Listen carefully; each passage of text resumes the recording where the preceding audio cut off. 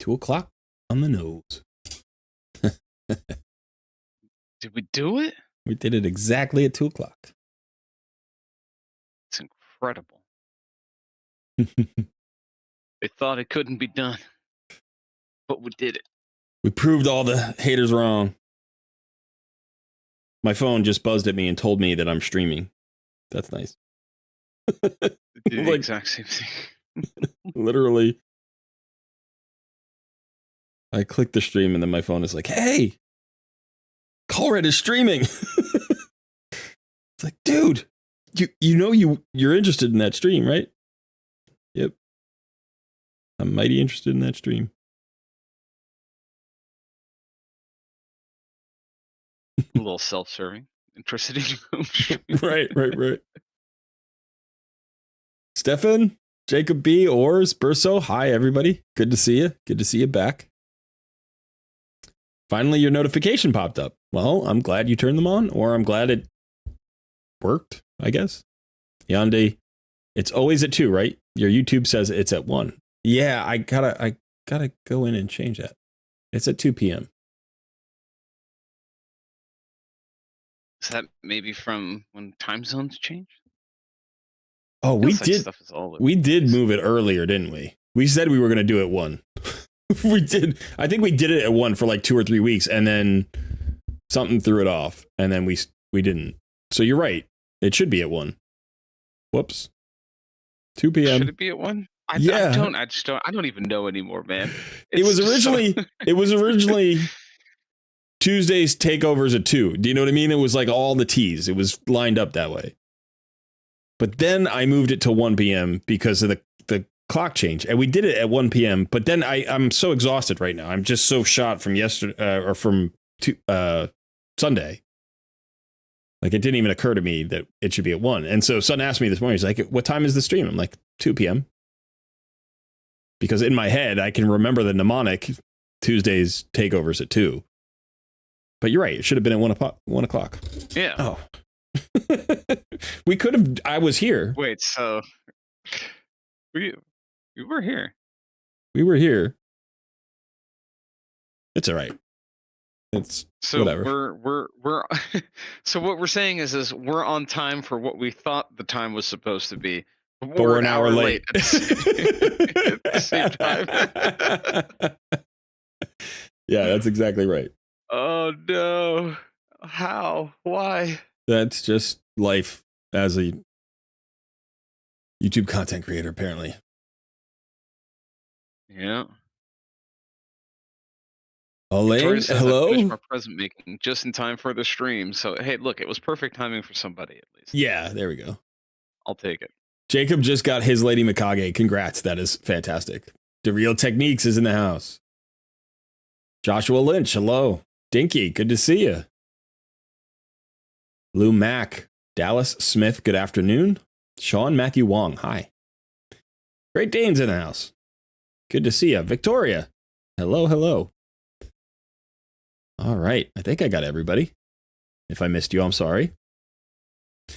So, yeah, who knows? We're on time for today. The rules for today were 2 p.m. But you're right. We got to switch to 1 p.m. And one of the reasons we got to switch to 1 p.m. is the clock change. But the other reason is because it's just too close to server reset. Like, to do a 5-hour stream takes us right to server reset, which means I can't play my accounts at all. And, you know, so I've got to do everything before. Like, I'm talking to you and playing right now so that I can make sure I don't waste resources. Like, I'm not going to get live arena in, I don't think, today. So that's not going to happen. I did get my... Oh, geez. I did get my... my Forge Pass stuff done. So that's all done. I got to do faction crypts here on my phone. Okay. This is Dragon right now. I'm running auto battles for Dragon because I passed that Arbiter mission. I finally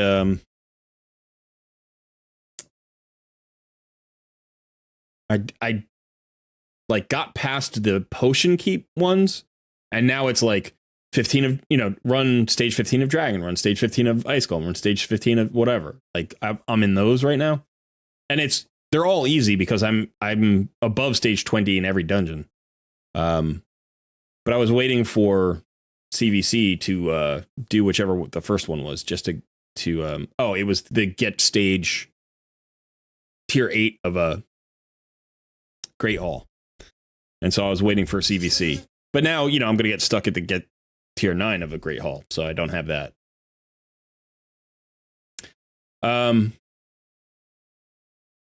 Yeah, we've got daylight savings. Joshua Lynch, did we find the dog? We did. Took me 3 hours. I was chasing her for 3 hours. For the first hour, I couldn't find her. And then once I found her, it took me 2 more hours to get her home. And she was traumatized by the whole thing. She was like shook. She came home. She was miserable. She was scared. She was tired. Her paws were hurting.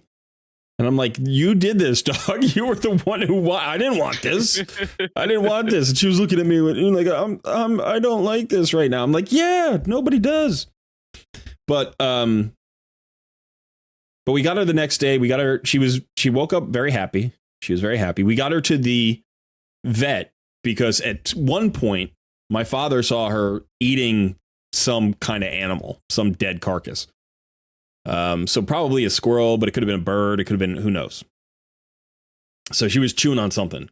And the vet was like, well, she's got to get a rabies shot then. So even though she's had her rabies shots, you need a booster if she interacts with a wild animal, if she chews on a corpse. So she got a rabies shot. And then, the doctor said she's all clear otherwise, as long as she seems healthy and she's not having stomach problems. She's not vomiting or something. And yeah, she was fine all day. She was excited. Her parents came, picked her up. And so she is back home today, resting comfortably and probably, doesn't even remember the drama she caused. Like, she's like, oh yeah, it was fun. I was hanging out at my cousin's house. And now she's back home. So that was, I'm still recovering. I am super sore. My back hurts, my feet hurt, my legs hurt. I haven't done that much running in years. But we'll try to get through this stream, stay intact. But. All right. The noob takes over. Yes, he did. He did a great job. Thanks again, son, for standing in. He streamed for like 6 hours, something like that. 7 hours was a long stream. Like 8 hours. Yeah. Ian Godwin got Syl on Saturday just after pulling my first Void Lego Blind Seer during Summon event. Well, they're both great champions. I don't actually have a Blind Seer, but she has I know she has a block debuffs buff. Does she have a cleanse too? I forget. Let me go see. Blind Seer. So I know that she factors into some clan boss teams. Block debuffs, shield. She's got a revive all allies. Block damage buff on all allies. That's nice. And then she decreases turn meter on her A1, which is a triple hitter. That's a very nice champion. Maybe a little bit power crept. She's an older Void legendary, and so she might not rate as highly as she used to. But she's got a base speed of 115. She's got really good attack for a support champion. Decent HP, decent defense. Yeah, it's a very good champion. You could probably use her.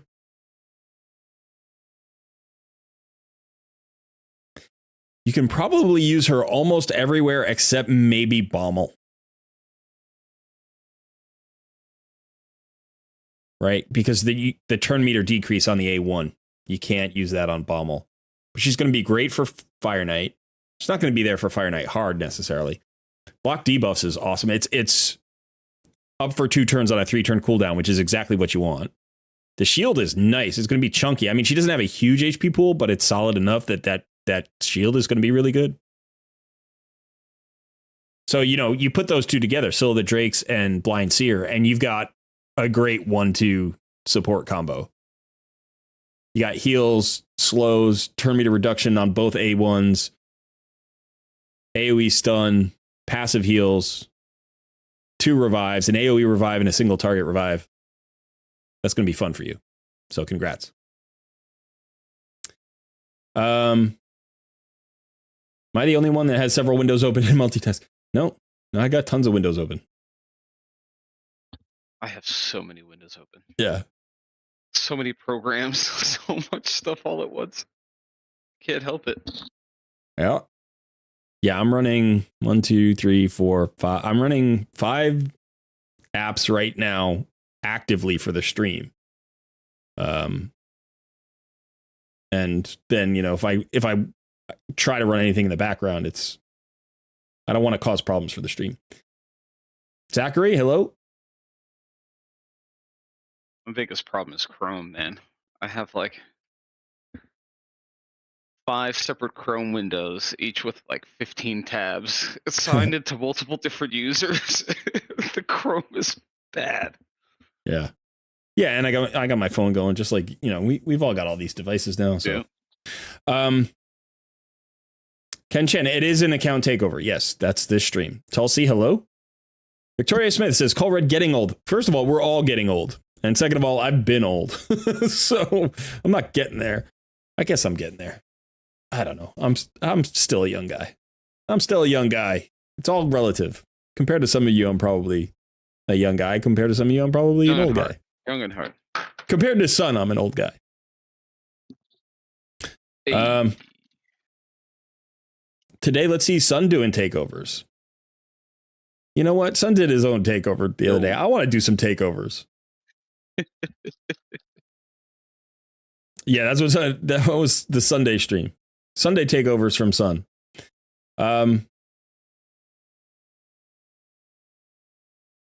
Anything I should have if I so happen to win an account takeover? Yeah, you should have some silver. That would be nice. I'll go through the whole thing in just a second. Wentworth Tanner is here. Hey guys. Does Corpulent Cadaver still have a role in the game? I pulled 2 recently. So I think the Corpulent Cadaver team is still viable for Clan Boss, but not for Hydra, I think.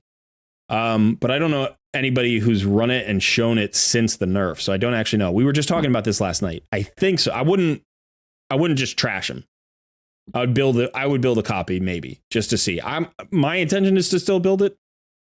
I don't have Krisk yet, so but I might be able to figure out a way to make it work.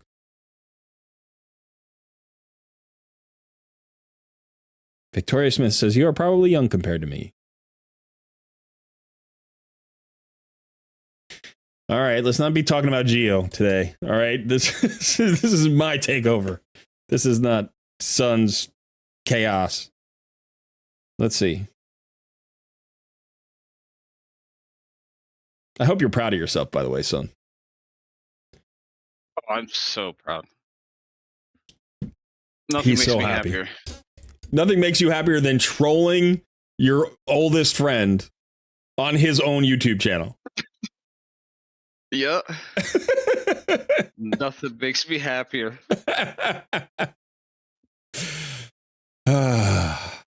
Okay. All right.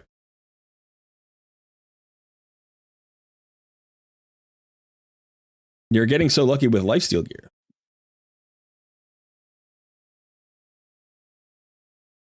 Oh, you know what? I should probably do an update on the optimizer so people can see my current. So both Sun and I have linked our noob versus pro accounts. Where did we do that, by the way? Speaking of that, really quickly, we did get a chance to look at this yesterday. So in the noob versus pro section in the Discord, there are 2 account links to the HH optimizer where you can see our accounts. Now my account is my noob versus pro account. Right now, Cole, the link that you have is your main account. It's not your noob versus pro account. Oh, okay. So I'm gonna have to grab that from you at some point. But I can probably. I'm going to do that right now. There you go.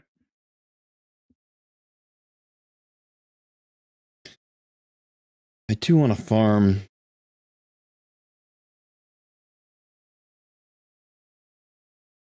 some Dark Fae before. We only got a few more days. I want to get some materials before it's all done. All right, so what do we get here?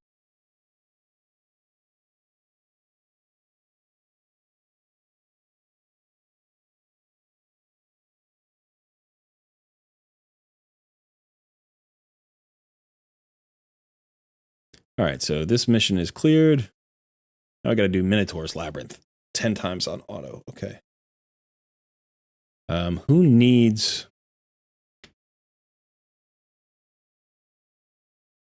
I'm trying to remember who needs masteries.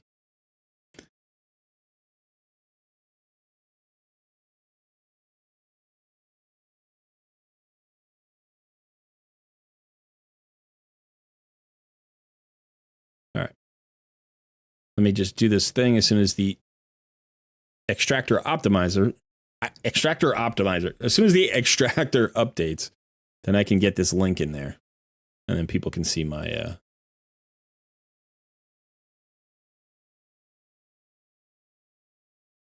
my account information. So this is kind of cool. If people don't have to be members, right? And it's just a link. So I think you can just click on it. Yeah, anybody can access the link. Yeah, exactly. So I go into manage account.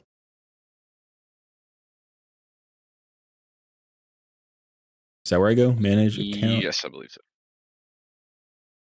so. Optimizer account sharing. I've only done it a few times. Yeah, Create there you go. A new share link. Sounds right. And then you just want to set it to live and... No, that's supposed to be my Noob versus Pro account. The link that I gave you.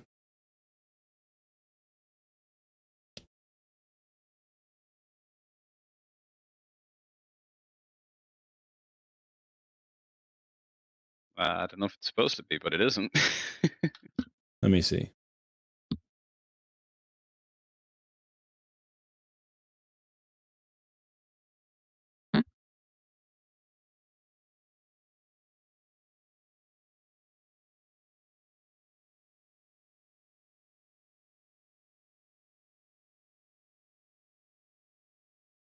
When I clicked on it, I got my Noob versus Pro account.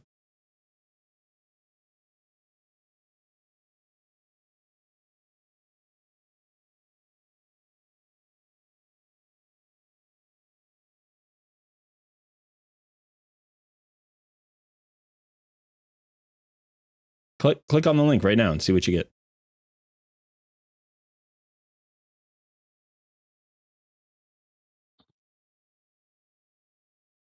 You know what I wonder? Because this is definitely, it had your main account the first time. If I log into the optimizer with a different account, does it switch back and forth? Yeah, that's what I'm wondering. Yeah, it might be. Like if it's yeah, I think that might be what's happening. Yeah. All right. So anyway, if anybody wants to check out my Noob versus Pro account, you can check out that link right there. So yeah, we'll have to edit that. Okay. Figure out a way around that. I'll look into it. Victoria says, I need a better Geo build. This one isn't doing as much as I need. Yeah. The gear matters. And it makes such a huge difference sometimes, for certain champions. How's the new poll going on the main account? I haven't built them yet because I'm doing them after this stream. I'm doing them tonight. So yeah. Join the Discord group. I have Geo. Yeah, the Dragon 15 was for the mission. Lumax still can't get past Dark Fae. I would highly suggest taking your arena team if you have a speed-tuned Go First arena team. Take that team into Dark Fae with one additional nuker or crowd control or champion or turn meter control champion and see if that'll work. That's usually the place to start. A lot of people stuck on Dark Fae, it looks. How much speed and accuracy on your Deacon Armstrong? I think the Deacon Armstrong on this account is running... He's running in like the 230s maybe in terms of speed, and I think his accuracy is under 300. It's like 270 or 280 in terms of accuracy.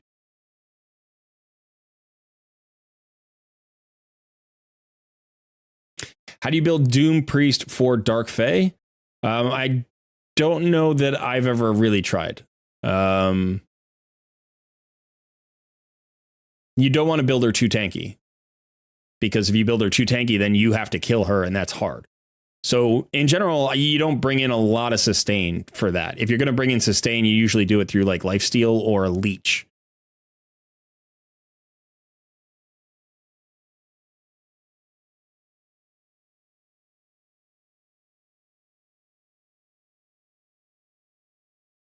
All right. Liv, welcome. Good to see you. Okay.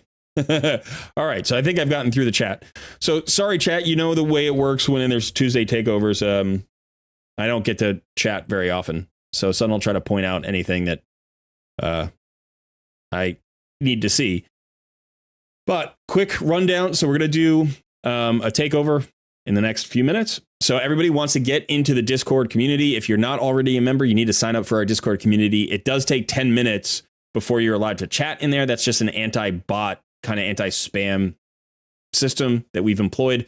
So unfortunately, you may not be able to get into the first takeover.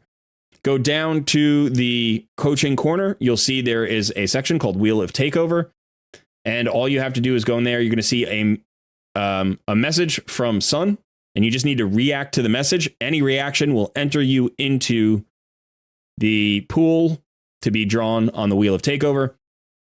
You can react to as many times as you want. You'll always only be entered once.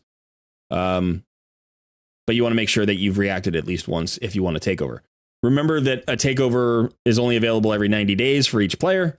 So if you've won in the last 90 days, unfortunately, we can't give you another takeover. If you are entering for the takeovers, make sure that you have your email and your password for the account available. Like, we want this to be quick. So as soon as you win, you're going to jump into the Discord. You're going to come down to the coaching voice. Son will give you permissions. You can enter the room.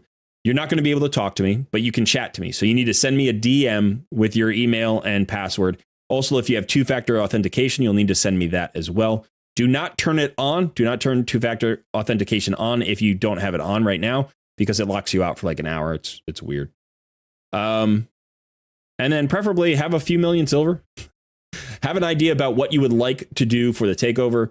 We could talk about an arena team, champion rebuilds, dungeon teams. You know, we could talk about clan boss or Hydra. It tends to be better if you have, you know, like if you're looking for a clan boss tune, but you have no champions built, or you don't have books, or you don't have silver, then I can do a coaching session where I can kind of give you a speed tune to work towards. But without a lot of resources, I won't be able to actually do the tune for you. Yeah. Likewise with Hydra. Hydra is kind of like a big challenge that usually would take a lot more hours than we have here. I try to make the takeover in the 90-minute range. Sometimes shorter, sometimes longer. Gear cleanses are okay. We can do that. We did one last time. Or just general coaching. Like, who do I 6-star next? What do I do? You know, where can I improve? What champions do I have that are good that I don't know about? All that stuff is, you know, something we could do. Faction crypts we could do. Whatever you want. Okay. So we've got some reactions here. So I'm going to give it about 90 seconds. And then we're going to pull for our first takeover.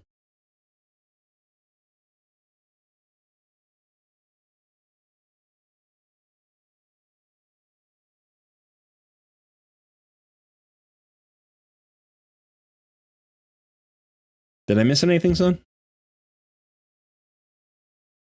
No. All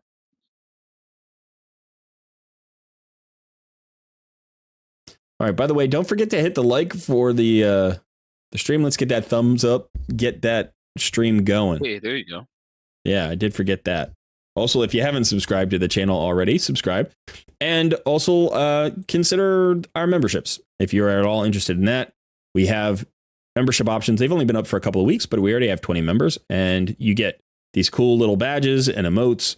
And there's a membership section in the Discord where we're very soon we're going to start doing a lot more with that section. I've got some new ideas. So if you are a member, there's going to be some stuff for you coming for Christmas or whatever holiday you celebrate. There you go, Great Dane. Also, Texas speech is a thing. Yeah, so Texas speech is also a thing. That's right. Stuff at cold. Let me make sure that's all turned on. It is turned on. Okay.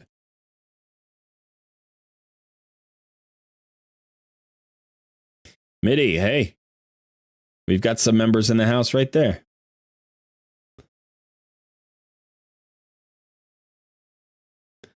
Victoria Smith says, I still don't know what I'm doing in the game, just muddling through. We're all in the same boat. We're all just muddling through. But we can do better together, right? So join forces, share knowledge, encourage each other. We had a great session in the Discord last night. We had like a whole bunch of people streaming simultaneously. We were doing Cintranos. We were doing Clan Boss speed tunes. We were doing dungeon stuff. Then more people came in. We were doing Cintranos. We had like 4 people running Cintranos. It was a bunch of fun, and I stayed up way too late in the Discord, just hanging out with everybody and having a blast. So if you're looking for a fun spot to hang out and play some raid, definitely, consider just like joining one of the channels. Even if there's nobody in there, there are a couple of different channels where you can just hang out. There's a global lounge. You can stream your own game and people will just join in. If they see you there, they'll just join in and you can start theory crafting or just, showing off your latest pull, your champion builds, whatever it is. It's actually quite a lot of fun.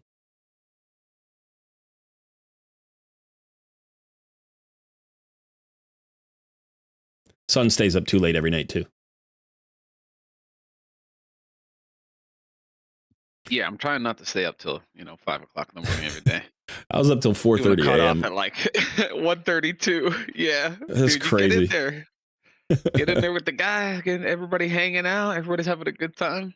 Liv was there last night. Arguably the best Discord in regards to raid. He says it is a fun time. It's definitely a fun time, and I try to spend. I'm trying to spend more time in the chat myself. Sun hangs out quite a bit, but it's a very busy life. It's a very busy life. So, but yeah, I'm excited that the Discord community is so active and fun.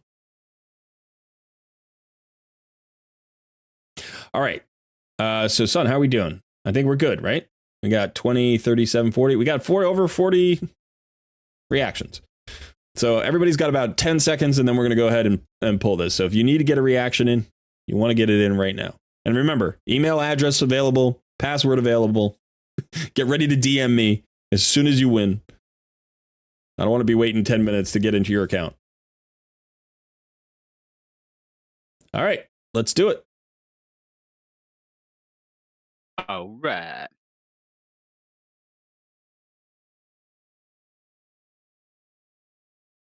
The wheel of names is thinking.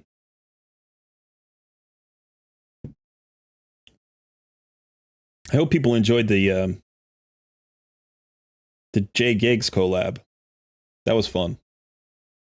But he, at the end of his video on his channel, he was like, this is the guy. If you want takeovers, go do this, because I'm not doing takeovers anymore. So I actually thought we were going to get a lot of people today, but maybe we messed up. I did say on that stream, I did say, or on that video, I did say 2 p.m. So apparently I don't even know my own schedule.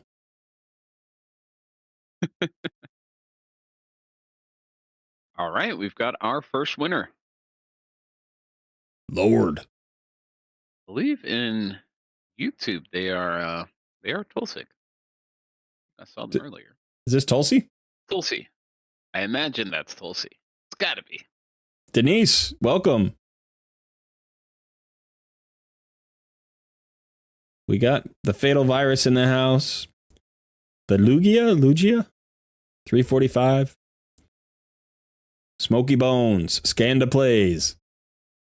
Sabik, hey, good to see you. Preston, can you get me past Cursed City Iron Twins? I don't know. maybe not. Cedric, good to see you. B Cherry, He buy? I'm sorry if I missed anybody. Gear 5. McPhee Music. Amity. Josh Hutton. I missed a whole lot of people. So welcome. Tanang. Tulsi, actually you won. Crazy for show. Good to see you. I'm sorry if I missed anybody. I will probably not be much in chat until after this first takeover. All right, Tulsi, get in here. Let's get this rolling.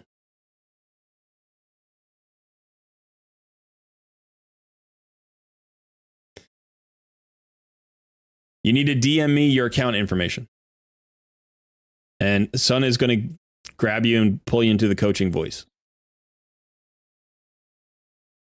And then what you can do is you can mute the stream. But you can just join us.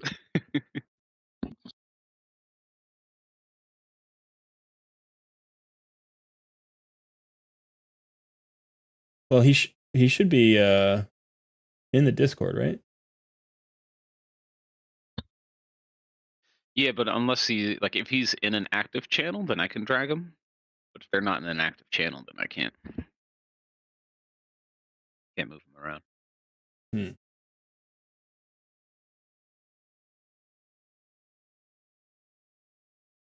Oh, okay. So yeah, you're going to need to join the coaching voice channel.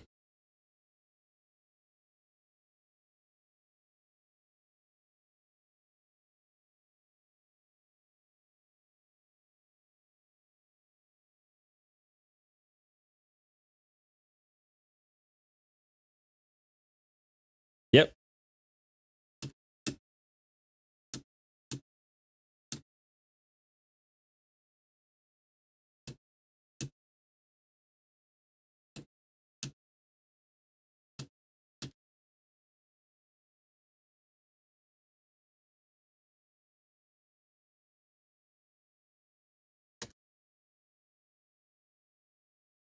All right.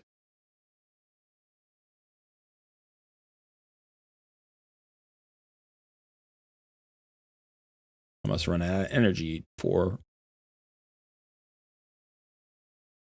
Minotaur.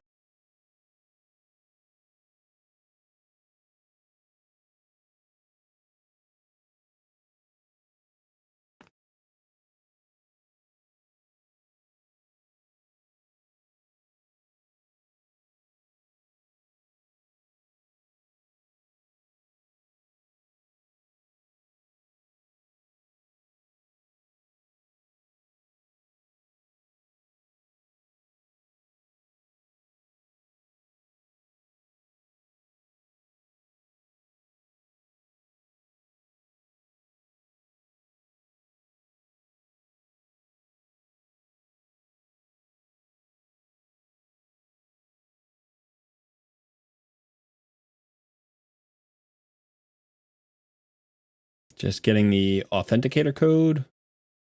We are almost there. We're good to go.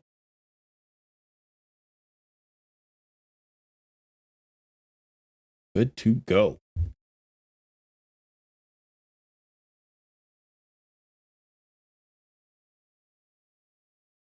All right, so let me know what it is you'd like me to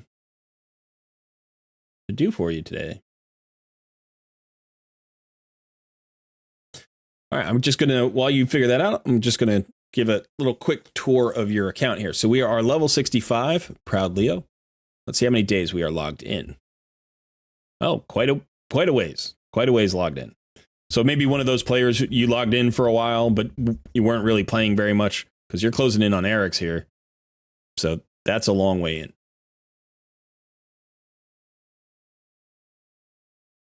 Oh, look at that. You still got rewards there to collect. Saving them for a rainy day. All right. Let's take a look at the roster. You've got Ninja. Ooh, you've got a Grisor Iron Gut. You got UDK and Sun Wukong and Deliana and all the logins. You got Rhonda. Very nice. We're looking at, looks like 16 6-stars, although several are in a state of being leveled. We got Leorius the Proud, and a Seeker, and your Cold Heart. And then you've got some other great champions here, like Lady Annabelle and Duke the Pierced. I mean, a whole bunch of good ones. I love Fenshi. I love me some Fenshi. Let me just change something up for a second. Let me get out of the way here.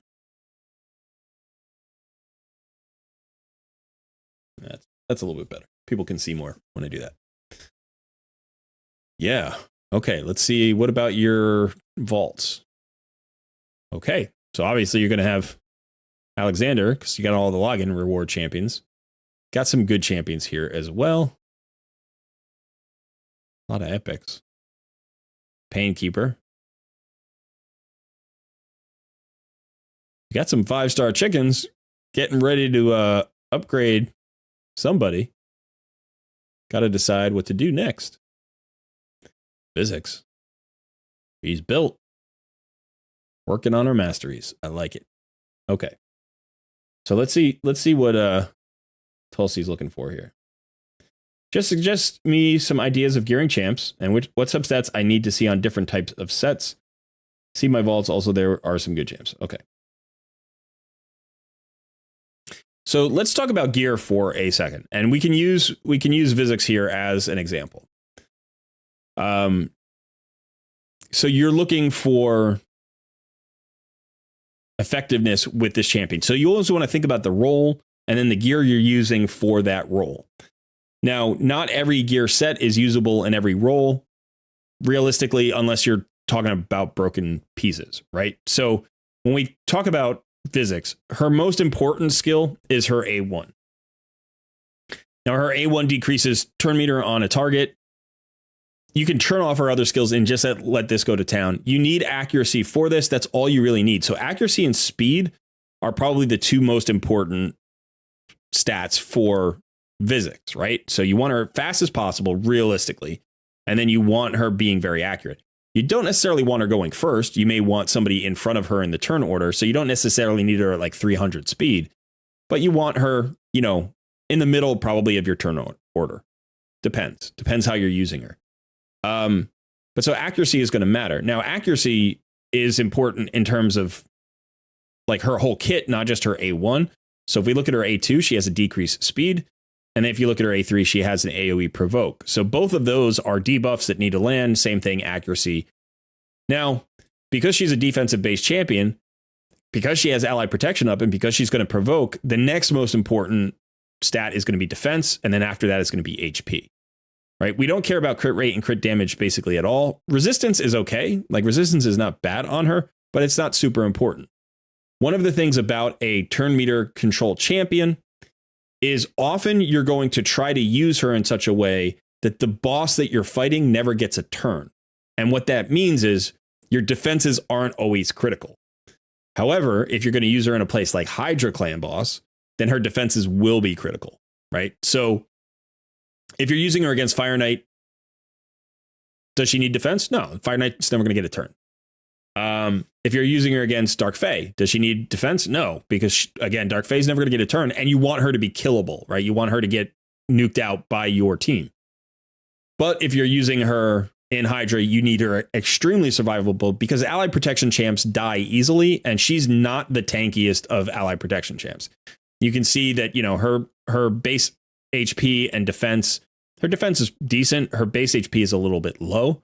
So she actually does die when she has her ally protection up, especially against Hydra. So if you're using her there, you would want to build her really tanky. So in terms of substats, we want speed and accuracy substats. In addition to the speed and accuracy substats, what we would like to see is HP percent and defense percent. After that, flat HP, flat defense is good, resistance is good. And then after that, maybe crit rate and crit damage, like if you want to try to squeeze a little bit of extra damage out of her. Anything with attack percentage or flat attack is kind of a waste on her. But again, for perception, right, when we're talking about a perception set, you're going to use a perception set again on a ton of champions. And so if you're looking at like, let's say you're looking at chess pieces, like, do you want HP? Sure. You want HP. What do you need as substat rolls? Well, typically you need accuracy and speed. Why? Because the set's about accuracy and speed. Accuracy is probably more important than speed, but you probably want both. Will you ever put this on a damage dealer? Yeah, from time to time, there are damage dealers who are also debuffers. Think of like Herndig or somebody like that, right? So in that case, you want crit rate and crit damage. You may want something like this, right? So here's a chess piece. But this is a problematic chess piece. Okay, also Ultra Nightmare Clan Boss. We'll do that. So the problem with this chess piece, its attack percentage, great. It's got crit damage, great. It's got speed, great. It has no accuracy and it has no crit rate. So unfortunately, this is a bit of a trap piece. You can get some value out of this on a damage dealer that has a lower crit rate threshold. So somebody who only needs 70% or 85% crit rate could get away with this. But that's probably it, right?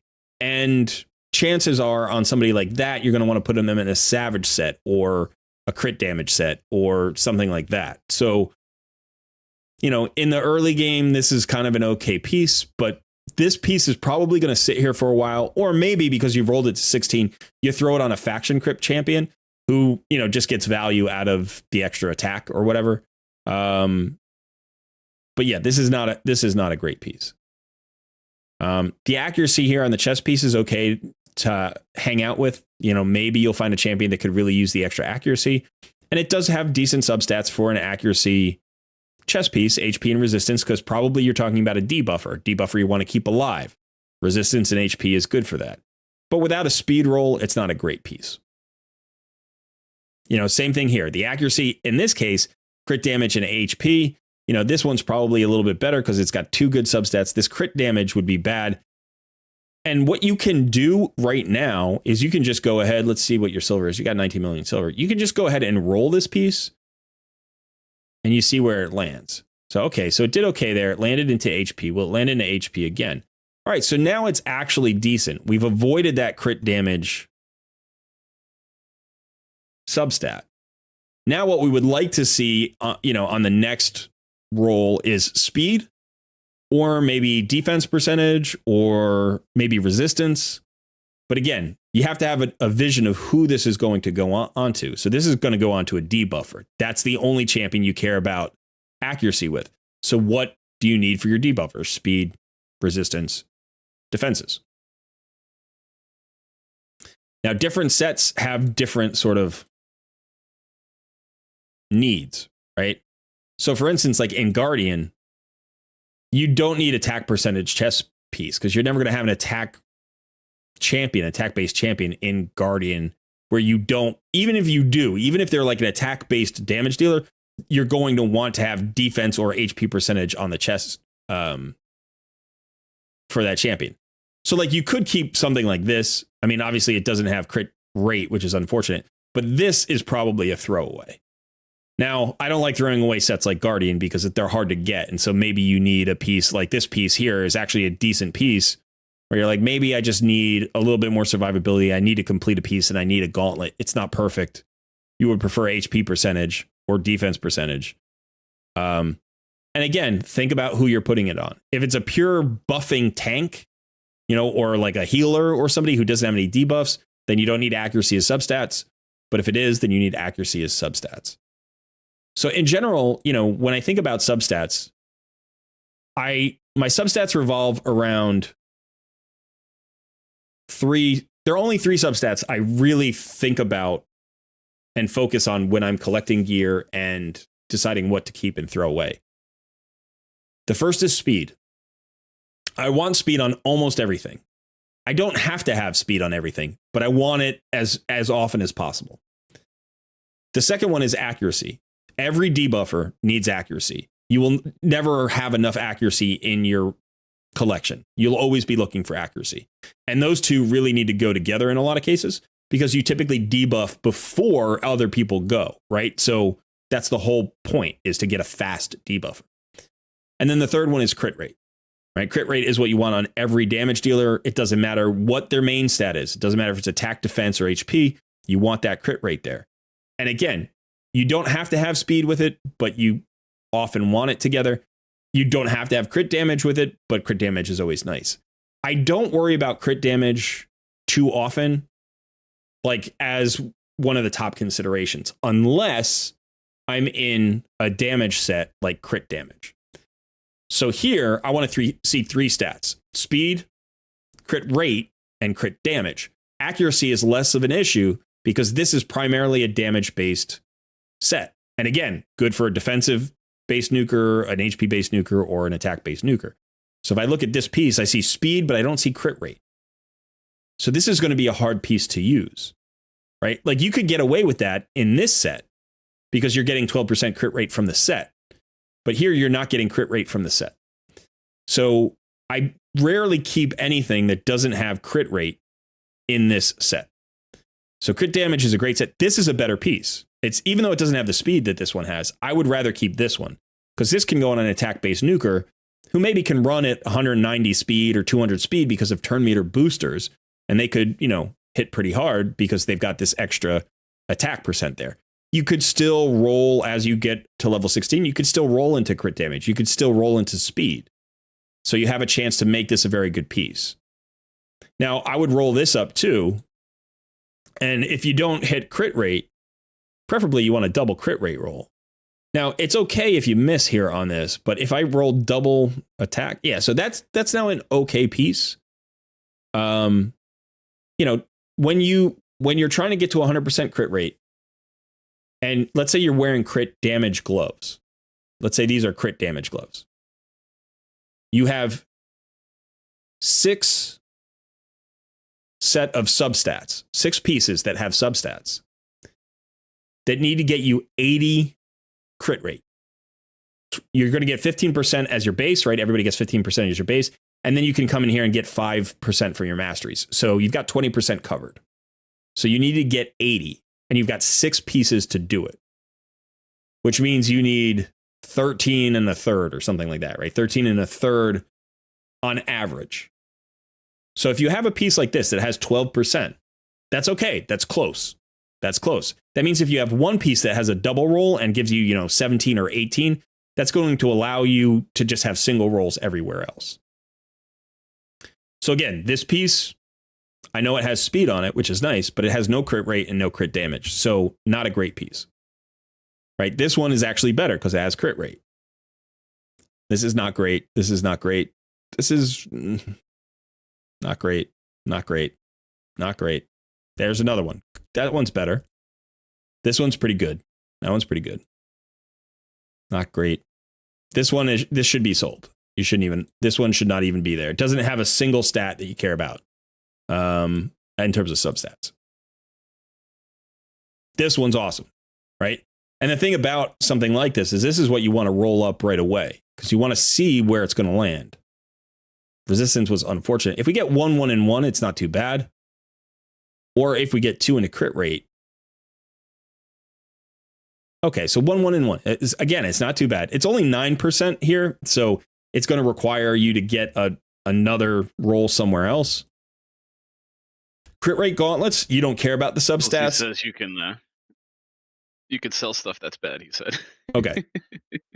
So crit rate gauntlets, it doesn't matter what the thank you, by the way. It doesn't matter what the substats are. You'd prefer crit damage and speed here, but just having crit rate gauntlets in the crit damage set can make life better. And these are 6 stars. So you can get, 60%. Yeah, you can get 60% crit rate right here, which frees you up. And potentially you can use that with like something like this piece, because now you don't need to get 13% crit rate on everything. You can just get 60% here. And now you only need 8% crit. Not even. Let's see. What do you need? You need 4% crit rate on the rest of the pieces on average. This is even a better gauntlet because it's got the speed, right? Now, this is a trap piece. This is where you kind of got stuck. You're like, crit damage gauntlets in the crit damage set seem nice, but there's no crit rate as a substat. And now if you're using a crit damage gauntlet, you can't get that extra crit rate, right? Because like in this gauntlet, you just have that ton of crit rate, but here you don't. So this is going to take a very specific champion to go on. It's also got all defensive stats like HP, defense. So like this might go on an HP based damage dealer or a defensive based damage dealer. Like the most likely champion I could think of that might do well with this would actually be like Padma, who gets both attack and defense damage. So you don't waste your attack roll there, or you just don't care about it and you put it on somebody like Magnar. But then you have to get the crit rate from somewhere else. This is a good chess piece. That's a good chess piece. This one's going to be tricky to use. That's a bit of a trap piece. I would probably sell that. Especially because you have two other ones that are already attack based and are better. You don't need to hold on to one that's not so good. Same thing here. I won't get rid of your defensive because it's the only chess piece that has defense on it. But this could be a trap piece. So unless you have a very specific champion to put this on, it's probably just something that's going to be tricky. Now, this is fine. You don't have crit rate as a substat here. That's unfortunate.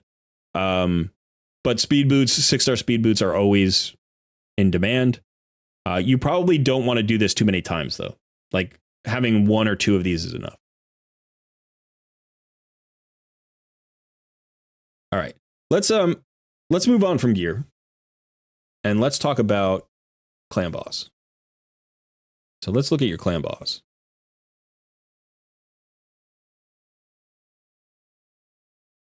$36 million on one key on Brutal. And 60 million on two keys on Nightmare.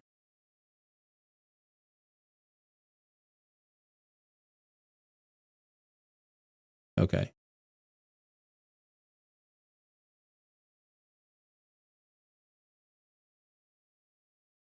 All right. So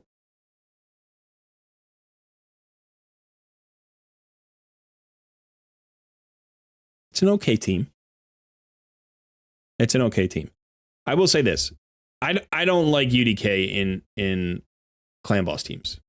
That doesn't mean you can't get some value out of him, because he has some things that work in clan boss. So if we look at UDK for a second, let's take a look at him. So he has a decreased attack, right? He has a shield and some continuous heals. So it's like if you need a tanky team, he can add some value to that. But he doesn't bring a lot of damage.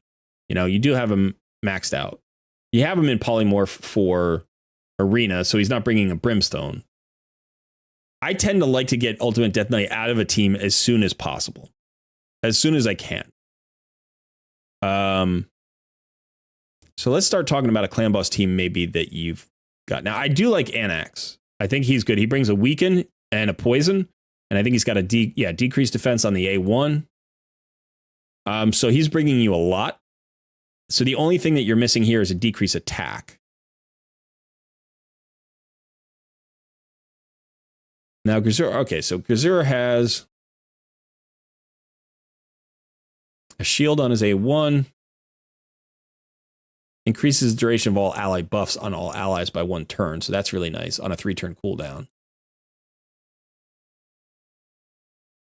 Increased defense on all allies for 2 turns on a 3-turn cooldown.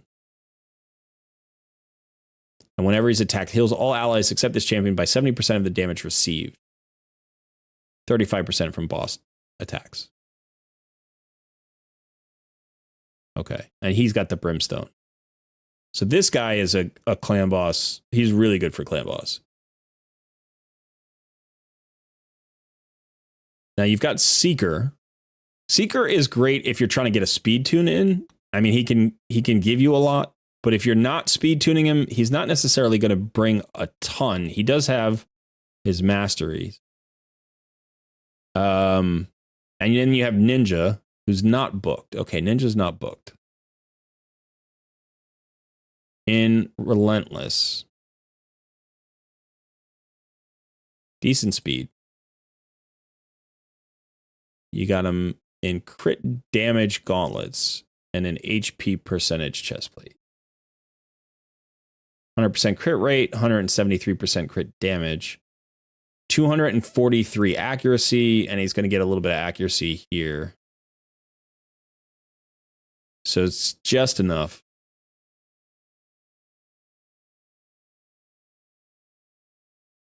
Actually, let's do. So I always get.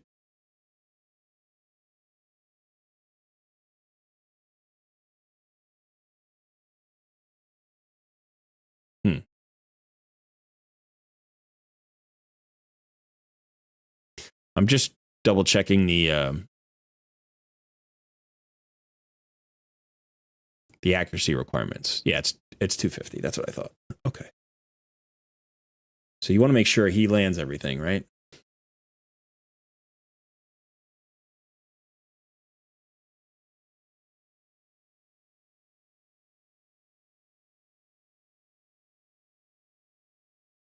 Hey, cool. Tilsy says that he's messaging you in the Discord. Maybe you're not getting those pings.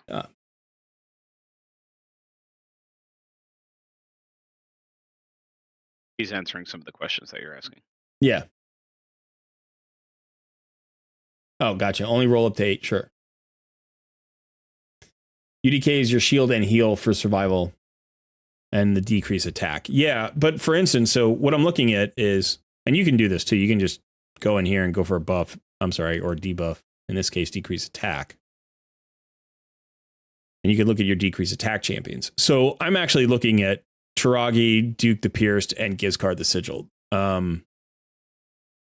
Because they all bring something that UDK doesn't, and that might be valuable. So Taragi the Frog is an ally protect champion, and he brings some self-sustain. He also has a decreased attack on his A1, and he's got poisons. And so that could potentially increase your damage. You've got Duke the Pierced, who has a decreased attack and decreased defense on his A2. That's a 100% chance when it's booked. Obviously, he's not built yet. You've got Gizcard the Sigil, who's got an increased defense and increased attack buff on his A3 on a 3-turn cooldown up for 2 turns.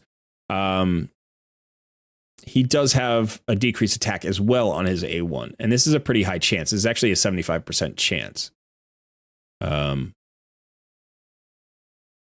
the only problem with him in Clan Boss is this weird passive. I mean, Aox is good as well because he's got poisons on his A1. Yeah, he's got some sustain there, and he's got a decreased attack and decreased crit rate, which is conditional.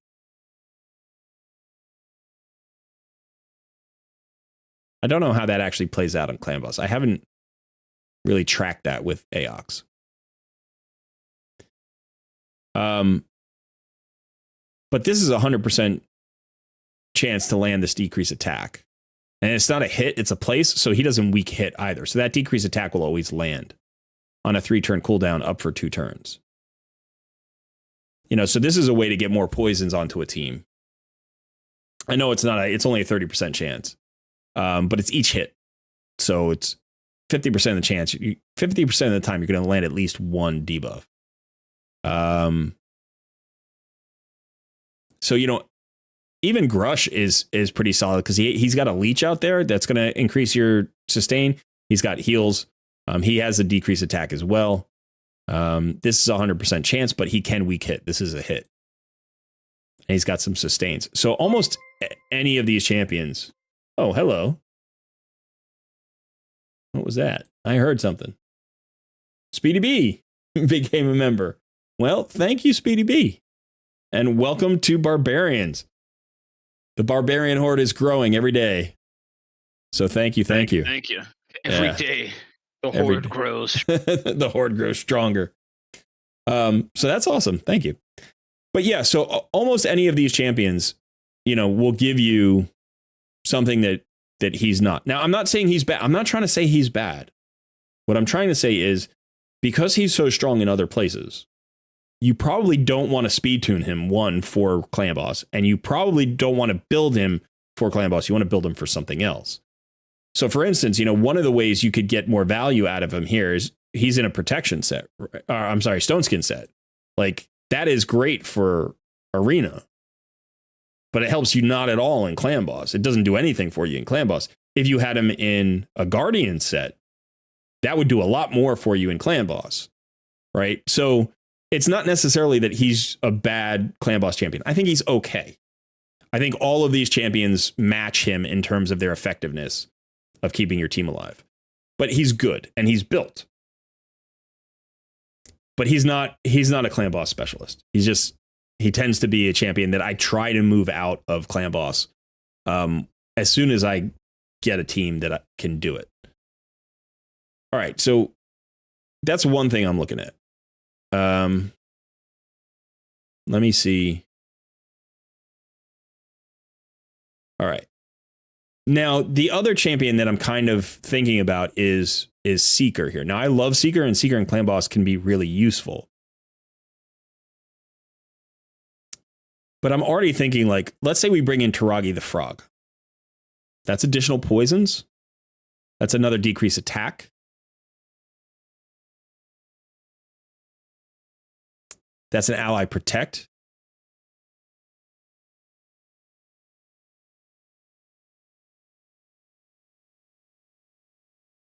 I have to look at Grazur again because I don't have him.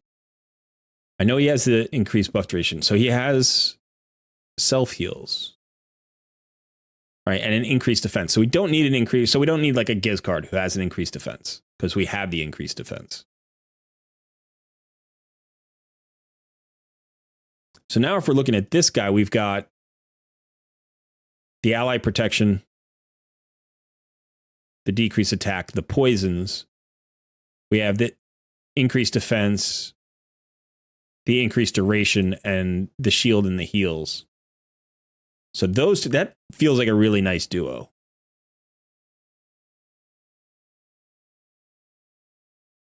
So the only thing we're really missing there would maybe be a strengthen.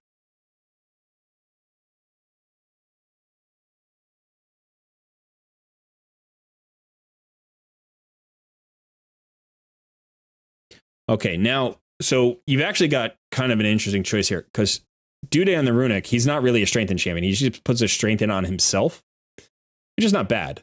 He plays the counterattack on himself, which is also not bad, but he's another buff extender. So he places a shield, and then he increases the duration of all buffs on all allies by 1 turn. So this is a second buff extender. Now, you might not need a second buff extender because one, depending on the speed tune you're using, one buff extender may keep your buffs up 100% of the time. So we could look at this, strengthen on all allies, and then we have an ally attack.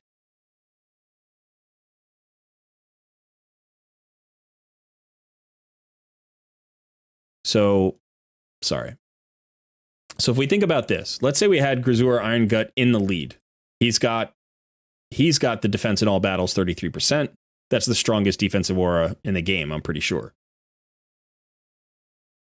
He gets up his increased defense. Taragi gets up his ally protect. Those are both up for 2 turns on a 3-turn cooldown. This is up for 2 turns on a 3-turn cooldown. Now we use Grazur Iron Gut's next skill to extend both of those buffs. You have 100% uptime on ally protect.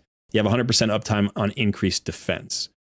If you bring in Morag Bronzelock, who's another defense-based champion and damage dealer. She's a damage dealer. Where is she? Did I pass her? Maybe she's in a vault.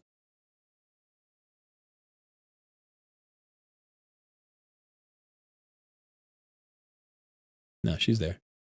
So now you bring her in, and she's going to give you this strengthen buff up for 2 turns on a 3-turn cooldown.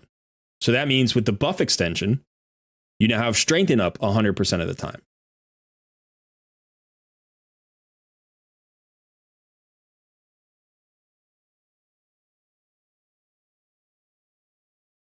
All right, so then we've got our 2 damage dealers behind those. We've got Annex, who's got a decreased defense, poisons, decreased accuracy, and weaken. And then you've got Ninja, who's also got a decreased defense. So your decreased defense is going to be up a lot. You've got the HP burn, and you've got the ramp up damage. You might, yeah.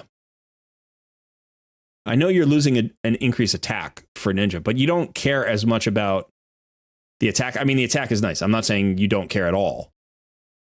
But that's not as critical as the HP burn, right? So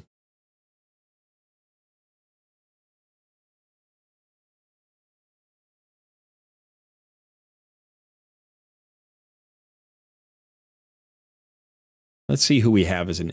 I mean, Seeker is the right increase attack champion. Actually, I don't think we would go looking elsewhere. But let's just.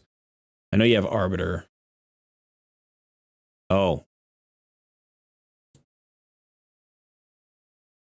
we've got Doom Priest.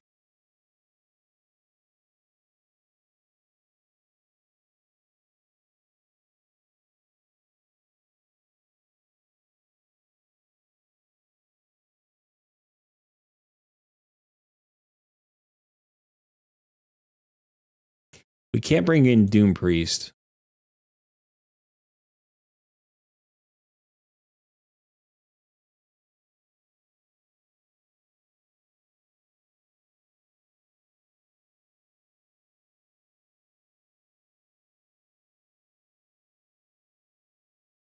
I don't think we can bring in Doom Priest and Morag Bronzelock, but we don't have a block debuffs buff. So we might need to get Doom Priest in there. You're thinking of adding Taragi in place of UDK and Iron Gut. Morag, yeah. So I would love to get Morag into this team, but now I'm starting to think. So bringing in Ninja, Morag, and Anax might not work. We might not be able to do that. And the reason is that's basically 3 damage dealers. I know Morag brings a strengthen, but she's a damage dealer and she only brings the strengthen and in the ally attack. So we have the decrease attack on Taragi's A1, which means like ally attack would be helpful to get that out more often. Iron Guts A1 would be more shields. Anax would have a decreased defense, so would Ninja. They have the same, right, decreased defense. Now, Anax is built. But Ninja's the better clan boss damage dealer.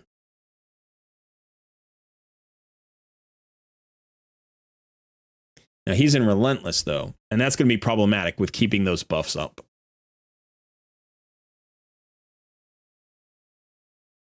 So for right now, we might use Anax, but you could transition over to Ninja. Ninja is literally... He's probably the best clan boss damage dealer in the game. He might be like maybe a Krizia is now. I don't know. He might be like second or third, but he's so good. He's god tier. There are, very, very few champions that can keep up with him. He gets better over a long fight. Let me just double check something because I didn't even check.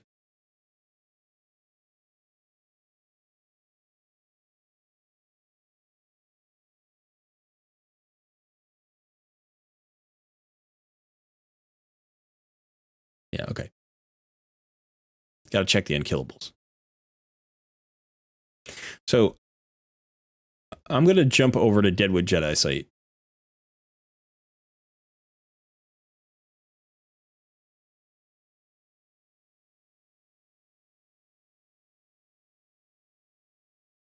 All right, so let me show you something. So for where you are right now, because you are 2 King Nightmare. So we could use a very simple speed tune. We could use a real basic speed tune. And you don't even need any kind of fancy. You could just go to the calculator. And we're going to put in the champions we like. Probably put in Grisor as the lead. He's going to be there. I don't know what his speed is right now. Let's grab his speed. What's it? 202. Okay, that's fine. 202. And then we're going to put in Taragi. And what's his current speed? He's way too slow. But he does have boots that can be leveled up. So right now he's at 144. But he can get another 39 speed, which would get him up to 44, 183. Let's put him in at 183. You can get more speed as well, because you can glyph a couple of things. So, but let's call him. We don't actually want him slower than the clan boss. So let's call him 191. Because you can glyph him up to 191, no problem. We'll call him 191. Now we need to get Ninja in there. And Ninja is running decently fast, I think. He was over 200, right? He's at, 195. That's perfect, actually. That's right where we need him.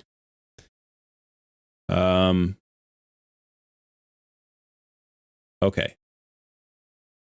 So now we need to bring in Doom Priest. And Doom Priest is going to make you full auto and affinity friendly, which is going to bring in that attack. That increased attack. So we're going to want to run her. Let's say we run her at 203. So she's going to be your fastest champion. And then we've got to decide who that fifth champion is. Now, we've lost our weaken, so that probably means Annex, and he's already built. So we're probably going to bring in Annex in rather than Morag. All right, and what speed is he currently running at? 207. No, I'm sorry, 197. 197, that's beautiful. So the good news is you don't need to rebuild anybody really, except you need to build Taragi, and then you need to get Doom Priest. So that's it. Like, you just need to level up Taragi's gear, and then you need to get Doom Priest to speed. What I would suggest is, with this particular build, you should probably pull Ninja out of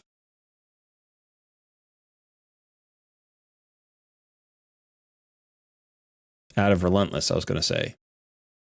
But that's going to require a complete rebuild.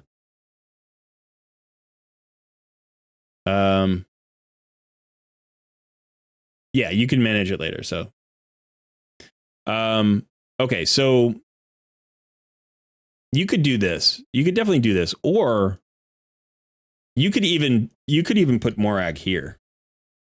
You could take Ninja out. He's not booked.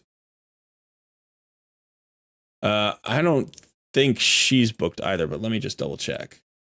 She is not booked. Do you have tomes?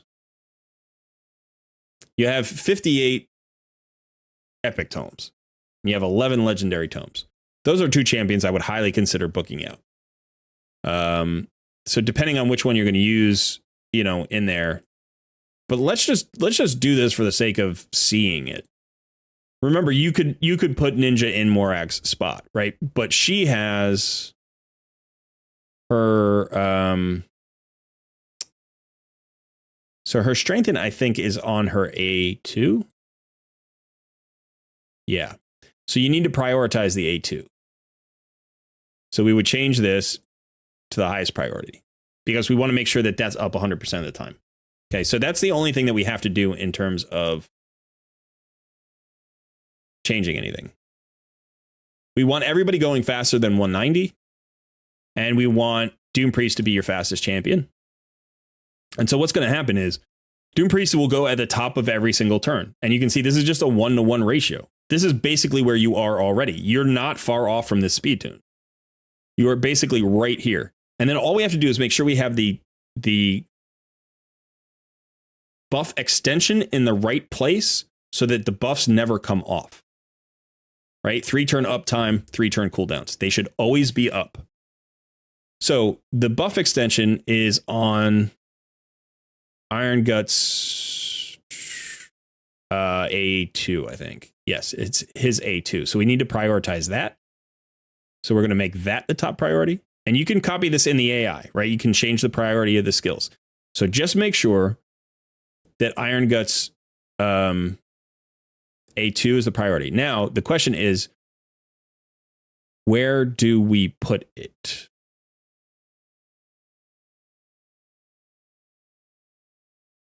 It doesn't really matter what order they go in, but it matters where his extension is. So we probably delay it by 1 turn. No, it's coming off here now, but it's reapplied here. Why we're losing the shield. Who's applying the shield? Where's the shield go up? The shield goes up from Iron Gut.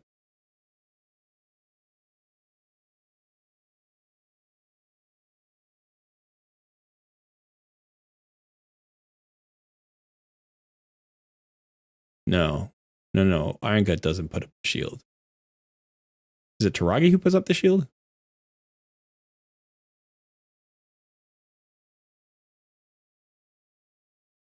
Yeah, let me just look for a second.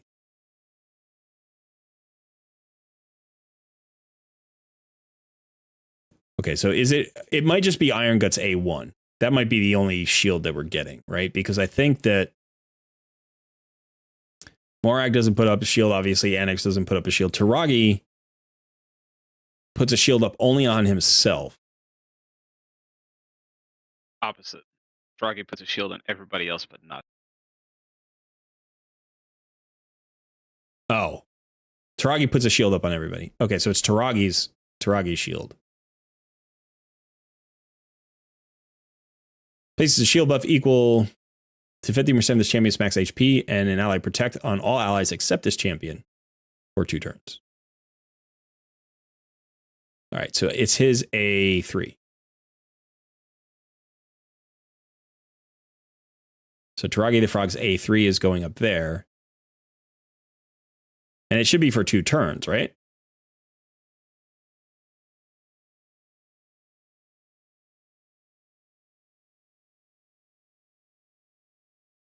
I am missing something here. Taragi the Frog's shield goes up for 2 turns. And Grazur's Iron Guts increased duration is on his A2. So in this first column, Taragi the Frog shield goes up here at the bottom of this column. I could use some help here because I'm missing something. So Taragi the Frog's shield goes up there. Grazur Iron Guts buff extension is right here,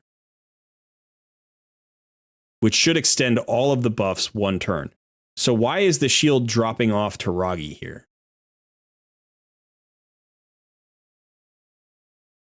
It should be up for 2 turns. So if we didn't have this, if we didn't even have this skill, right? You can see like everything starts dropping off of everybody, and Taragi the Frog's shield is dropping off here.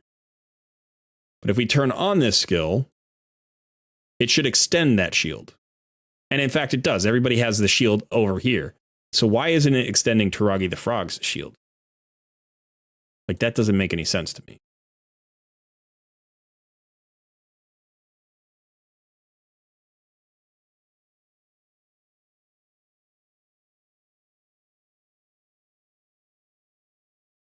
And it's happening here too with the strengthen. Morag Bronzelock's strengthen goes up. Taragi the Frog goes once. It should be coming off here naturally, and Grazur Iron Gut should be extending it here. But it's falling off, and it's extending, and now it's falling off here too for everybody. That doesn't make any sense. So maybe they don't have Grazur coded right. Let me put in a different buff extender.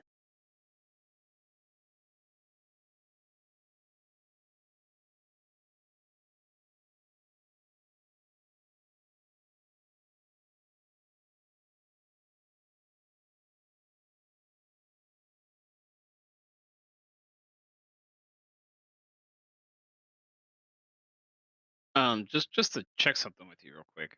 Yeah. So I'm confused on what you're looking at exactly. It's his Grazur's A2, that increases the duration of buffs, right? Right. It looked like before, like you had the A2 for the skill. You change the delay.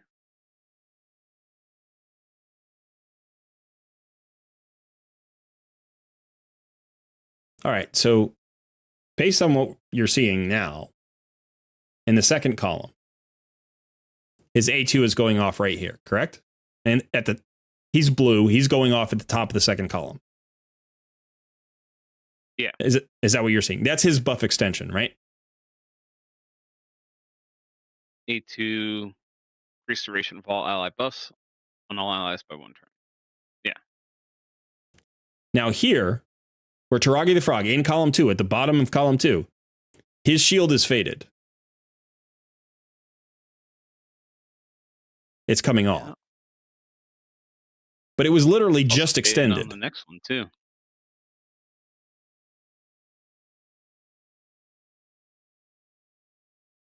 See, I don't. What should happen is, let's see. If we have all of the buffs go up in column 1, they should be up for column 2. And then they would go down. And then here,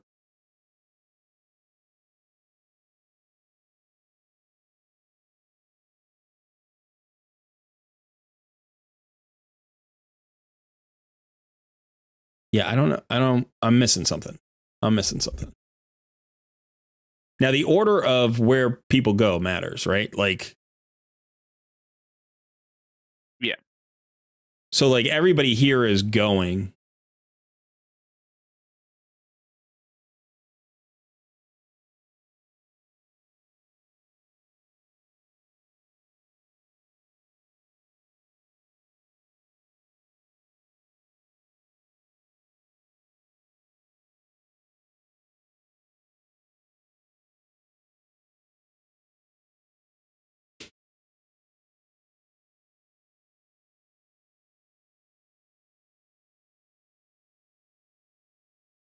So Taragi's going to lose.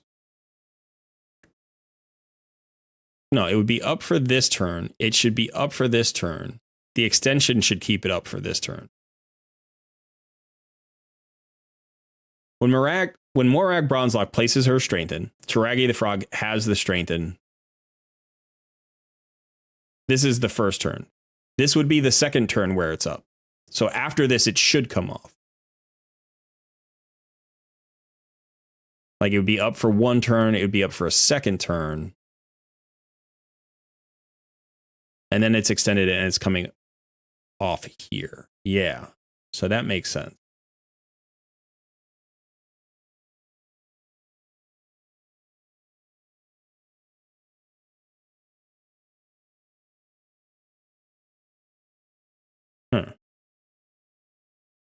So I think we can't keep up every buff 100% of the time because of the turn order. Somebody's going to lose a buff. And it looks like here it's going to be Taragi the Frog. Yeah, I'm still trying to figure out where that first shield is coming from. The first shield comes from... That's what it is. That's what I'm missing. Yeah, because the only thing I can think of for the first shield is what the Berserker has a 1-turn shield on his A1. Yeah. So this is actually interesting. Where does this shield... I don't even know where it's coming from. So where's that shield coming from? This shield comes from Taragi. He puts up a shield on everybody. Taragi doesn't actually have a shield. So this is a confusing buff here because Grazur hasn't done his A1 yet, and his A1 is where his shield comes from, and Taragi doesn't shield himself. So in fact, I don't even know what this shield is doing here. Like, where did this shield come from?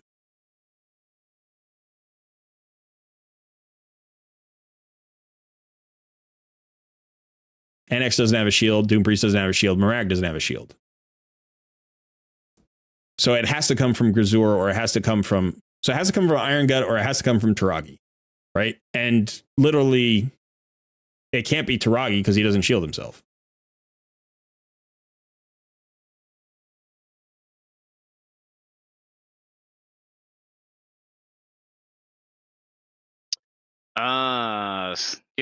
Some smart people just figured it out in the chat.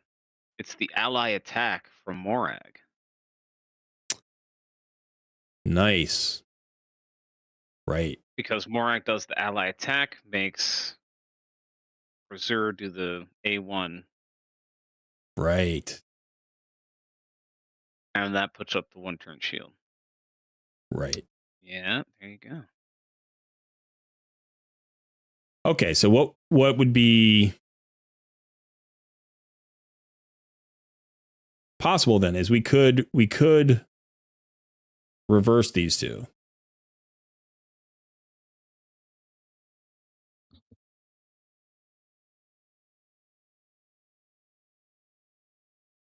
So now Morag puts up her strength in here and it gets extended. No, but then it's going to fall off people, right? Yeah, it's going to fall off people if we do that. So unless we drop her down, we did that.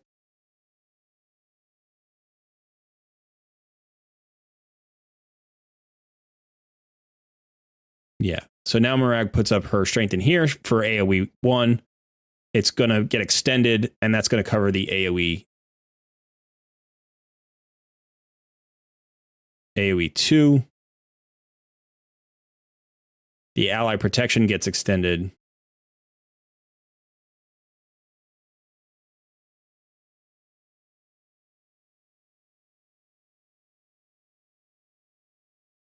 Yeah, I think the problem is that, well, I guess it's not really a problem, but the ally protect is, I don't think it's everybody. It's like random, right? What do you mean? So I think what might be happening in the, well, it teams up with 2 random allies. The ally attack, not the ally protect. Yeah, Morag's ally, right. ally attack. So we don't actually know that Grazur is going to get the ally attack. Right. Yeah, I think it's just saying this may happen. Right. But there's no way to know for sure. So it's not a buff we can rely on for anything else. Yeah. But yeah, just wanted to throw that out there.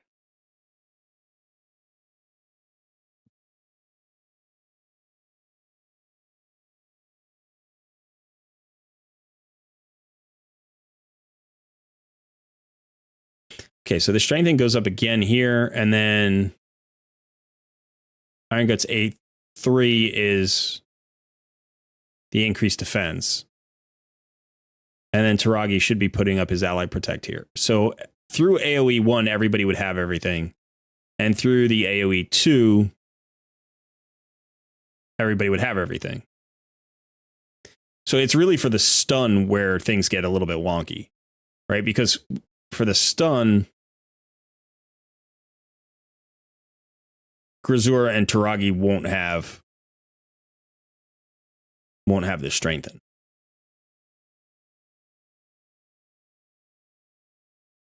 But I think that's probably the best case scenario, right? The best case scenario is either Grazur or Taragi take the stun. Because they're the most defensive champions, they're going to have the most defensive stats. And probably it'll be Taragi taking the stun, and he's got the reflect damage, and he's also got the self-heal. So when he puts up his ally protect at the bottom of column 1, he's going to heal himself.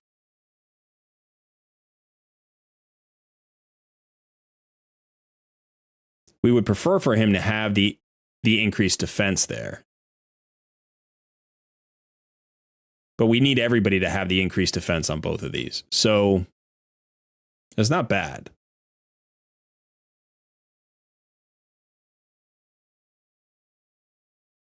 I don't know that there's another way to get.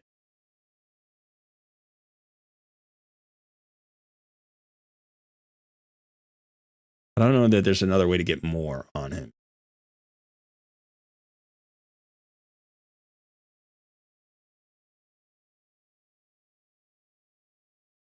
So if we look at this, right, this is not bad. You don't have to change speeds too much, but you could do this. And so now what you've got is, for both AoEs, you've got full ally protect, you've got full strengthen, you've got full increased defense, you've got a shield on everybody, in this case for the A2, and then the stun. So that's actually, the shield is in the wrong spot. We would rather have it up for, but the shield comes from Taragi the Frog, right? So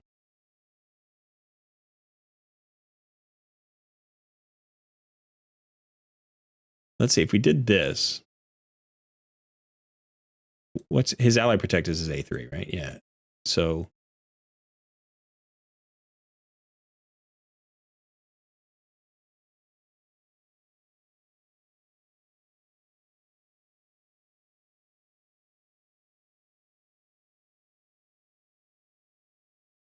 no, this is, yeah, everybody has it for, I'm sorry, everybody does have it. Everybody has it for the AoE 1. We don't see it applied because it's applied at the bottom of that stack. So everybody has the shield, everybody has a strengthen, everybody has the increased defense. Everybody has it for AoE 1, everybody has it for AoE 2. Now, these buffs are going to direct this stun to Taragi the Frog unless somebody else is weak affinity. But if anybody else is weak affinity, they've got every defense on. Right? Taragi is magic affinity. I think Morag is she spirit affinity? She's spirit affinity.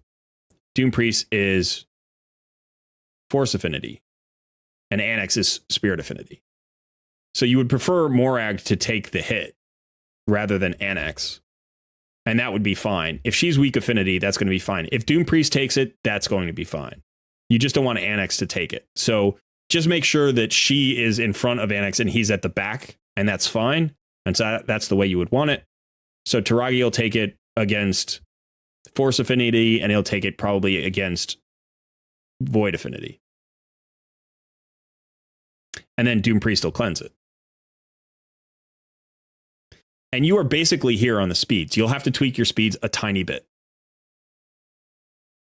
But what this is going to do, compared to what you've got currently, is one, it's going to keep all the debuffs up that you already have. Like, it's going to keep your decreased attack up. It's going to keep your weaken up. It's going to keep your decreased defense up.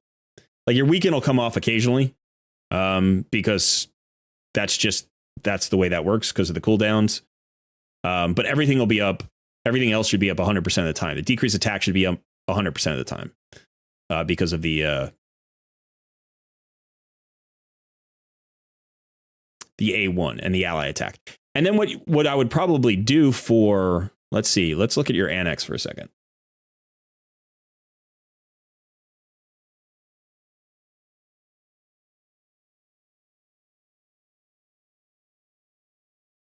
His masteries. All right, you have him in defensive masteries because you're trying to get more counterattacks out there. Okay. So in that case, you're going to land that decrease defense more often. But one thing I might consider for him, because he's a debuffer and some of his damage comes from it because of the poisons and all that stuff, you could consider putting him into the support tree, and then you get Master Hexer, which has a chance of extending the debuffs. So that's going to extend the poisons, which is going to give you more poison ticks, but it's also going to extend that weaken. So 30% of the time you'll have the weaken lasts the whole rotation as opposed to just 2/3 of the rotation. So that'll increase your damage more than I think just his counterattacks would.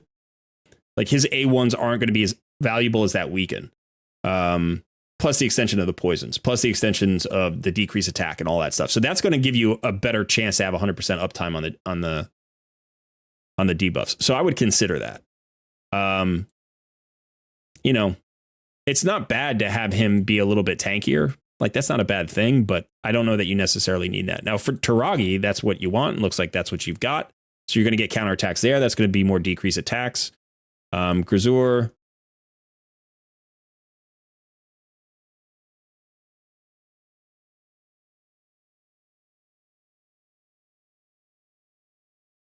I'm not sure if this is going to mess anything up. Usually it wouldn't in a extender, but if it changes his turn, he may. It should still work.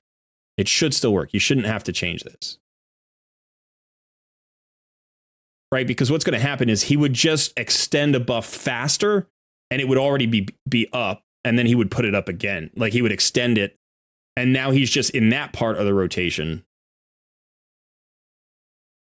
No, but nobody else is changing their abilities. So, but if it comes back around, then he just extends what he's already extended. I think it's okay. And then for Morag, in terms of, yeah, you can go down defense tree. I think that's okay. The counterattacks would be fine. You'd get more hits. If you had any trouble with, you don't need accuracy on her, right? It doesn't matter. But if you had any trouble with like stats, you could go for Lore of Steel. You could also go to extend the duration of buffs, and you could extend that strengthen. But either one is fine. And I think she's a defensive base nuker, and going down the defense tree is fine. So you're probably fine there. And then Doom Priest. Where's our Doom Priest? Yeah, you just keep going where you're going with her. Again, you don't need accuracy on her, so there's no reason to go that way. You could go down the left side of the support tree for increased heals, and that would also allow you to get potentially Lore of Steel. We don't want her turn meter being increased. You can't use rapid response, which means you would have to like go through Swarm Smiter. So you have to like come up here or here to get to Lore of Steel. But if you don't care about Lore of Steel, this is fine. And again, you could go for more counterattacks. That's going to proc her War Masters. So that'll get you more damage. Now, the nice thing about this speed tune, it's a 1-to-1 speed tune, but it's a speed tune. The really nice thing about this speed tune is once you get this locked in and you can just click and go full auto, this might get you like a quick battle. It should get you a 1-key nightmare. It should. I would be highly surprised if this doesn't get you a 1-key nightmare. If you want to experiment with this, obviously you can pull the Morag and put in the Ninja and see if you can get more damage faster. Like if this doesn't live long enough to get you a 1-key, it might live long enough to get you a 1-key with Ninja in once he's booked. But this could be really fun. One thing to consider is putting somebody in a Guardian set. Not Taragi the Frog. Putting somebody other than Taragi the Frog in a Guardian set. It could be Grisor. It could be Morag. It could be Doom Priest. It would be fine to be Doom Priest. Because that's going to share a little bit of the damage. So Taragi is like, he's going to be the one to die first.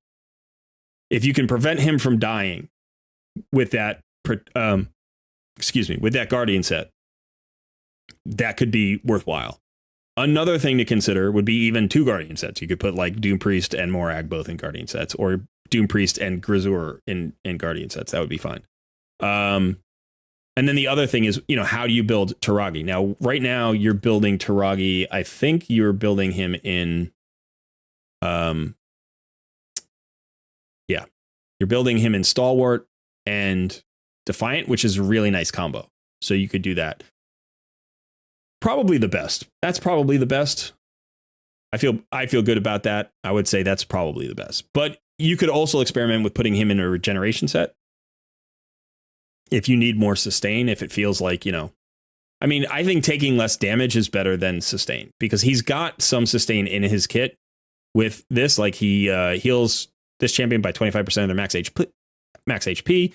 You've got the Doom Priest, who's going to give him a little bit of heals.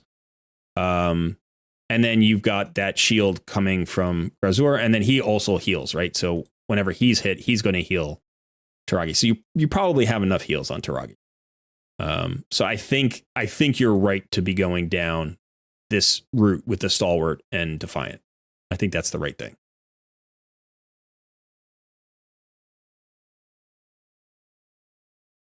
So yeah, so that feels like this speed tune to me. And like I said, I don't think you have to tweak it very much. You don't even have to use the speeds that I'm using here. All you have to do is make sure that the turn order is the right thing.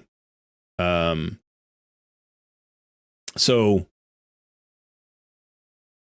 Morag isn't built yet. You can move her around really easily. Make sure that Doom Priest is your fastest, but she can go all the way up to, I think, 210 before it. Or is it 220? No. So 217, it looks like. So, you can get her faster. I would run her close to as fast as possible. That'll give you more leeway below her, but it'll also be more effective where you use her in other places. By the way, you don't have to have her at 6 stars. Like, if you can just build her at 5 stars to the speed, then you can test out the tune. And then if you decide to go to 6 stars with her, that'll give you more damage because you'll get the War Master proc. But you could actually test out the speed tune with her at 50. So, you'll need to get her boots up. Get her,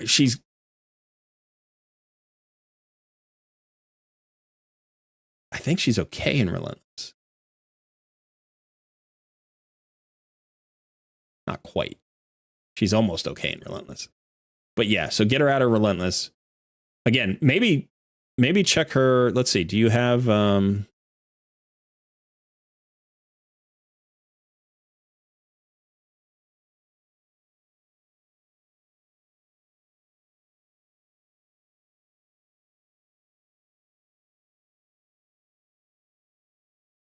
you might be able to get her into a Guardian set.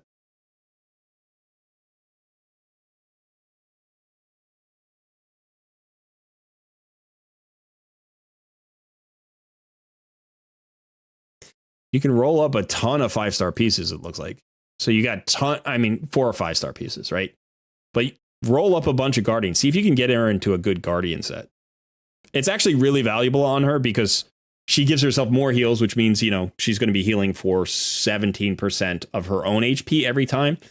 Plus, she's going to be absorbing some of that damage that everybody else hits. So it actually works really well with her. I love her in a Guardian set. I think she's a great champion to put it in a Guardian set. And that would give your Taragi a little bit of extra life. Now, her being at 5 stars is a little bit tricky in a Guardian set because she doesn't have as high an HP pool at 5 stars. But chances are pretty good. Like, you'll be able to get her. If you get the right pieces, you should be able to get her maybe to like 45,000, probably about 45,000 HP. Which, when you think about it, at 5 stars, that's sick, right? And then if you do happen to get her 6 stars, you're going to get her up to like 55,000 HP or something like that. So that's going to be plenty. That's going to be great, and she's going to be usable everywhere. And so if you can run her up to 215 speed, you're in great shape. You're in great shape. And I do think this speed tune will get you a 1-key nightmare. I'm sorry, before I do anything else,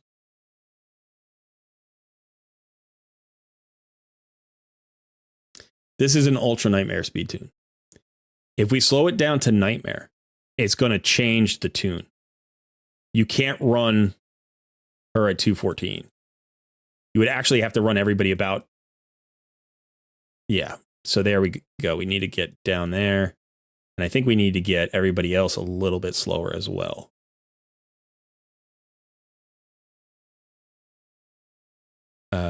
So 191. 92.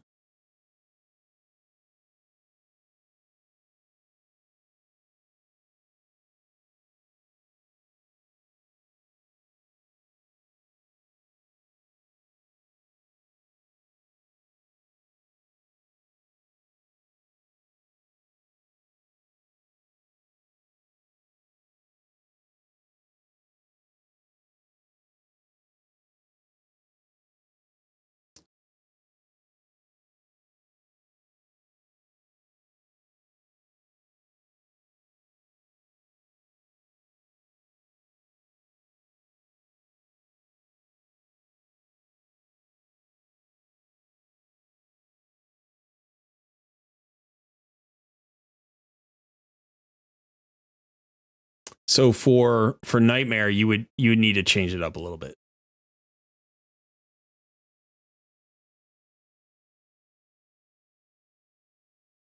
which is annoying because it's not full auto, full affinity friendly there.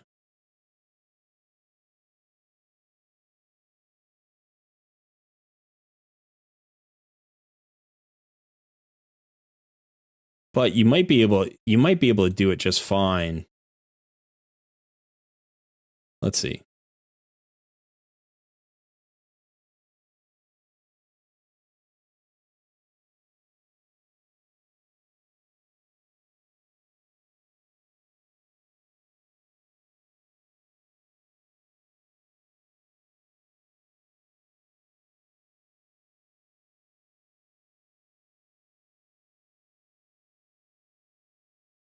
All right, so now this is in tune for Nightmare.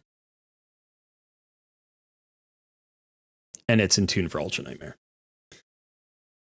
So the way to make this work is just to miss out on turn 1. To have the clan boss go first. Now what you would probably need to do is you'd need to create 2 AIs. So you need to create the same team with 2 AIs because the turn order is going to change. So here in Nightmare, because you're going to go first, you're going to need a different AI. Right? So you'll have your Nightmare setup and you'll have your Ultra Nightmare setup. They'll have the same exact speeds, the same exact builds. You don't have to change any gear. You don't have to do anything. You just have to change the turn order a little bit. So in the Ultra Nightmare, you want to make sure that you get the A3 here, right? So this would be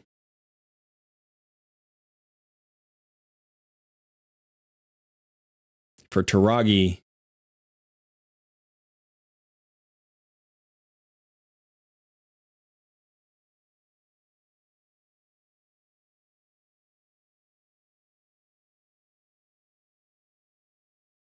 So this is what you need to do.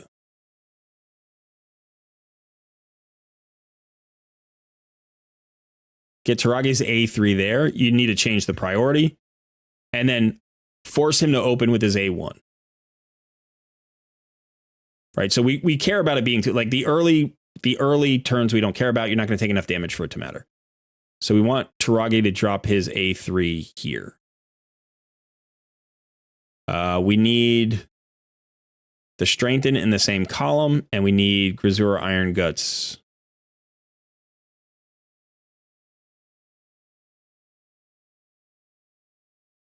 Now you can do this because they have the same cooldown. So we can change this back to this.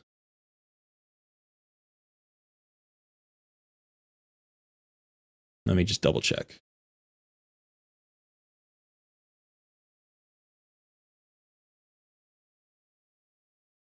The extension's the A2 and the increased defense is the A3, right? So we need the A3 here and we need the A2 here. Is that what we did? A3 here, A2 here. How do we make that work? Can we do that?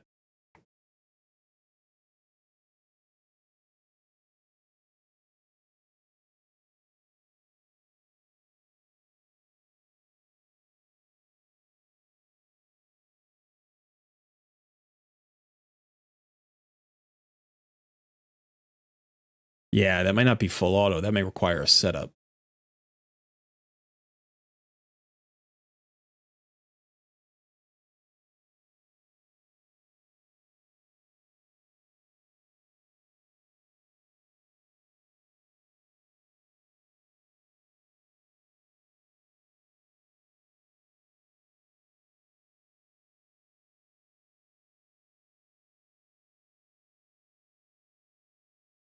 Yeah.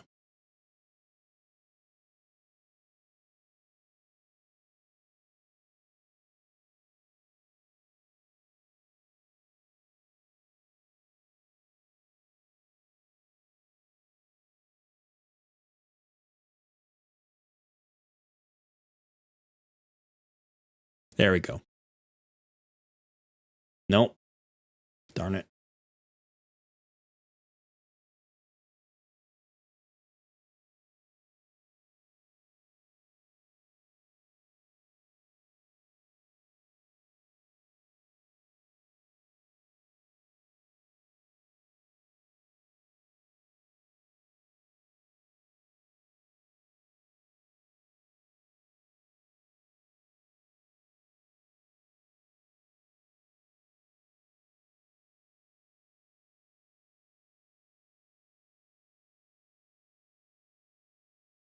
Yeah, so it looks like this would require a manual setup if you ran it this way, if you ran it slow. So you have two choices. One is you can tune it for the Ultra Nightmare at the higher speed and just run it at Nightmare and see if it works. Right? Maybe you can tweak the speeds, but you could just see if it works at Nightmare. If you prefer to just go after the Nightmare speed tune, right, and just make sure you're locking down a one key there, and you're okay with manualing the Ultra Nightmare, then that's the other way to go. So this Nightmare, you can do the speed tune, have it full auto, full affinity friendly, just click and go. And that means you can do the quick battle on Nightmare. And that'll give you the one key Nightmare. And then when you're doing Ultra Nightmare, you have to do the manual setup because you need a 2-turn delay here. In order to get this as an A3 on the first column and an A2 here, and have it be speed tuned for both tiers of difficulty, both Nightmare and Ultra Nightmare, you would have to do it like this. And then you just want to make sure that these A3s lined up here. I think we actually want Morag back the other way, right?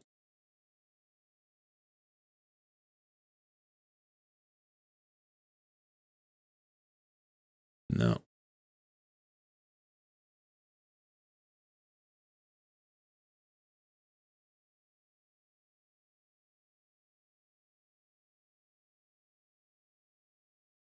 How do we get her A2 into this column?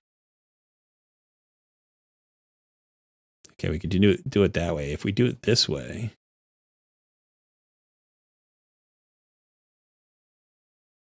yeah, so you need a 2-turn. So you have to manual this anyway. So you'd have to manual here. You want to get that A2 into that column as well. So that looks like the same speed tune, right? It looks like the same skill order. A2, A3, A3.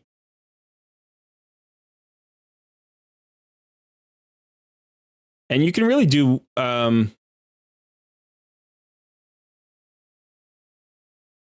you can do whatever you want with the increase attack. You can decide where you want that to go. Because based on Doom Priest's turn order, it's either, it doesn't have to be on Morag, it can do damage. So it's like you're only going to get it up for 1 out of the 3 turns. Or you can turn it off. It's only affecting Annex, really. So you could turn it off and just let her hit. Lord asked me to tell you to check his messages. Okay.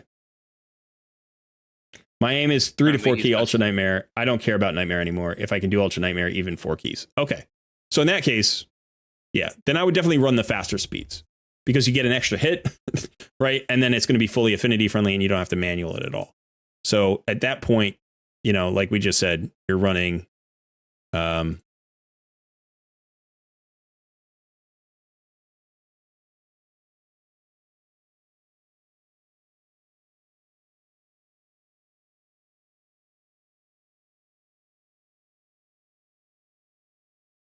this.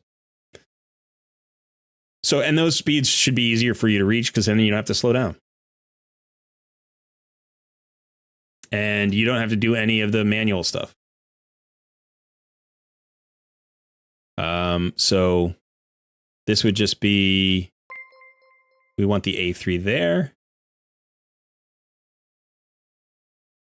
I heard something. What did I hear? Leslie B, welcome to the Shadowkin. All right. We got another member. Thank you for joining. That's fantastic. All right. So, yeah, so I think this is this the full A3, A3, A2? No, we want the A2 here. So Morag priority would be this. The A2 is the strengthen. The A3 is the ally attack.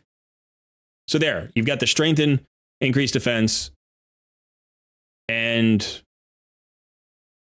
the shield up for everybody for AoE 1 and AoE 2. And then Taragi is going to lose everything on the stun, and he'll probably be the stun target. That's where that Guardian set comes in. So I think this is good. I think we're there. I think this is the speed tune. So take a screenshot, do whatever you need to do. Again, you have some flexibility with these speeds. You can force Doom Priest up a lot faster, and that'll create room behind her. But the single most important thing is that she goes first. So in terms of Ultra Nightmare, I don't know what this would bring you, but my guess would be you might be able to get a 3 key with this. I would be surprised if it was a 2 key. I would definitely be surprised. It's not, I don't think it's fast enough. I don't think it's going to get you enough turns. But this should probably give you in the vicinity of like between 25 and 35 turns, somewhere in there, depending on the affinity. When Taragi's weak affinity, I think that's going to be your worst one. So Force affinity will probably be your worst one. And then your best one is probably going to be, it will absolutely be, oh, actually, that's going to be offset by the fact that both Annex and Morag are Spirit affinity. You know, so what you could do is you could also speed tune. You could also speed tune Ninja at the same spot as Morag and swap her out. You know, when you're going against Magic affinity, because then if you're going against Magic affinity with this particular team, your 2 damage dealers are both weak affinity. So that would actually probably be your worst. So by putting in Ninja in the same speed as Morag, right, you're going to get more damage faster, even though you don't have that increase or that strength and that ally attack. He might just do more damage with the HP burns and all of that. Also, by the way, if you have a chance at some point, depending on, let's look at your count real quick. If you look at the stars that you have on your champions here, let's see. So Ninja's got Phantom Touch. That's okay. I would actually consider getting him out of Phantom Touch and potentially putting him in Cruelty, which would lower the boss's defense. That'll get you more damage.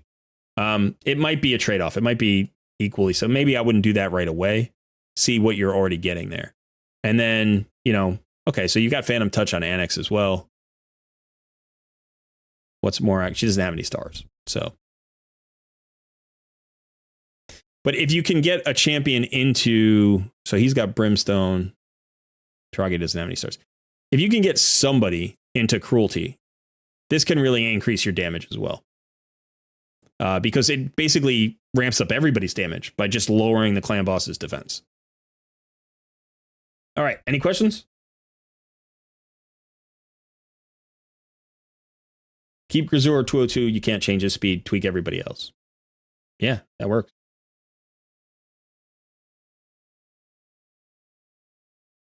Right, so he needs to be your second slowest at 202.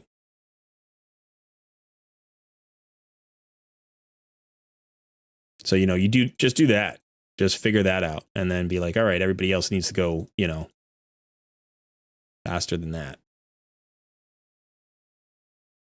And there you are, same speed tune. You're fine, right? So you can just speed everybody up a little bit, keep him at 202. And Taragi the Frog can be all the way down here at 190, I think. He's got to be 191. There you go. Try it and let me know, because you're really close to this build already. You don't have to do much. You could even try it with Ninja without Morag. Like, since he's already 6 stars and she's on the way up. So obviously, like, I know you're leveling her, but try running it with Ninja and see how you do. Because it may be that just he brings enough damage. But you have those 2 options. And like I said, Doom Priest, I think you can get to the speed. If you're having trouble getting into the speed in a Guardian set, consider taking her to 6 stars and putting a speed banner on her. But I would try it first at the speed. Like, put her in resilience, put her in, you know, speed if you need to. Get her to the 214 or to the 2, whatever it needs to be, you know, 206. Get her to the 206. And then, you know, See if it works. See if it works. See how close the tune gets. Remember that you still need masteries on a couple of these champions. Make sure that you have the accuracy on Taragi the Frog to land his poisons and his increased attack. Make sure you have the accuracy for everybody who's landing in debuff. So that's Taragi and Annex. Everybody else, nobody else is landing in debuff, I don't think, right? Yeah, so you're good. Any second place where Taragi is useful. He's useful in a lot of places. You can use him in Doom Tower quite a bit. You can use him in any wave content. He's good in dungeons. Yeah, you can use him against Dragon. You can definitely use him in faction crypts. Taragi can be used in a lot of places. Does his passive also need accuracy? Yes, it does. Let me double check that, but I'm pretty sure it does.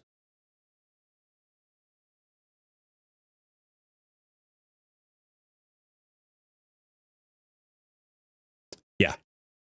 Yeah, it needs accuracy. The nice thing is because it's not a hit, it's affinity friendly. Like he can't weak hit with this, so it's just a flat 50% chance. But you have to have the accuracy or it's going to be resisted. And his decreased attack also requires accuracy, so you want his accuracy, over 250 anyway. I think you'd be able to get there, right? You've got the banner at 8. All you have to do is level that up, and you're going to get another 40 there. And then you just need to put maybe glyphs on 1 or 2. Yeah, you've got accuracy here. You've got accuracy here. That's 2 accuracy glyphs. Yeah, you've got. So between that, you should be able to get it. You should be able to get above 250. So this will take you all the way to 78, I think, right? So that gives you 40, and then 2 glyphs will give you, probably 58. No, yeah, 58. So you'll be somewhere around 260 to 270 with your accuracy. Just make sure you hit the speeds. You are welcome. Can I check your Doom Tower?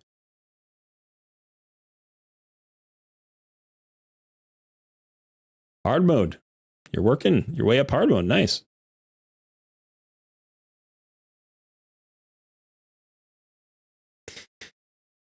This would be a place where I would think, so when you get stuck on a floor like this, you want to think about your speed.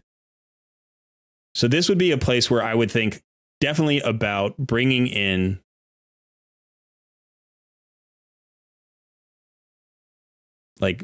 Leorius, maybe. Vizix is going to give you an AoE slow.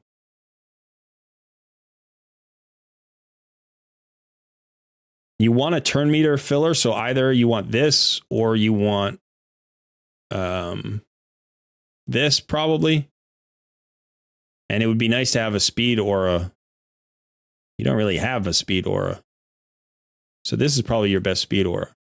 Because you need to go faster than that Siphi. Right? So you've got a stun here, you've got a provoke, you've got an AoE provoke and an AoE slow. You've got turn meter control, and a slow here plus a speed boost. You've got your RTAC for damage. You could find a lot of, work out of messing around with these champions. Obviously, it doesn't have to be this combo. You could also let's say you get enough turn meter out of that. You don't need this. Let's say you bring Grisur back in. And maybe you go, I don't know, Ninja's great, especially with accuracy. He's got an AoE freeze, so that can do good work for you. You've got a lot of different options here, but I would say play with Vizix, because she's a Doom Tower god. She's absolutely perfect for Doom Tower. And then, I know sometimes you have a champion like Iron Gut and you just don't want to take him out of the team. Or you just don't want to take him out of the team. You're like, oh, he's so tanky, he provides so much survivability, he does so much work for me. You don't necessarily need him for every wave. This wave may just require more speed than he's bringing, or may require more crowd control than he's bringing, and if Seeker is fast enough, you could even do something unfortunately you don't have an aura there, but you'd put Seeker in the lead right? Because now you've got an AoE freeze, an AoE stun, AoE HP burns, AoE slow, and AoE provoke. Plus you have turn meter increase. That's going to make Ninja hit harder. It's also going to get everybody more turns. He's also got a, A1 provoke. So like this could work, So what I would say is, don't hesitate to experiment. I know that these 3 champions are amazing champions, but sometimes you need something different. That's all it is. Just try something different. Again, even Taragi here could, potentially provide you, like, if you are going the tanky route, if you're going like this, you could bring in Taragi. And if you're really trying to go tanky, like this is good. Or maybe even this is good, So, but you're doing great. You're doing great. All right, son, that is it for this one. Time to move on to the next one.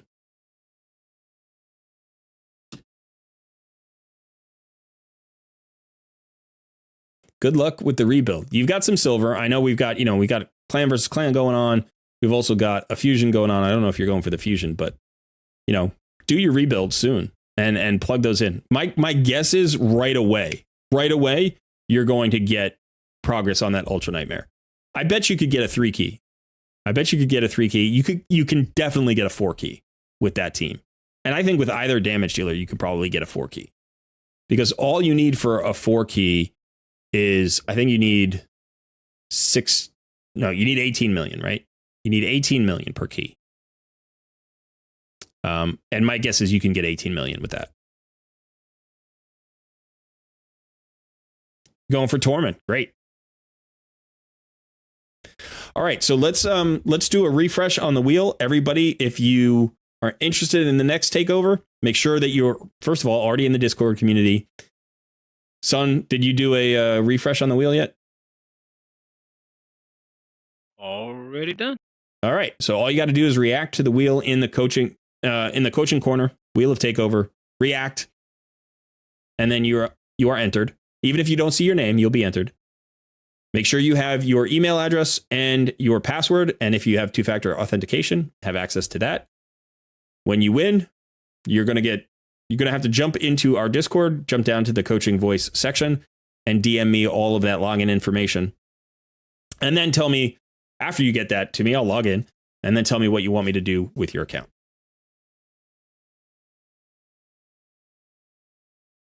Thank you so much. You are very welcome. That was fun. I like doing Clan Boss speed tunes. And I know a 1-to-1 speed tune, like that's not where you're going to end up. You're going to end up faster. Do you know what I mean? But for right now, that's got a decent chance of at least getting you progress. And even if it doesn't like turn into huge progress immediately, it gives you an idea of how to build going forward. Because you can also run that same tune at a 4-3, right? You can get your damage dealers to a 4-3. You could get like, Taragi the Frog to a 4-3. You can get everybody to 4-3 basically. And that's going to get you more turns, which is going to get you more War Master procs. And then you don't have to worry as much about the buff extension because based on the tune, depending on the tune that you choose,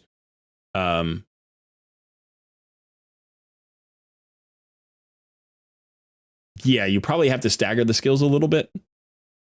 But that's going to get that cooldown to come back around faster.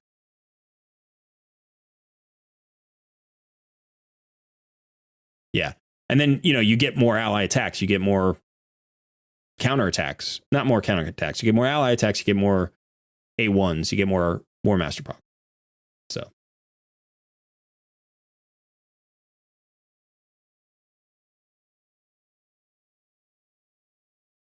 All right. How we doing on the wheel?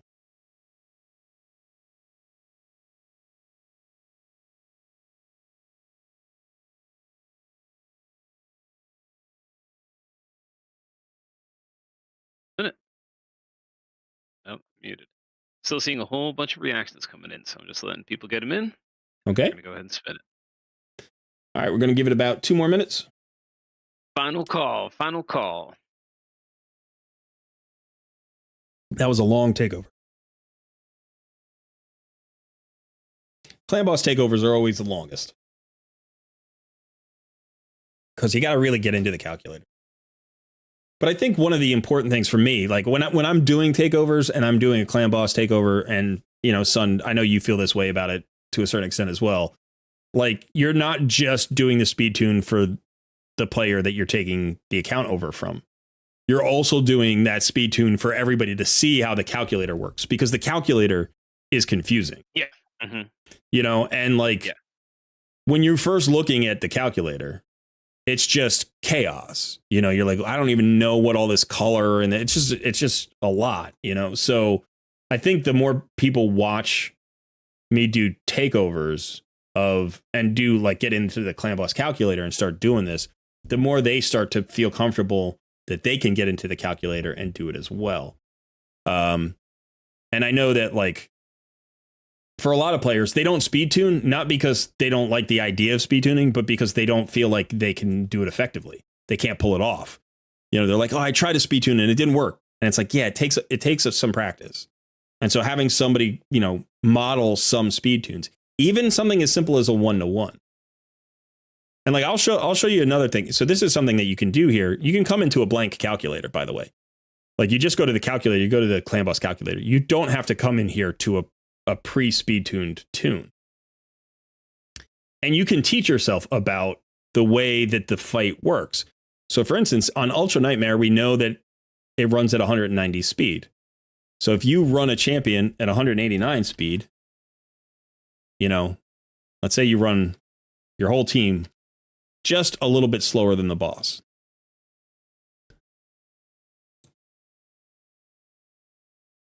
And again, it doesn't matter what champions you choose. Right? So if you run just slower than the boss, everybody 189, 188, all the way down to 185. The clan boss goes first. He's running at 190. He's faster than you are. He goes first. And then everybody takes a turn. And then he goes again, and everybody takes a turn. And what you'll realize is there's some leeway here. Right? Like, you could drop this bottom speed, and let's say, I keep going slower and slower and slower. And eventually it's going to change the speed tune. Wait for it. There it goes. Now he's starting to move, but it's still basically a 1-to-1 tune, right? Like, you can see. But what happens is, because he's so slow, he loses a turn here on turn 4. There is no orange bar. But then he's basically just tuned the rest of the way. So you can come in here and mess around with the speeds, and you're like, okay, so I can still run a 1-to-1, even if I'm running kind of slow. But there is a bottom speed. You can see now he's losing a turn. Like, he's losing a turn every other middle turn. So every 6 turns, he's dropping one, And you can do the same thing, with any combination of speeds. Now, once you get into like turn meter fill and speed boosts and all that stuff, it gets a little bit trickier. But you can run a little bit slower than the boss and have a 1-to-1. You can run a little bit faster than the boss. You could run everybody faster than the boss, or you could just run like 2 champions faster than the boss. And you'll notice this speed tunes. And it's a beautiful speed tune. It might work very well. So, just messing around with that little bit without even putting in champions there helps you to see the way the color bars work, what it means, like how the tunes can line up. And then if you want, you can go back to the website and you can say, okay, well, let me grab a 1-to-1 ratio speed tune. You just come here and you say, okay, I'm going to do the basic, And you're like, all right, so here's a basic speed tune. And you can come to Ultra Nightmare and open that. And okay, so now he's populated the 1-to-1 speed tune with some champions. And you'll notice 2 of the champions are running faster than the clan boss, and 3 of the champions are running slower. So we got one at 205 and one at 194, but everybody else is slower. And it all lines up and matches, and then you get the skill usage, And now you're starting to look at the buffs and the debuffs and stuff like that. Now, there's also a help thing. You can go to the help, and it'll kind of give you a video tutorial of the clan boss calculator. I highly recommend people watch the video, go, read the directions, figure it out, because just me showing you isn't enough. You're going to want to sit here and kind of look at it and play around with it. But you do that and it gets better. It takes a little bit of time. It gets better, but the results you get are so incredibly better when you start speed tuning. It's not even close. All right. So I've talked long enough. Are we? Oh, we've already got our winner. We've already got our winner. All right. Cool. Dragonfly. Congrats.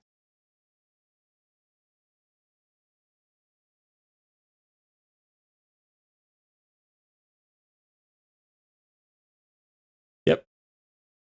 I need a password.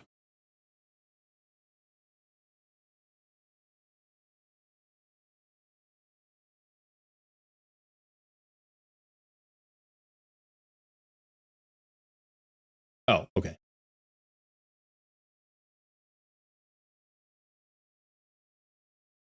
All right. Well, congrats on the win here. Let's see what we can do for you.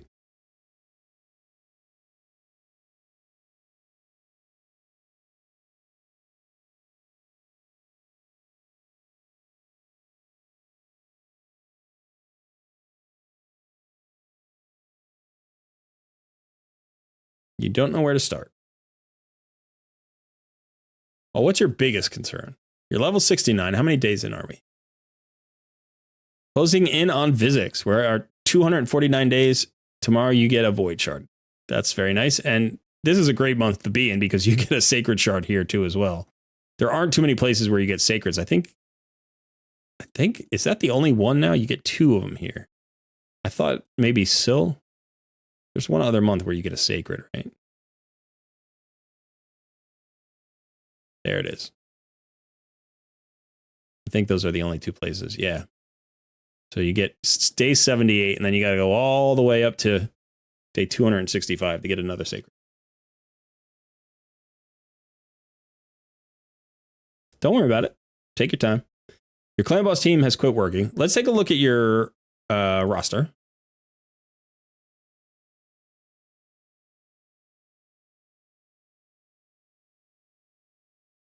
$28 6-stars. 28 6-stars. And you've got a lot of legendaries. You got some good ones. Got a lot of good epics. You got a lot of 50s. Got a lot of 50s. Wow, okay. Got a whole bunch of 50s.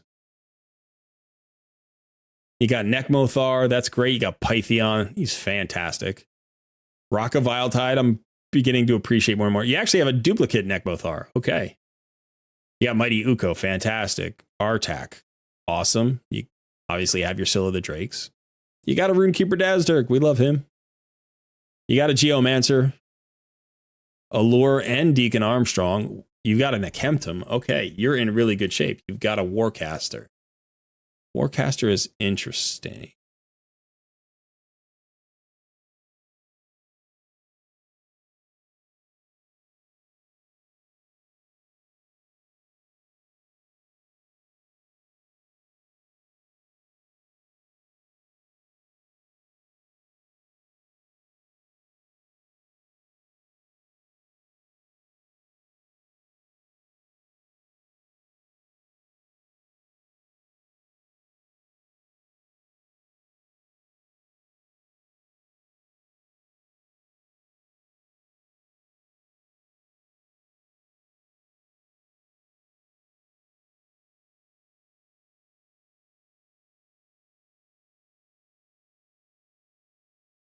All right, let me see what he says.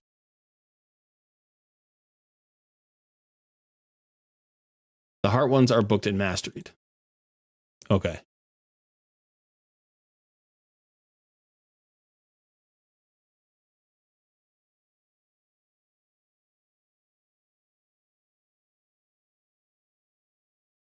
You were going to try a Warcaster Skull Crusher combo for Clan Boss. So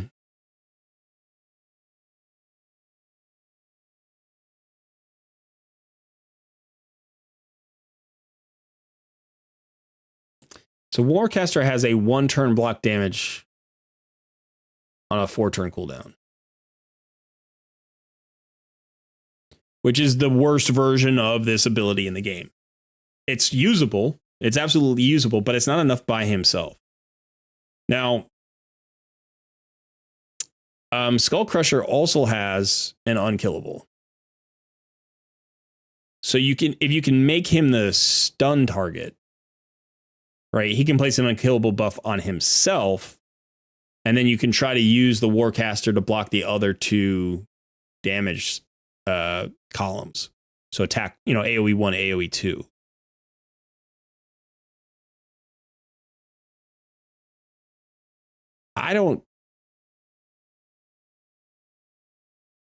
I think what you would have to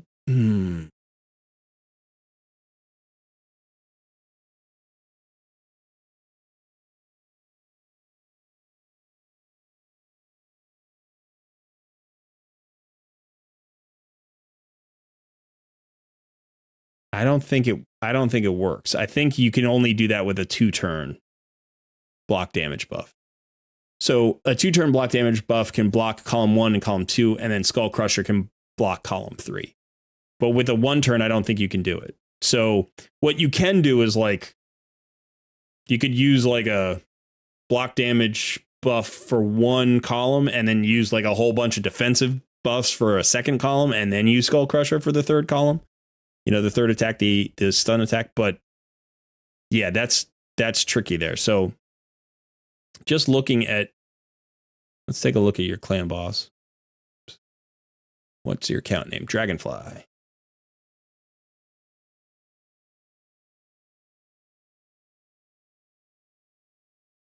$17.5 million a key.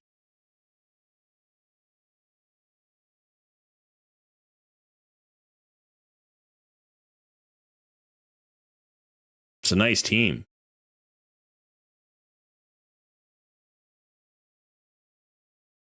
It's a really nice team.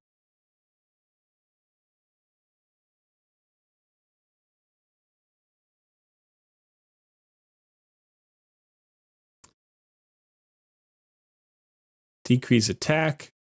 You get the leech out. Increase speed on everybody. Speed in all battles. You've got the cleanse or the blocks debuffs, depending on how you want to use it. Riho's got all the debuffs you need. HP burn, decrease defense weaken, decrease attack, and decrease crit rate. Noct brings the poisons. Decrease accuracy, poisons.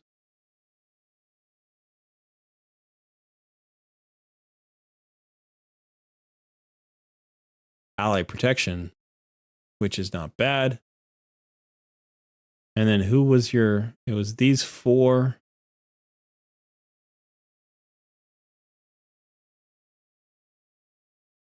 Who was the 5th champion? Oh, Geo. I block his existence from my mind from time to time.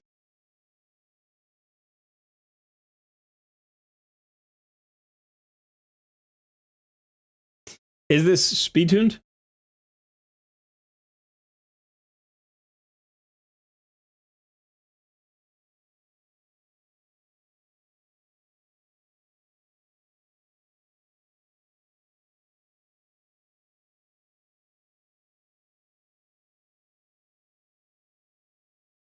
Looks like it might be. You tried, but you don't think so. Okay. And you're not sure you're like Necmo in the team. I mean, so you get from Riho, you get the decrease attack.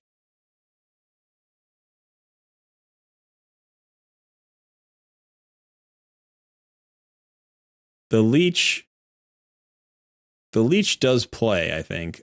Do we have another leech? I don't think we have another leech, right? No leech there. So the leech is not inconsiderable, but you do have a dedicated healer here in Pythion. So, how much does the leech get you? Because realistically, the leech is only going to come into play at the very end of the fight. It'll get you 1 extra turn, maybe 2 extra turns at the end of the fight. Like 2 extra, So it could be like, say, 4 or 5 turns. Like the leech plays but it's only getting you there at the end. So the question is, can you get, more out of something else? I don't know. I mean, Noct is okay as well. Like, he's an okay damage. I don't know that he's awesome. I don't know that he's not. He gives you the ally protection. It's an interesting team. It's not. You've got 4 champions on it that I've never owned. Actually, I 3 champions I've never owned, and a champion I don't own my main, which is Geo. So I've never owned Riho or Nekmo or Noct. So if I'm going to look at the champions and just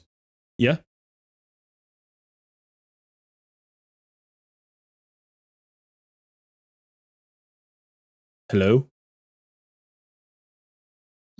Geomancer. That's it? That's it? You're just whispering Geomancer in my ear? Is that what you're doing?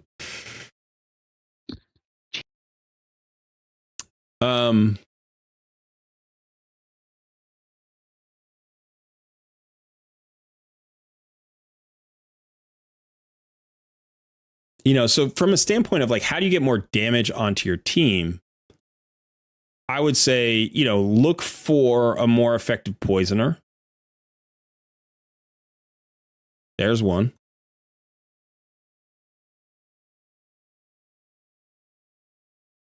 And then maybe look for counterattacks or ally attacks.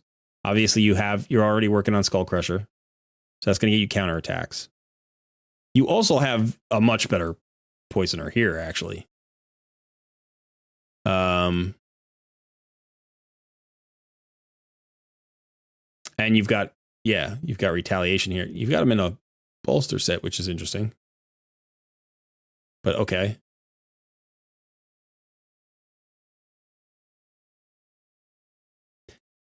And then for Geo, you want to create a team that's defensive. You want to go a long time. So this is the thing about Geo. Geo is a great damage dealer. No doubt about it. But the longer the fight goes, the more damage he does, right? That's just the way that works. So you need him to really live a long time. Or if you can't create a team where he can live a long time, you may be better off pulling him out of the team and getting in a second, like, more aggressive damage dealer. Especially if you're going fast, if you can get more turns, if you can go at a 2-to-1, you can do. You don't know what you're doing with gear. Okay, we can talk about that a little bit too.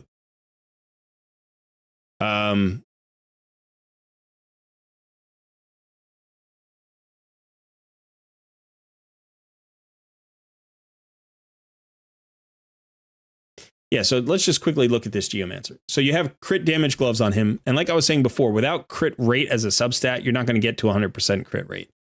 Now, for Clan Boss, Geomancer doesn't do his damage based on crit rate. Like, I'm not saying you can't get some extra damage out of him by having good attack stats, because he does damage based on attack. But he does damage primarily based on his passive. This is the way he does the most damage in Clan Boss. And in other places, it's different. But in Clan Boss, it's this passive. And specifically, it's the second part of this passive. Whenever this champion is attacked, deflects 30% of the damage instead. When deflecting damage on each enemy hit, has a 30% chance of dealing additional damage equal to 30% of the target's max HP. So for each deflection, he's got a chance to basically do a Giant Slayer proc. 3% of the target's max HP. That's the biggest hit that he does. That's the way he generates the most damage against the Clan Boss. He also has an HP burn. So the HP burn is great. That also does damage. In addition, right, this is decreases the damage all allies received if the enemy is under an HP burn that Geomancer puts out. So you don't want a second HP burner to like mess up the fact that Geo needs to have his HP burn out. And then you get this damage reduction anyway. So again, he works in a tanky team. He's going to help a tanky team survive.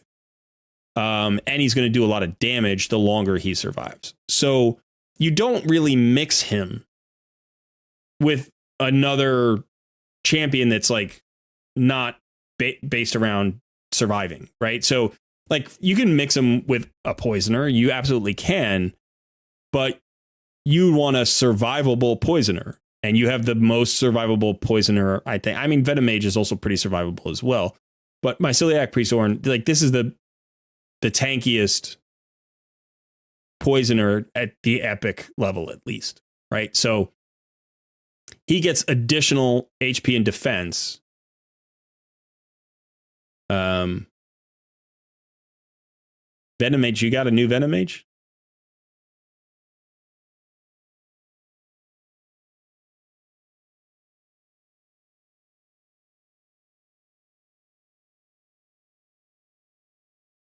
Okay. I don't need to look through everything, but yeah, so you have a tanky poisoner who could be very good. By the way, he's also a poison activator, I believe. Yeah, so he instantly activates poison. So if you can get more poisons out there, he's got a poison sensitivity. That's going to increase the damage. So, potentially that's one way to go. Or you can go more bursty, like try to do more damage faster. And if you're doing that, you can think about, you could even do Trunda. Trunda is a great damage dealer. I wonder about Supreme Gallic.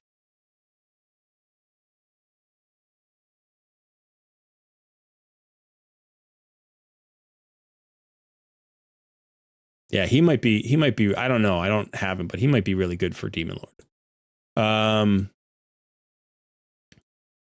And then we have a Kemptum, right? Another option is to like pull Geo out and go with like a real poison. Like you could bring a Kemptum in and Ornn, right? And have them pair off each other, because a Kemptum's going to get so many poisons out there. And then Ornn will activate them. My phone just died. So yeah, so you can do that, and you can free Geo up for other things. Again, Geo's fantastic. You just kind of have to pick a lane. You have to say, this is a build I'm going to try, and I'm going to move in this direction. And I want it to synergize. I want to try it. I want to see how effective it is. I want to optimize it to see if I can get it better and better and better. And the nice thing about a situation where you're doing, let's say, poisoners, is poisoners scale really well. You can put speed on them. Like you can run them fast. You can get more poisons out there, fill up the debuff bar, if you want. And you don't have to wait for like when the clan boss goes, kind of like with Geo, the poisons will tick. But when you have an activator, you don't have to wait for that. You can just activate the poisons. And so you're going to get more and more poisons.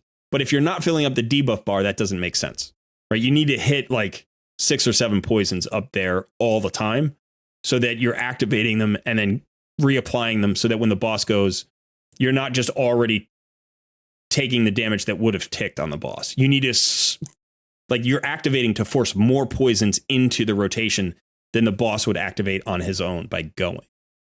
So in that case, like Nekmothar's speed would actually make sense, right? Because you want everybody to go as fast as possible.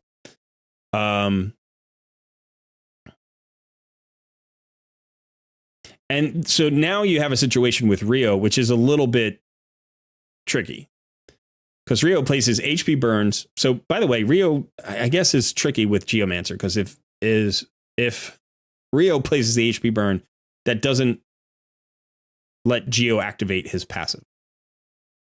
So let's see. Do we have another weakened champion? Do we have a good weakened champion out there?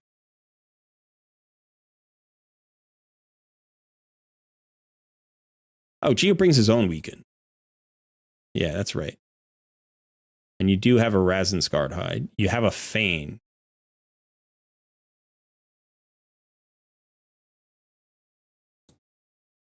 You have an Ashma who's really good.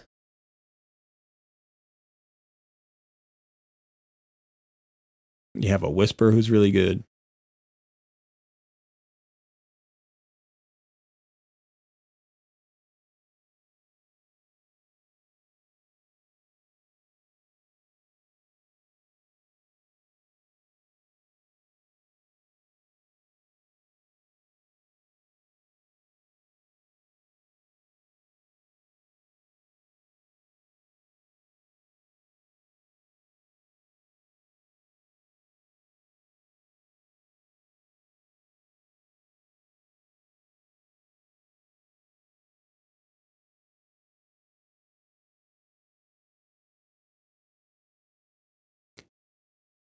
War Mother's a bomber, right? Yeah.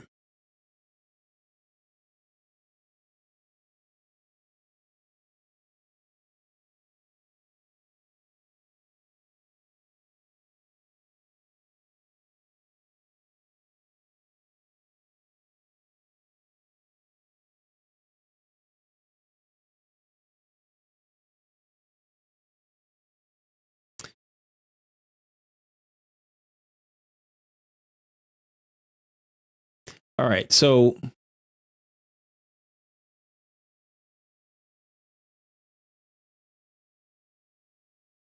I think one of the issues with this team may be Rio.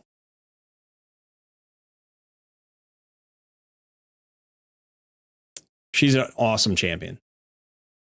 But you have a decrease attack from Nekmothar. You have a weaken from Geomancer.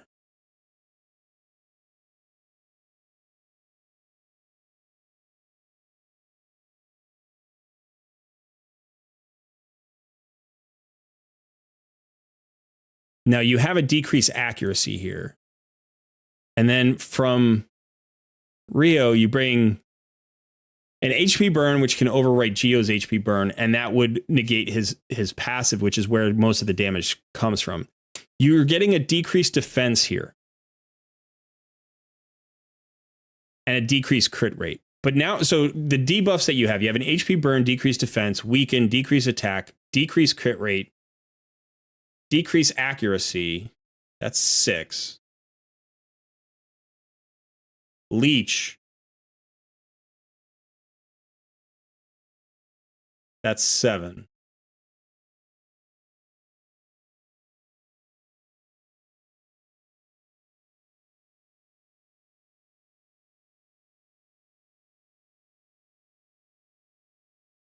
And that gives you 3 spaces left for poisons. And you're probably not even getting that many poisons out there because this guy's not like a super fast poisoner. So his decreased accuracy doesn't play. You don't care. You can't stop any of the buffs, really. I mean, none of the important ones. Yeah, usually 2 poisons. So, and then as far as Rio's concerned, the only debuff she's bringing that you really need or you would hope to have is the decreased defense. So you can even look for a debuff champion who brings a decreased defense.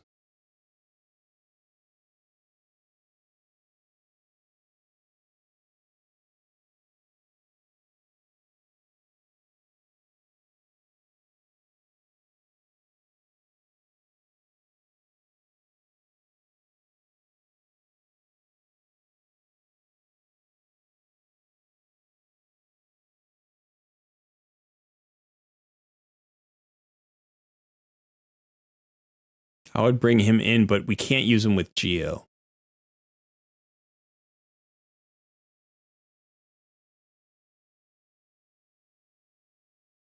He's got a decreased defense on his A1. Plus, he's got an HP burn and poisons, and he's got an increased crit rate and crit damage for everybody, and an ally attack.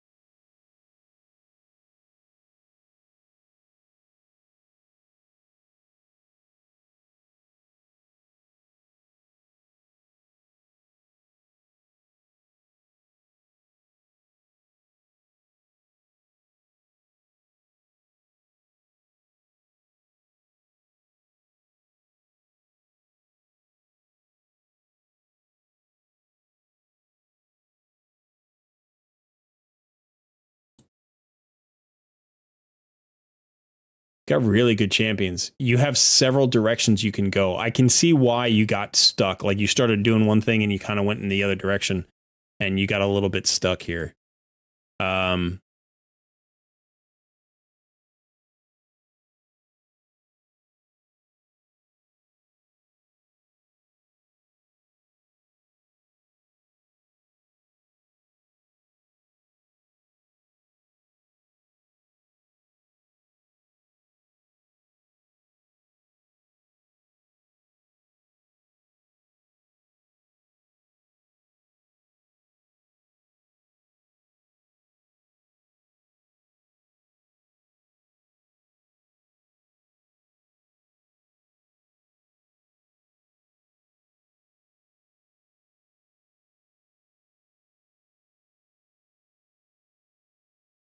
All right, so I'm thinking about several things. I'll just explain what I'm thinking about so I'm not silent for too long.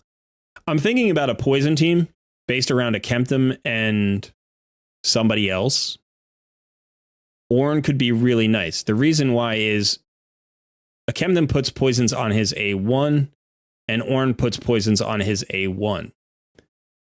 Ornn also activates poisons. Now, he also brings a poison sensitivity. So that's like a weaken. It magnifies the damage by 25%. So it's like a weaken. Now, if we're running those two,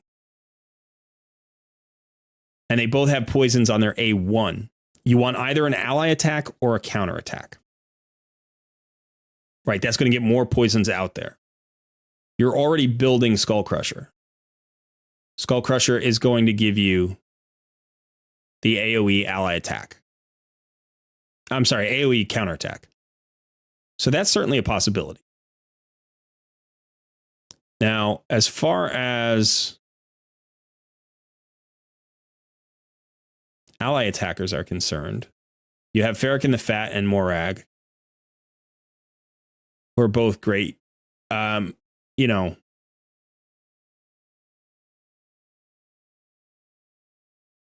Morag doesn't quite synergize. I mean, Farrakhan synergizes really well with the poisons and the HP burns, but then it's almost like,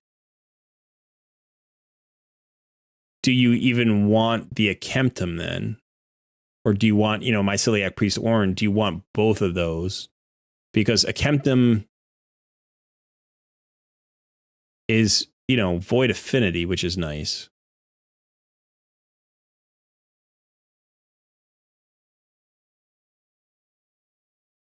Neither of those are bringing a decreased defense. And then where's the weaken? We were talking about the weaken before. I was thinking about the weaken.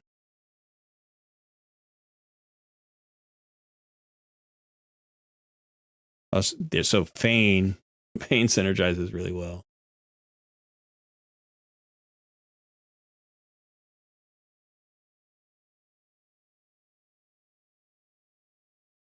You're almost spoiled for choice here. You almost have too many good clan boss champions.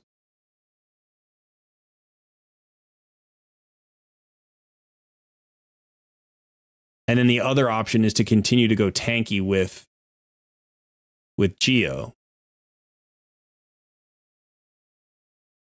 Yeah, you've got too many choices. Too many choices.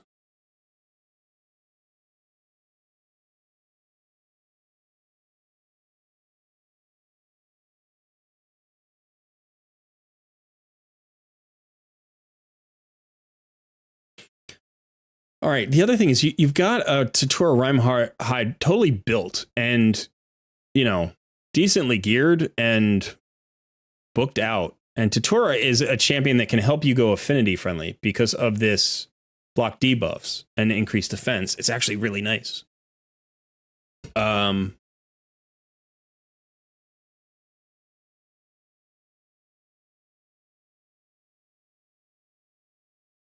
It would be trickier to speed tune with Nekmothar. It would be possible to tune with Nekmothar.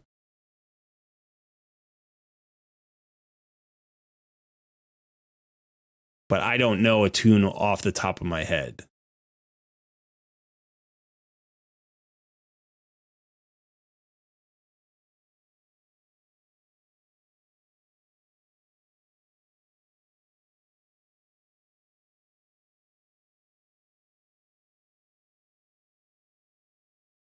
And then maybe Tatura is better with Geomancer anyway.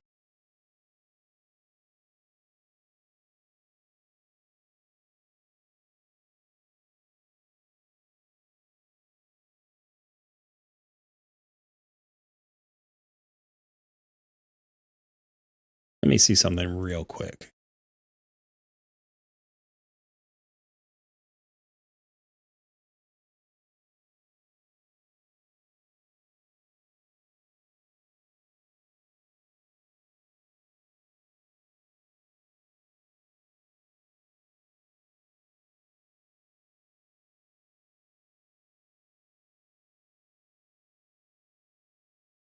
Yeah, Uko has a speed tune. Uko's not particularly valuable in Clan Boss. Mighty Uko's a great champion, but all you're getting for the Clan Boss is the speed aura and then the decrease attack. The A2 does, plays a little bit. I guess you can, if you have a killable Clan Boss team, you might want to remove the increased attack. But it's not a lot. It's not a lot.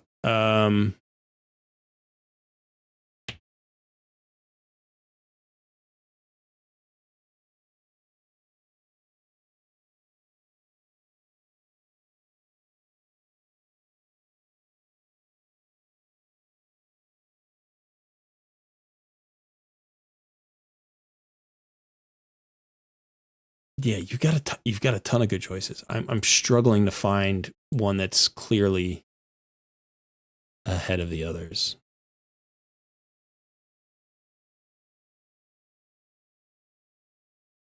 Like, one of the things is we don't want you to have to rebuild too much.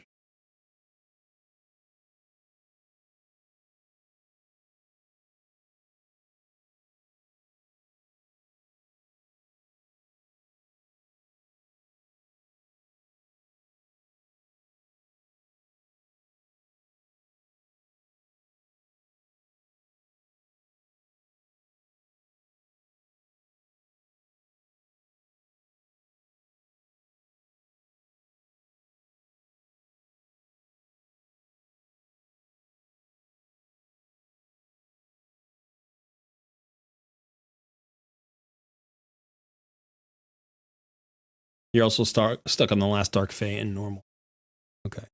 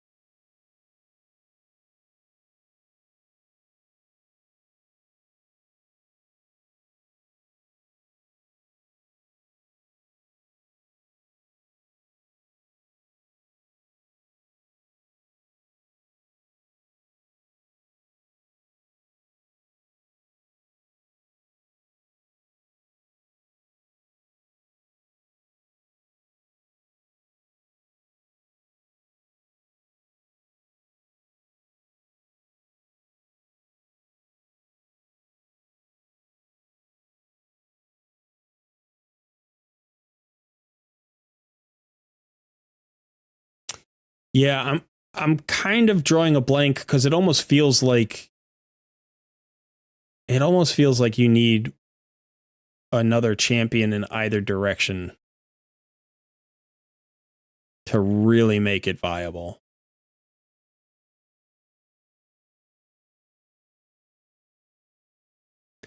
I think you should seriously consider bringing into Tora Rhymehide, and I think you should consider speed tuning.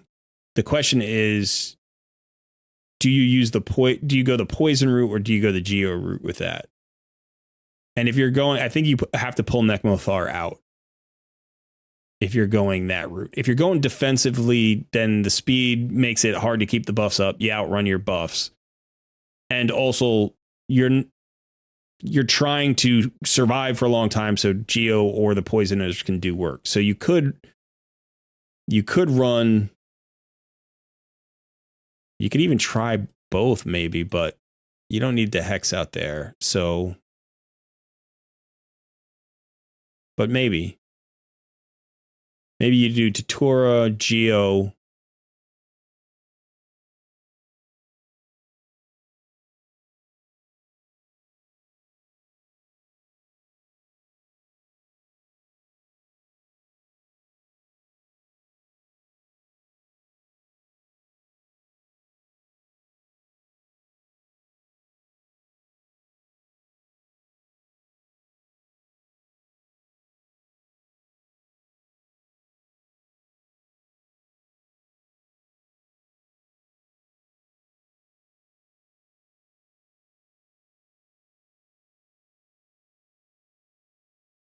Nah, I think I would do this. I think I would do Tutora, Skull Crusher,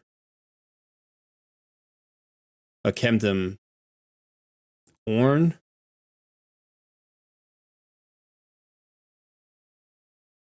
and then another support.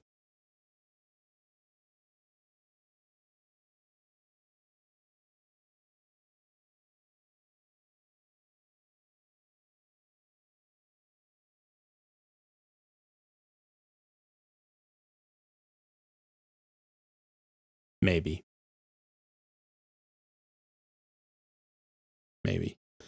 It's tricky. If you're just going speed, you stick with Nekmothar, and then I would definitely try a Kemptham.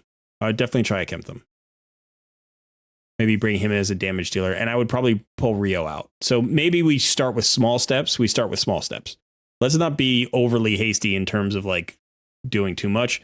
Let's maybe just see if we can iterate a little bit, and then we'll move on from this, and we'll try to get your Dark Fae going. So Nekmo is going to be moving and giving you the decrease attack. You got to pull out Rio because he can't have that second HP burn for Geomancer. Let's keep Geo in the team for now. Let's pull in a Kemptham. I'm not sure who has the bigger aura, by the way. A Kemptham has 18%, I think. So Nekmo probably has bigger. I think he's 19.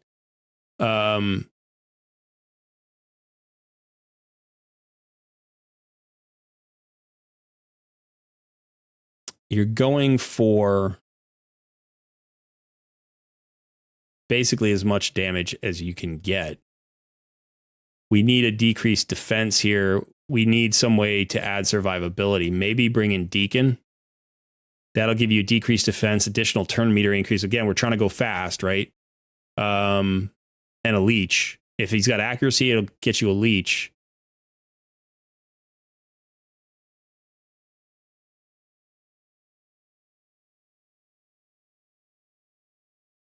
Yeah, I mean, Kemptham's even better in Hydra Clan boss. But now the question is, can you cleanse or, block debuffs? I mean, you could do this. She's got both, and hope that you're going to get enough out of that. I said make small changes. You could just start with this. You could just start with that. You could just try that. Just get Rio out of there and get the extra poisons in and see how that works. The next champion I would pull, if you're going to pull somebody, is I would pull Noct. And then, you're going to want to bring in somebody who's got decreased defense probably. And if you're going this route, I might try, then I would try Deacon. Right. And then try this and see how long this works. And then if, you want to pull Deacon, you can pull Deacon, and you can try getting somebody else in. Like you could go Raka. I'm sorry, not Deacon, Pytheon. You could try this. I mean, there's a whole lot of things you could try, and I would probably just iterate. I would just iterate and see who's going to get you, a better setup, because there's so many different options. But I think what's going to happen for you probably, and this is why I don't want to overinvest, is you're going to pull a second Warcaster, a Demitha, an Emic Trunkheart, Maneater, Roshkar the Tower, Helicat. You're going to pull somebody that gives you a second way to go unkillable, and then you're going to want to do that instead. So all of this stuff that we've been talking about, I think is it depends how long you have to wait, but literally a second Warcaster and you're there. If you get a second Warcaster, that you're unkillable. You have what you need to go unkillable. And then you got to talk about those speed tunes instead. So I almost feel like, you're just trying to get from this damage. Let's see, where are we? You're just trying to get from 17.5 million realistically to 19 million. So if you can get 2 more million, then you've got a 4-key Ultra Nightmare, at least for this affinity. You need 8 million. You need 7 million. You need 7 million to get to a 3-key Ultra Nightmare. So I would just iterate. And I think the biggest thing about this that is bothering me is the fact that Rio basically makes Geo less effective, which is weird to say, but that's the biggest thing. And then I think Noct isn't bringing enough. So pull those 2 champions and just throw in all of your other good champions that could provide something throw in Tatura, throw in Rock of Iletide, throw in, some of the epics that we were talking about. Throw in a Kemptum. Just get more damage out of a Kemptum. You could even try, like, if you wanted to go the tanky route, like throw in, Tatura and say Godseeker and Neri. Like, do that. Right. That would be really interesting. You could do, this, because then you get that extension on the buffs, so you get the speed buff up for longer. You get the block debuffs up for longer. You get the perfect veil up for longer. She's going to bring more heals, which is going to extend the life of the team. You could try, like, just keep iterating. You've got so many good clan boss champions, rather than speed tune one and like invest all this money in regearing. Just try what you've already got. And just, spend like 3 hours one day. Just, don't use the keys. Like, just take it to turn 48 or whatever, as far as you can go. Take it till it looks like they're about to die, then pause it and reset and see if you can't get to 24 million. If you can get to 24 million on a single key, that's a 3-key Ultra Nightmare. And I think you probably can. I don't think you necessarily need to speed tune to do it. You might be able to get a 3-key untuned. You can definitely get a 4-key untuned, because you're so close already, and this is not an optimal setup. So just try it. That's what I would try. And then worry about the speed tune when you get your unkillable, like, champion. Probably the best unkillable champion that you could get would be Emic Chunkheart, but he's going to be the hardest one to get because he's a void legendary. So, Demitha would be awesome for you. Demitha would be fantastic. Mankeeper would be really good. Man-Eater would be really good. But the best one might actually be Helicath. If you pull the Helicath or even a Roshguard the Tower, you'd be all set, because they work really well with Warcaster. So.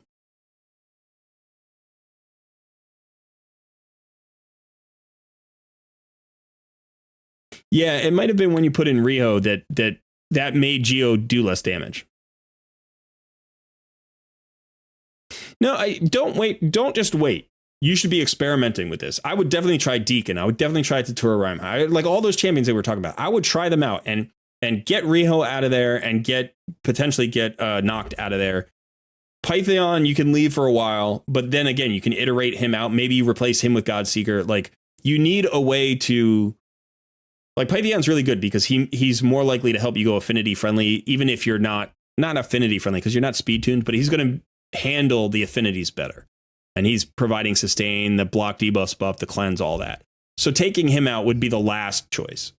And just see how it goes. But let's go ahead and take a look at your Dark Fae and see if we can get you something over there. So you're on Doom Tower normal and you're looking at Dark Fae. Okay.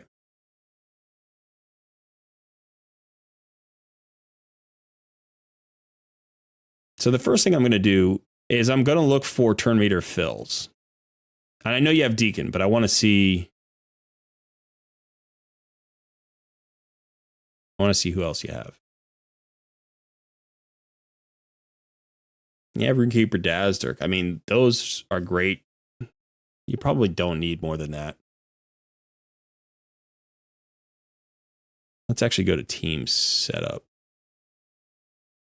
Let's do this. Let's do Deacon. We've got an Allure. Cold Heart.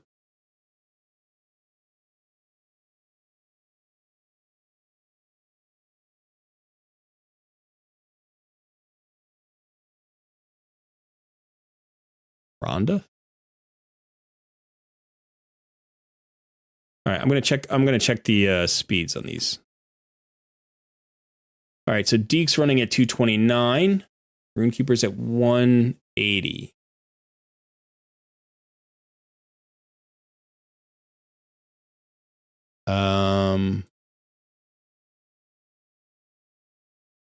That's not connected.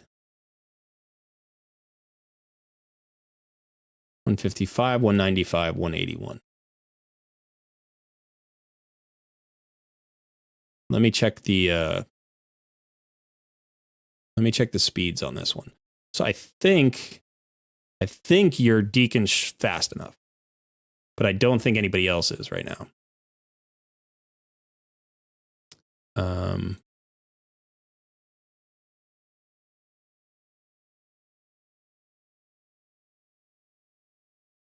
She runs a 190.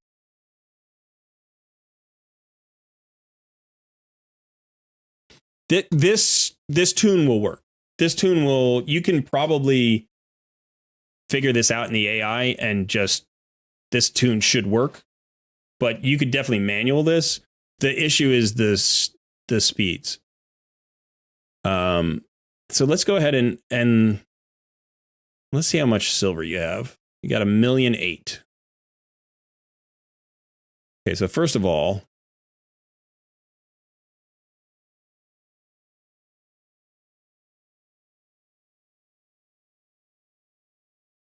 yeah, okay. So I'm going to do a quick little calculation here. Let's take a look at Deacon. Okay, so Deacon is running at 229.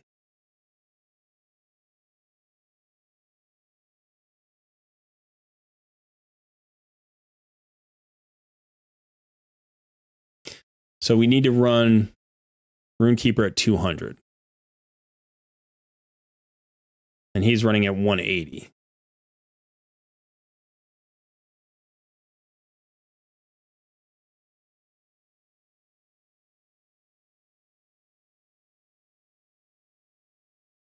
So let's see if we can roll into speed here.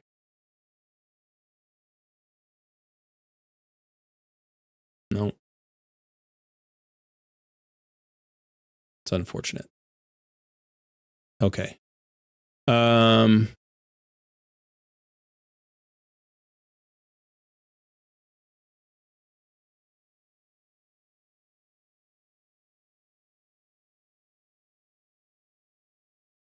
We want him to be tankier than that.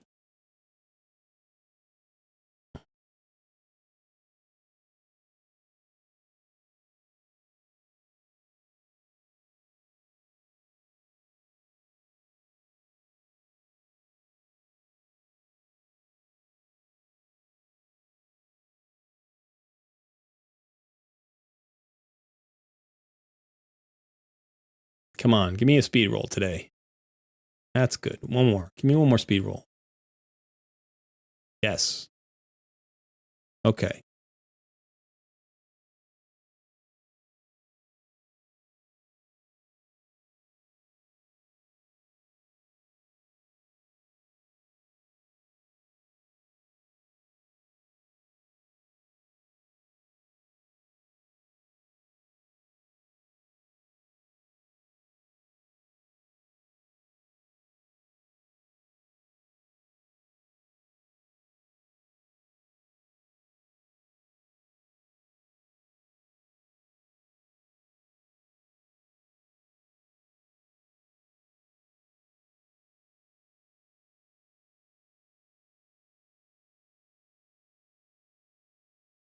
I'm gonna step away for a little bit. Back in like 10, 15. Okay.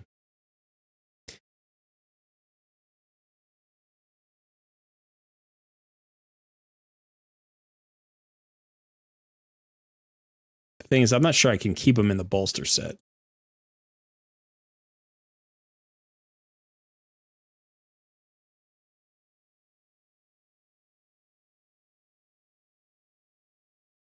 Right. You need to get a Kemptham out of the bolster set. So potentially we could. Could do that. That gets us to 199. And then we can glyph the speed, and that'll get us over 200. But we could also just get another piece. Let's look for another piece. HP or defensive gloves. Let's see in the speed set. This looks nice. That's nice. We don't want him too tanky. We don't actually want him too tanky, right? Because if he's too tanky, we can't kill him. And he's already got 36. Wow. Yeah, we need to get that bolster set off too, because yeah, that actually, we don't want him in a bolster set. We can't take him in there in a bolster set. We can't take him into Dark Fae in a bolster set. Doesn't make any sense at all. And the question is, do we need him? Yes, I think we do. Do you run Runekeeper Dazzdirk anywhere?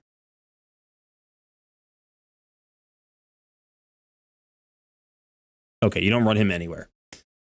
So let's think about making him useful for your account. Yeah, it doesn't. First of all, we should find speed boots. We would prefer resist.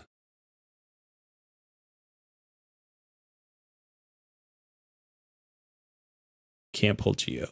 I want. Yeah.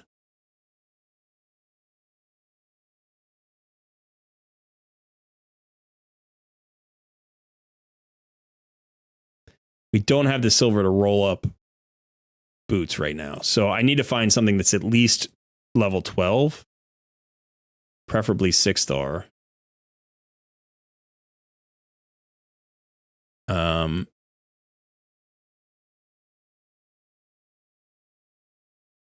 Let's take the resist off. Let's just see if we can find some. Let's just try these. Let's just try these for now. Okay. And then let's look at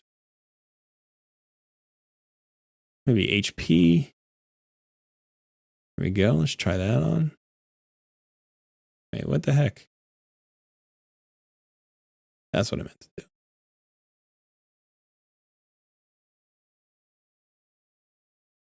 That's nice. Okay. Good to know. All right, now let's do these three.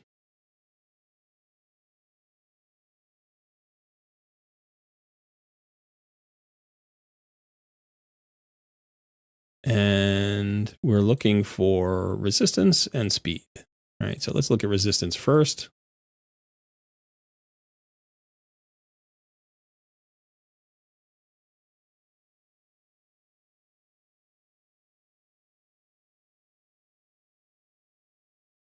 Actually, what we'd really like maybe is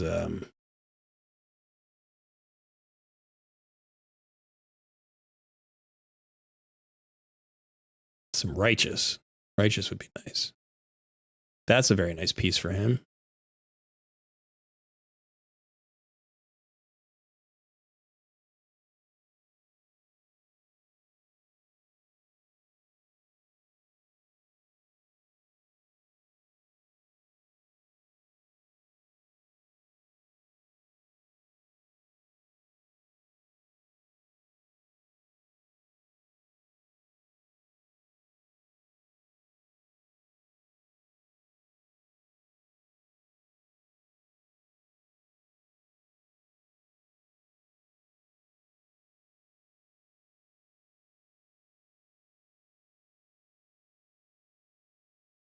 All right, let's try that for now. That's at 222. He's got better resistance, which is good for a cleanser. Got a little bit less defense, which means we're going to take him off the board a little bit easier. But this is fine for now. It's 500,000 to equip him here. But let's go ahead and do that. All right. Now, the nice thing is that's going to connect him and Deacon. Now that they're connected, everybody else should start to fall in line. She's too slow, though. We need to speed her up. She does have a 100% crit rate. We need her fast.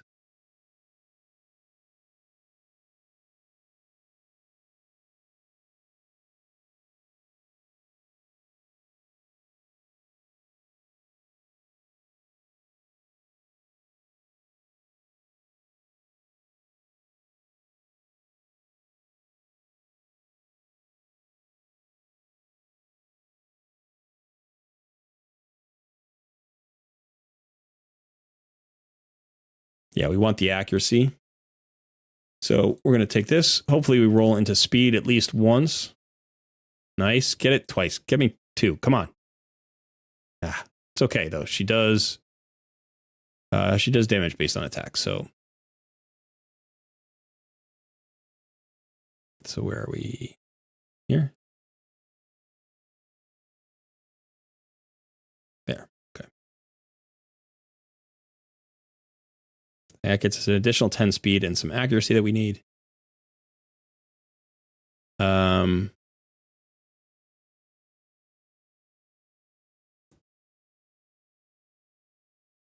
Okay.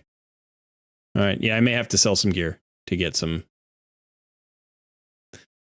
In fact, let's do a quick mini cleanse here.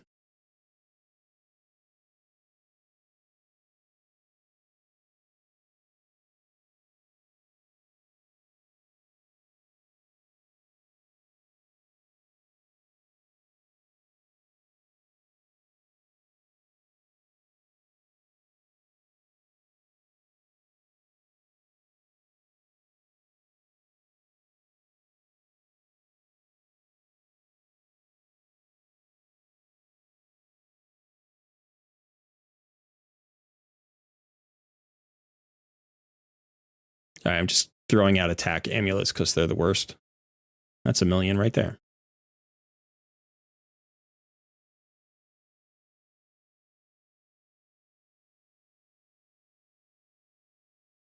Now, what would this get us? This would get us another 14 speed. What are we at now? We're at 165. You're scared to get rid of it now. Yeah, I understand. I understand that. Let's look and see if we can find a crit rate glove in a better set.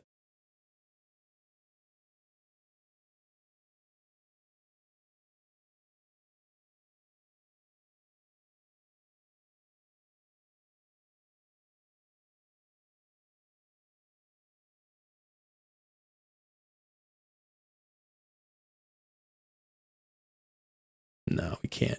Okay. No, we're not taking anything from Wukong. All right, so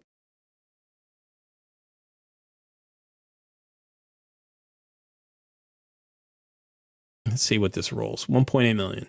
How about 700K? Ooh, a little bit more than that. 1.4 million. You don't use the monkey, but you should. Let's just get the accuracy. I just want the accuracy. And then I want some speed.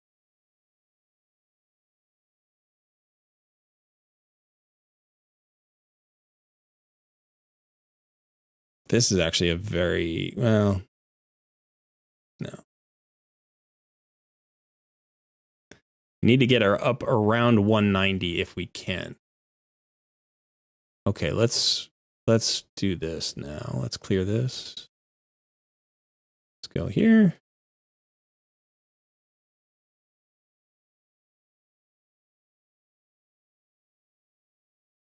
Righteous. There you go. That's a better piece.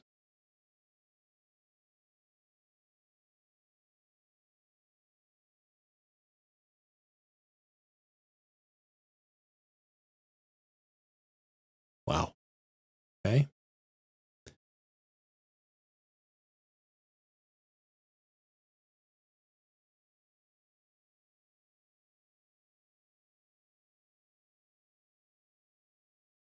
We're at 189. Accuracy is 225. That should be enough. Let's glyph this. We can even glyph the attack. Why not? It's only 4,000.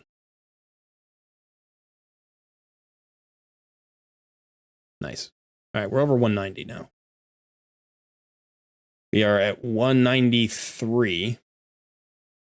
Now, we're bringing in a Cold Heart who's at 195 with 291 accuracy. Not 100% crit rate, but that's okay for now. Can't make everything perfect. And then Rhonda. We got to check Rhonda. Rhonda's running at 181. With a very interesting build.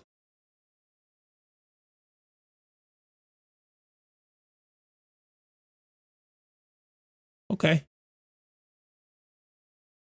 Damage gloves.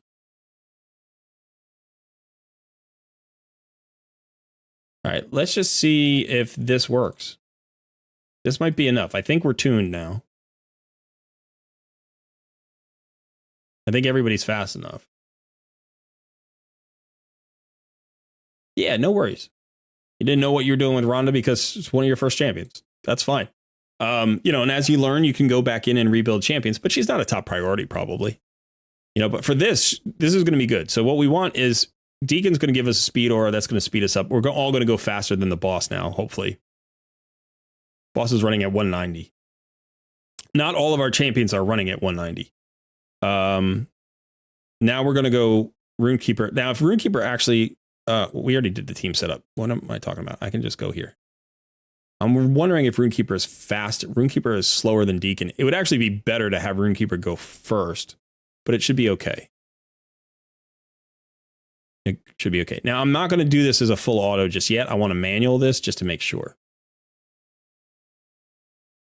So the way this is going to work is you get 2 turn meter fills. So that means everybody's going to be fast enough. But you need your full opening when you get to the boss. So here we're just going to manual stuff. And just hope to get around to... I don't want to use the big nuke here. We can just kill some people. You got the mastery that reduces turn meter, which is good on both Deacon and Runekeeper Dazzler. So that's really good. So yeah, this is going to be fun. We're gonna walk through this. I think. All right, so this is where it gets interesting. So Deacon opens with his turn meter fill and decrease, and then he's going to debuff everybody. Ooh, that was a nice join. You're not going to get that every time, but you shouldn't have to. Runekeeper now gives you the attack. You want to use the AoE from Cold Heart. Don't open with her Heartseeker. You're going to want her Heartseeker on the boss. So AoE everybody. Now you're going to throw out A1s here with Allure. If she hits the boss, that's going to help. She did. And now you've got Rhonda here. Now, Rhonda, you can go ahead and use her AoE. Now everybody's clear. So now you're going to get turn meter decrease. We're fast enough that we're going to get some turn meter decrease on the boss here. So the question is, do we get enough?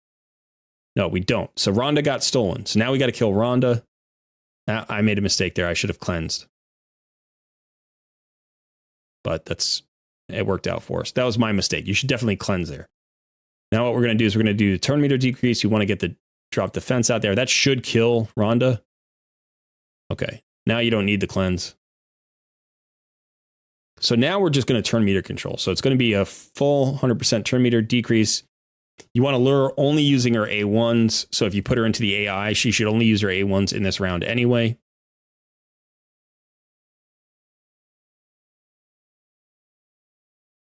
We're not going to have enough to 100% turn meter decrease the boss, but we should get a lot more turns than the boss because we've got 3 turn meter controllers in Deacon Armstrong, Cold Heart, and Allure. Now, if you can get faster, especially with Allure and Cold Heart, you'll get back to that turn meter decrease more often. And if you have a slow, so if you have a champion you can bring in here who has a slow, go ahead and heal up. That can help as well. So it could, I probably wouldn't bring in Scylla the Drakes because she's difficult to kill when she gets, when she's on the enemy team. But you could try her. If your Syl isn't too tanky, it might not be an issue because, depending on who you replace, you're probably going to pull Rhonda out of the team. But that's tricky too. Yeah, that's tricky. You might have to pull Cold Heart out of the team and then you lose all of that. So I don't know. I think the biggest issue is just speed. Everything's still good over here? Yeah, we're still kicking. We're killing the Dark Fae. Nice.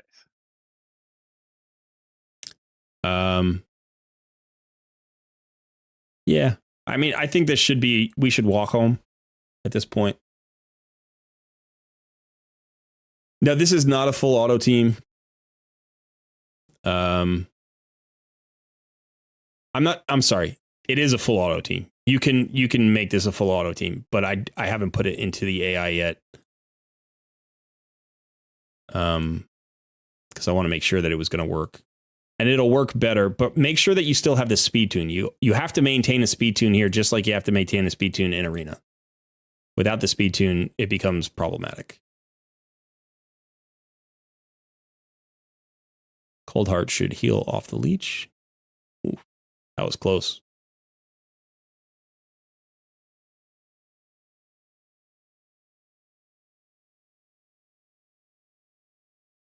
I was trying to get too tricky there.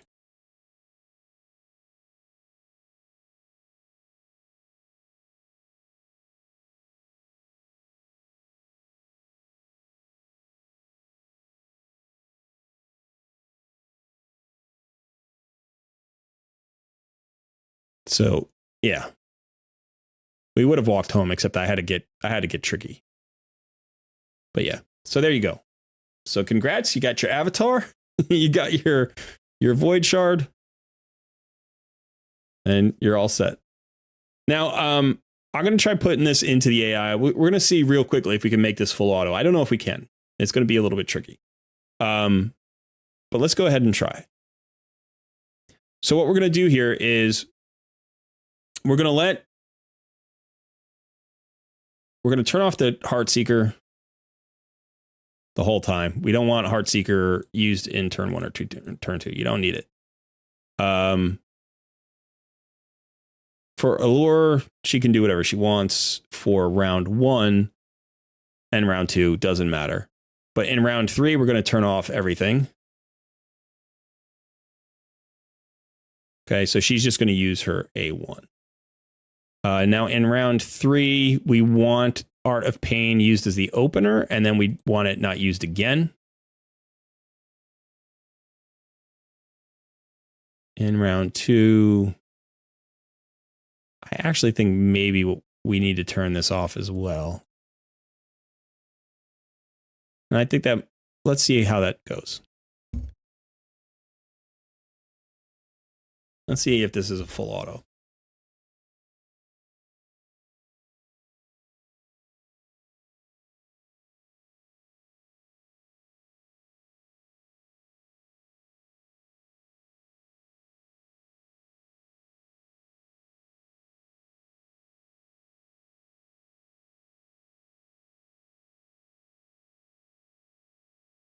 She didn't land that turn meter decrease.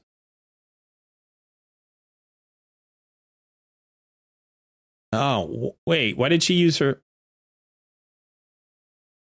She used her Heartseeker. She should not have used her Heartseeker.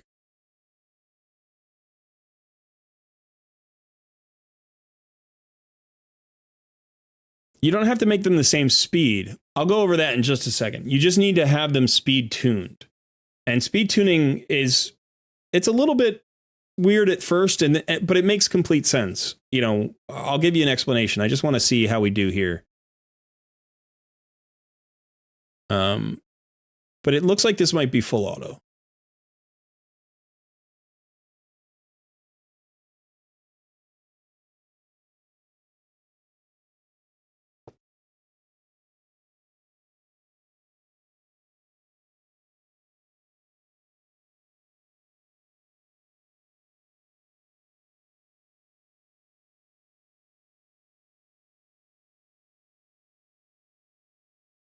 Now, the success rate of this, probably not 100%. But the good news is for the next day, for the next hour and a half plus 1 day or whatever it is, plus a few extra hours on the other side of the CVC, you can farm this full auto. It looks like it's going to take maybe, I don't know, 2.5 to 3 minutes. And you can get some good forge materials. So I would use all your keys here in the Dark Fae because she's not going to come around for another 2 months, and she's got the best forge materials in the game. All right, so that did leave us in a little bit of a wonky spot. That's going to kill us. Yeah. That's too bad. Okay, so it's not full auto. There was something that happened that was weird at the beginning of round 3. I said open with that, and I thought she opened with her Heartseeker. She should open with that. Why did she open with her heart? It looked like she opened with her Heartseeker.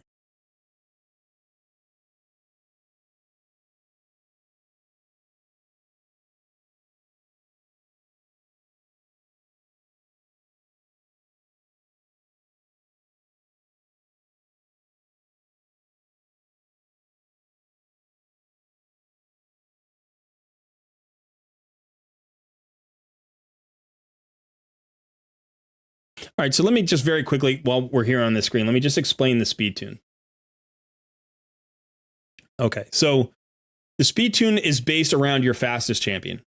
Your fastest champion, the fastest champion on the board, not just yours, but yours or the enemy, determines the speed cap. So imagine that your turn meter fills up to the speed cap, and that's when somebody goes, right? So if the fastest champion is at 110, that's the speed cap. If they're at 210, that's the speed cap. It doesn't matter where they are. The fastest champion determines, because they go first, right? So everybody needs to get to that speed. So in this case, your fastest champion is Deacon Armstrong. He's at 229. Now, what happens is if you get a turn meter fill, so Deacon is standing at the front of the line, everybody's lined up behind him, and he's the next one to walk up to the bank teller and say, hey, can you help me out? So he's at the front of the line. In order for people to go next, they need to get to where he's standing, or preferably just a little step beyond that. So if they're all queued up behind, right, their natural turn meter just fills as people go. So when somebody when Deacon steps up, the next person steps into his place, and that's the next person to go. And then when he goes, the next person steps up. So it's just like a line. It's literally a queue just filling. A turn meter is somebody jumping the line. A turn meter fill jumps the line. So what happens is you can actually get in front of the people who are waiting. So Deacon fills turn meter by 15%. So what that means is everybody who's in his team goes 15% forward. Right? Now it's based on their speed. So Runekeeper Dazdirk, I'll show you the calculator. So basically what he's got is he's got a speed of 222. But he's getting a 15% turn meter fill. So all I have to do is multiply that by 1.15. And now he's actually effectively running at 255 because Deacon sped him up by turn meter filling him, right? So, but remember, the speed cap is Deacon's speed cap, 229. So 255 is Runekeeper's way at the front of the line now. He's at the front of the line, no problem, right? So he's going to go next. He has to go next. He's jumped the line, right? So he's gotten past the 229 barrier. He's next. Now, what we have to see, what about Allure and Coldheart and Rhonda? Well, Coldheart's at 195. Now, she may already have jumped the line, but we don't even care yet because we know that Runekeeper is faster than she is. So he's going to be ahead of her no matter what. Now, Runekeeper fills everybody's turn meter by 25%. So what that means is if Deacon goes first and Runekeeper Dazdirk goes next, Coldheart, who's going third, has gotten 2 turn meter fills. She got the 15% from Deacon Armstrong. She got the 25% from Runekeeper Dazdirk. So we go back to our calculator and we say, okay, so her speed is 195. But she didn't get a 15% turn meter fill. She got a 40% turn meter fill. So I'm multiplying it by 1.40 for 40%. So she's actually running at 273. She's jumped the line so far that she's standing where the 273 person would be standing. So she's absolutely going next, right? Now, what about the next champions? Well, we can do the same thing with them. We look at Allure. Allure is at 193. So 193, times 1.4 is going to be faster than Deacon. And we do the same with Rhonda. Rhonda is going to be faster than Deacon. The issue, I wasn't really concerned too much with their speed in terms of speed tuning because I knew that once we got Runekeeper Dazdirk speed tuned, his 25% turn meter fill is so large that with Deacons, everybody would be speed tuned. But the bigger issue is how many turns can they take? Because the faster your turn meter controllers go, the faster Allure can go, the more she can reduce the turn meter of the boss. Now let me just check something. So yeah, I don't know. She must have gotten 3%ed at one point because she didn't reduce somebody's turn meter. She's got the accuracy and the crit rate, so she should. Yeah, she should have reduced the turn meter. She must have gotten 3%ed at one point. But so that's how the speed tune works, right? You just need to make sure that everybody passes the speed threshold of the fastest champion. And you can do that in reverse, by the way. You can do the calculation like you can say, okay, I know I'm going to get 40% turn meter fill and Deacon's running at 229. So you can just do a division instead, divided by 1.4. Everybody's getting 40%. So this will tell you the slowest a champion can possibly run and still be connected. 163.57, which means 164. You have to be above this. So you need to run at 164 speed. Everybody who's third, fourth, or fifth needs to run at 164 or above because they're all getting 40% turn meter fill. And so they're all running in the 180s and 190s, I think, right? Rhonda is the slowest at 181. So she's well connected. So you don't have to worry about disconnecting on the initial turn. Now, there are things that can disconnect you, like passive. Like if you're in an arena, you can have somebody who's got a passive or a blessing that messes with your turn meter. You know, there can be all sorts of weird things. But in Dark Fae, you're not going to get disconnected unless you bring in one of those champions that would have that kind of passive. You know, so since we can control it, we know we're connected. Now, the issue is more like, I don't know why that wasn't 100%, not 100%. I don't know why that wasn't full auto. But it feels like this should be full auto. And remember, you need that full opening on the round 3. So here on round 2, we're basically using non-essential skills. So the A1s, we might use, you know, like we could use Allure's A2 here because her A2 doesn't matter in the boss fight because we're shutting it off. So here we need all the cooldowns up. So it should be Deacon, turn meter, Runekeeper, turn meter, Cold Heart. She should have AoE'd. She should have AoE'd. And she did it again.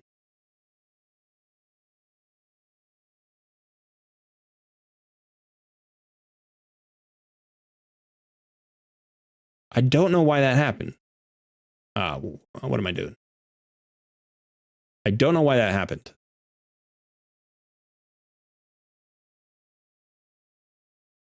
Cold Heart's Heartseeker is off. Heartseeker is off. Oh, you know what must have happened?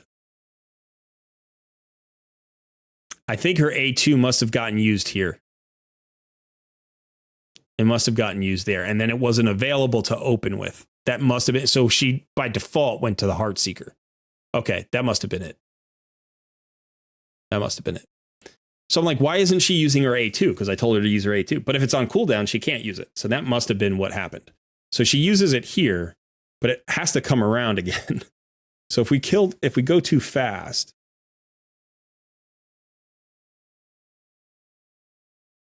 we might have to turn it off on round 1 as well. No, here it's going to work. So now it'll be turn meter, Deacon, turn meter, Runekeeper, AoE from Cold Heart. There we go. Now we're good. Now the question becomes, you know, do we get unlucky with the fears and stuff? The resistance on Runekeeper makes it great because he doesn't get feared, and so he can cleanse the team. And now we should be better off. Now, again, if we get 3%ed too much, or if if the speed tune isn't quite right, or some RNG happens, like we might not win this fight. You know, like it's potentially possible. You can always manual it, and like I said, I think if you manual it, you'll be fine. But we want this to be 100% auto.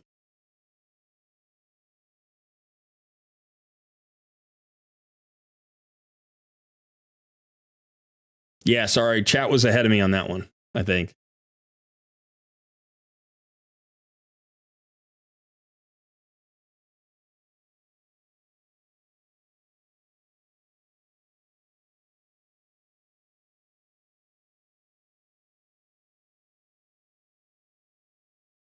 Ooh, that is close. We cannot have Cold Heart die. If Cold Heart dies, this fight doesn't work.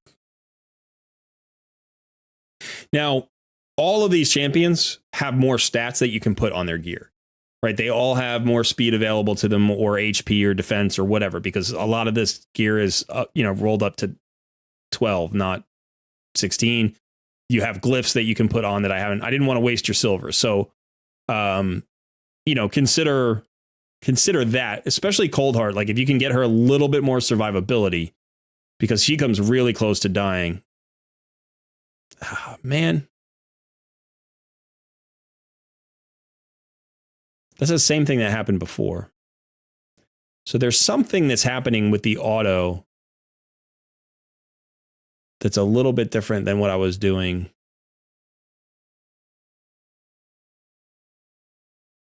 Manual. It might be this. It might be this. I don't have to do that, I don't think.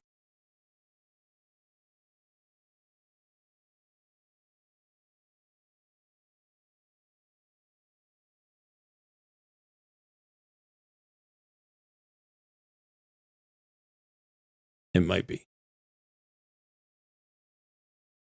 Actually, yeah, let's do that first. Let's just real quickly. Let's look at the Cold Heart.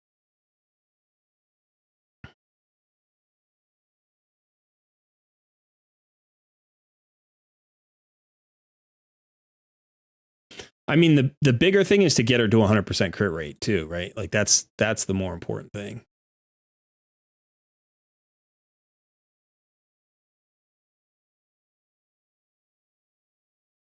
She deserves little bit of a rebuild here.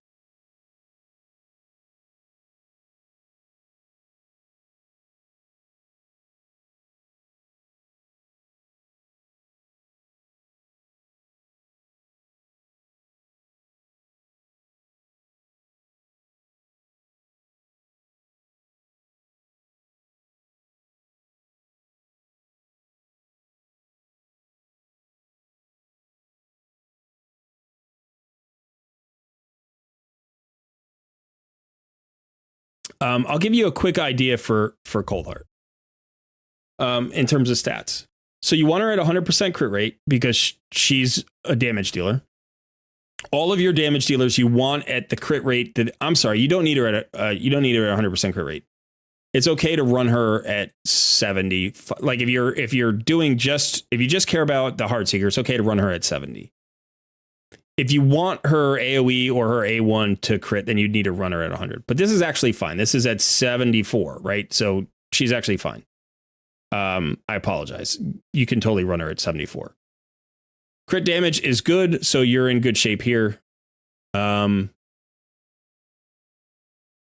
would probably try to run her a little bit faster.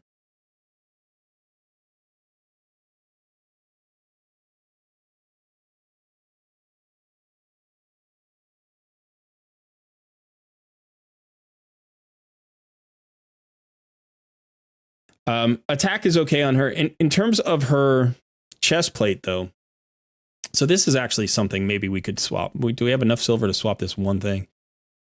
Let's see.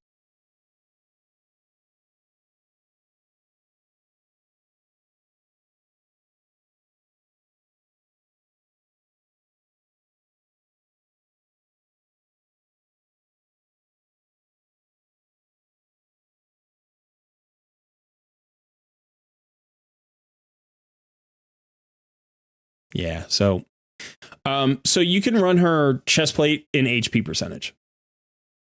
That can be really useful in terms of preventing her from being a target, like say in Spider. Because her skill, her Heartseeker, does damage based on enemy max HP. The attack component of it is not nothing, but it's much smaller than the enemy max HP. So the more important thing is that she's alive and she gets back around to this Heartseeker as frequently as possible. And then that it hits as hard as possible. So that 70% crit rate and as much crit damage as you can. Your crit damage is actually not bad here. You're doing okay on crit damage.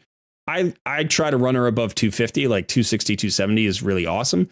but it's hard to get up that high. So as long as you're over about 220, 230, she's going to do great for you in Spider Boss and all the places that you need. You know, so right now, what are you running? 228. Yeah, that's fine. That's not a problem. If you can squeeze a little bit of extra out of her, like you can get more onto, oh, you could actually do this. This would be big.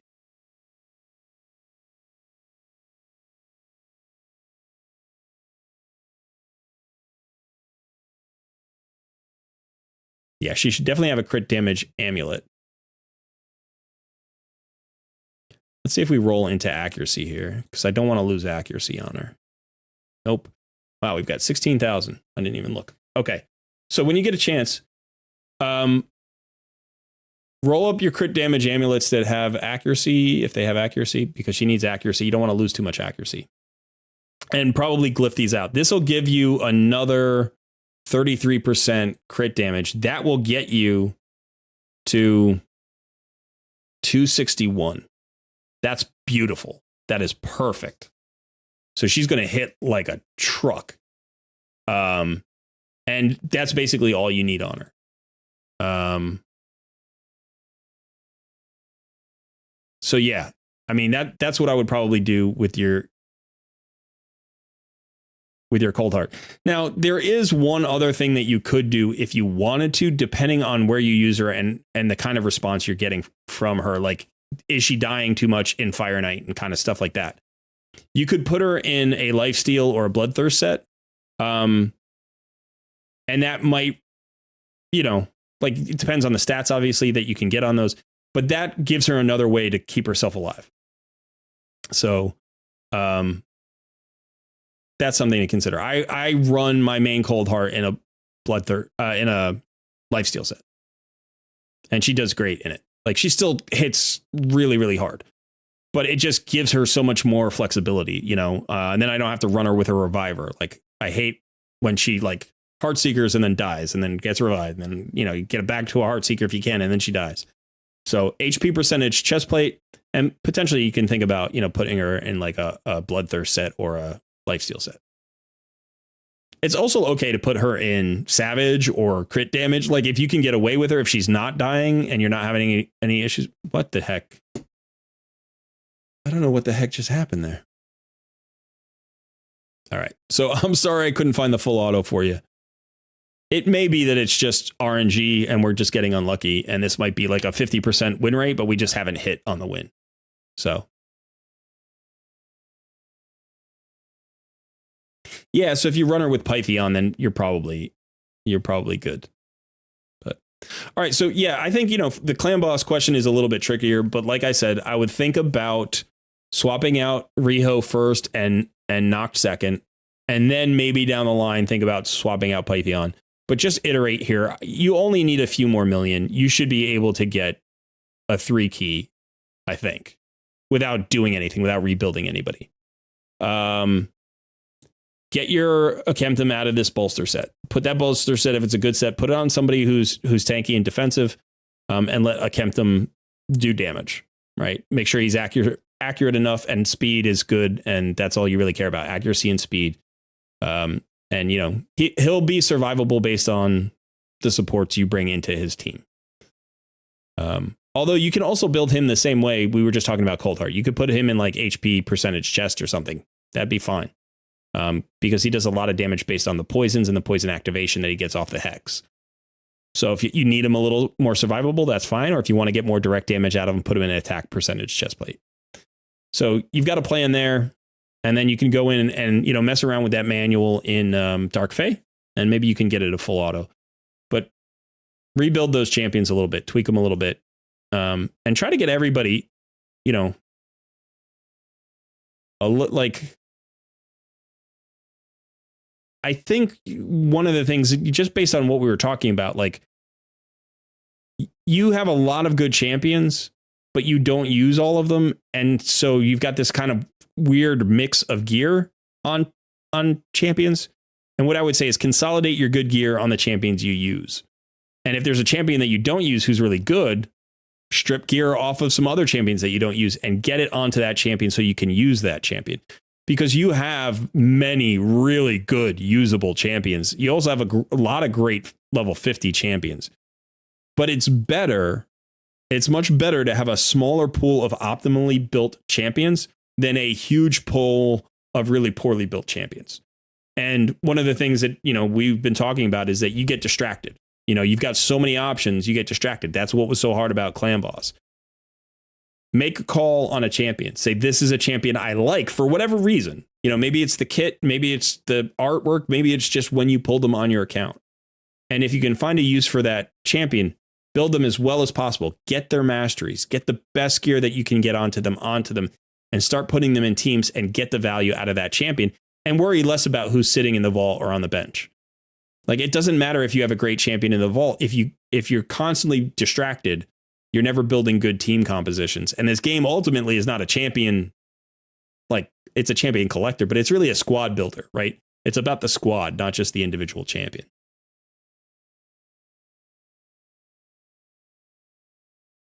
All right. Well, I hope that was helpful. Thanks for letting me mess around on your account, Dragonfly. And I wish you luck.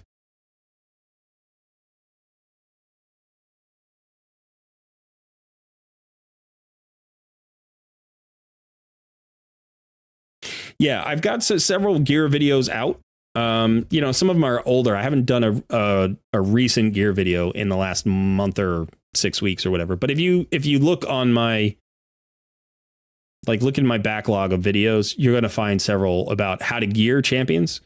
There's a couple that are really good and very popular in terms of on my site. So, search keyword search build or gear, and you're going to find some stuff. And that'll help you with every role. You're welcome. All right, Son, are you here? I am indeed. All right, let's clear that wheel, reset it, and let's get one more in here if we can.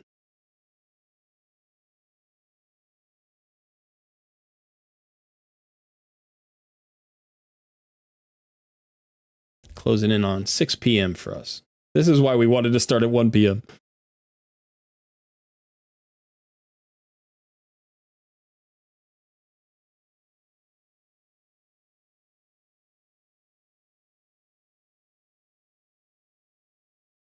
All right, wheel has been reset.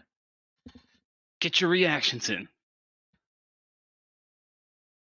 It's that shooter with the Geo no. I like it. Don't forget to hit the like button on the stream and subscribe to the channel if you haven't already. Everybody here, I'm assuming, is in the Discord community because you have to be in the Discord community to get your free takeover.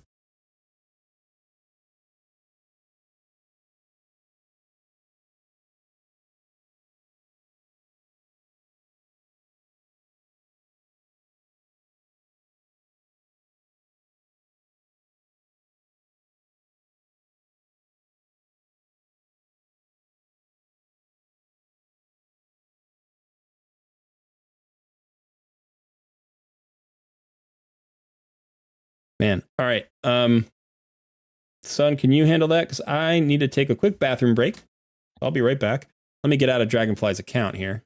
Everybody can see the beautiful logo. All right, and I will be back in 2 minutes.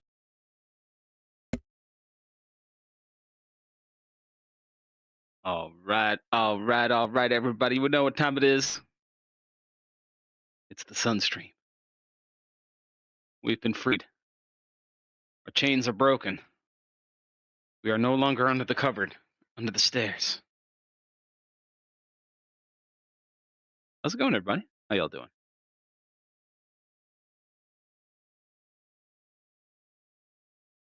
Hey. Free the Geo. How's it going? How's it going? Geo time. Yeah, you guys enjoy that in the the little geotag roll? Oh, I'm loving it. Best part of my day is messing with Cole about Geo. son, when are you going to do a takeover? I quote unquote did a takeover last Sunday. It was fun. I'm a noob. I think I maybe helped Grib a little bit. I tried. Next Halloween stream, you need to cosplay as Geo. Oh, that's good. Got the beard for it. Geo has a beard, doesn't he?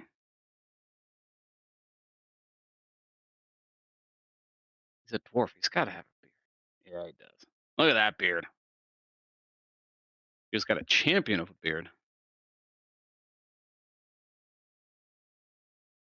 But whether or not I'll do takeovers again, we'll see. We'll see. We had a vote on if I should do a stream here once in a blue moon, and pretty much everybody said yes, which was surprising. Shooter, are you telling me I'm like, you have the beard? I appreciate the beard, but having the eyes? Have you looked at Geo? He looks like he's strung out on something, man. What are you trying to tell me? I guess I need to get some more sleep, huh? I would be an awesome Geo. Thank you. Thank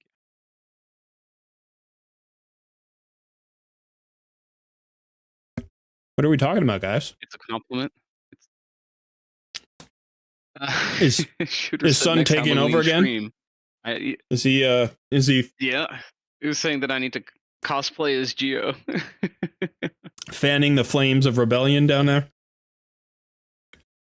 Yeah.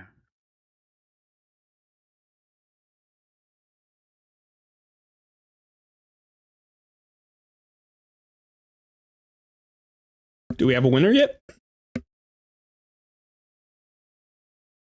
Oh, I started talking and forgot. Spin the wheel. Let's do it.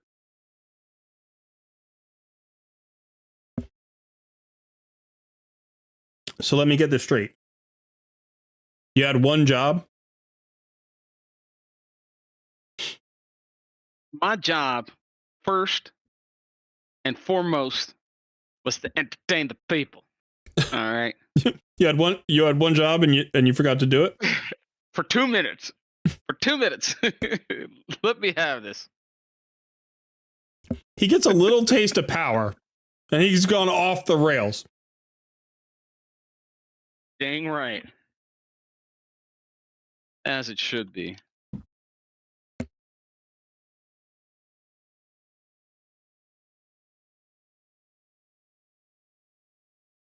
All right, we've got our winner, Freaky Gamer.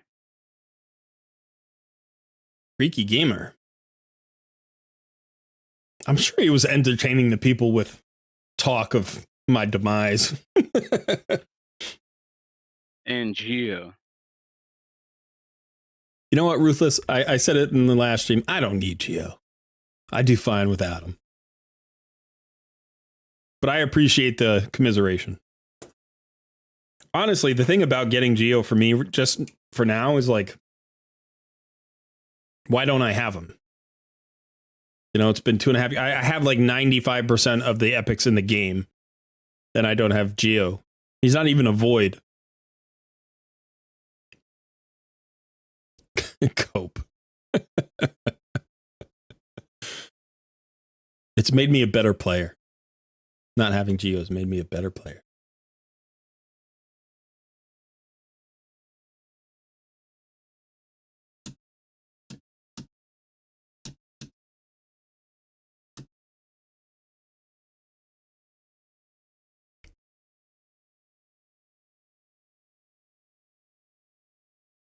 Hey, Jay.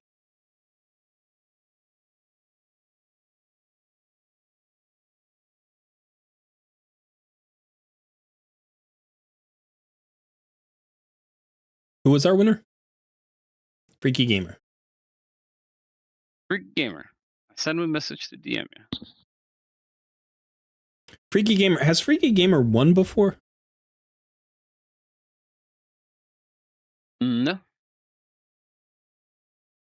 Well, at least they haven't won since the new system was implemented. Freaky, you won on October 5th.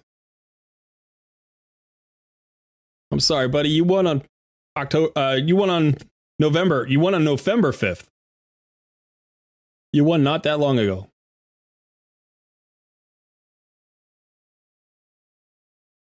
Must have been So right we're gonna before the new system. Yeah, we're gonna have to spin the wheel again, buddy.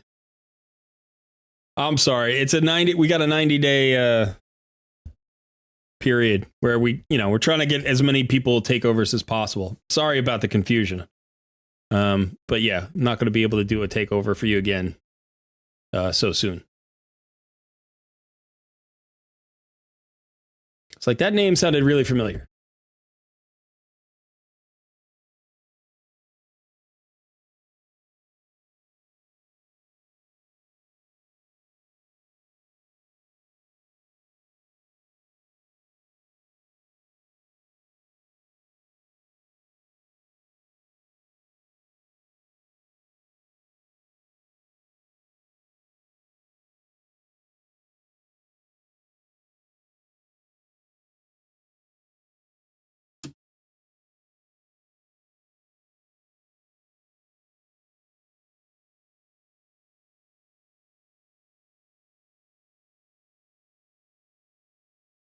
No, that doesn't reset his timer. No,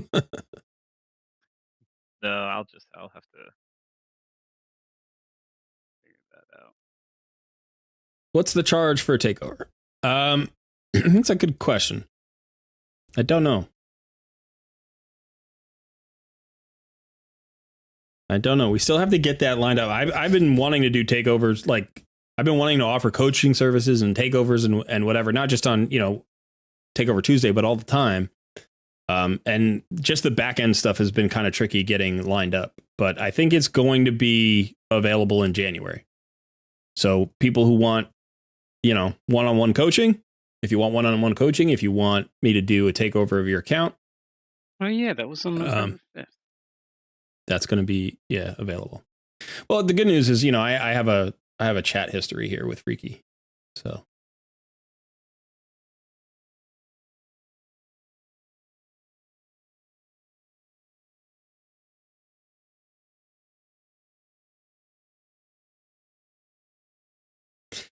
Yeah, I've seen a lot of people in between, like, it really depends what you're doing the takeover for. But like, for instance, if you go to Deadwood Jedi and you're looking for a clan boss takeover, I think it's like $300 to $400 for a clan boss takeover. But it's like a multi-day takeover. It's the kind of thing where it's like he'll kind of design a comp for you and then give you homework so that you can go and like grind the gear and all that stuff and then come back and he'll tweak it and make sure it works. And it can be the kind of thing where it's like it takes a while to assess the account. You can see, like with the last account, I could sit there for a day and work on that account and try to find a clan boss tune. And we don't have the cash available to even test it.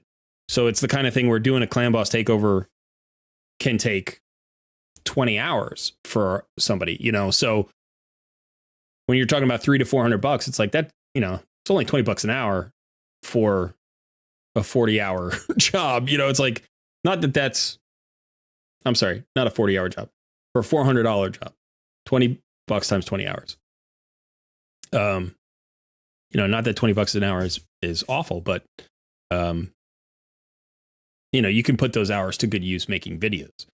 So I think, the typical charge for most CCs is going to be a lot more,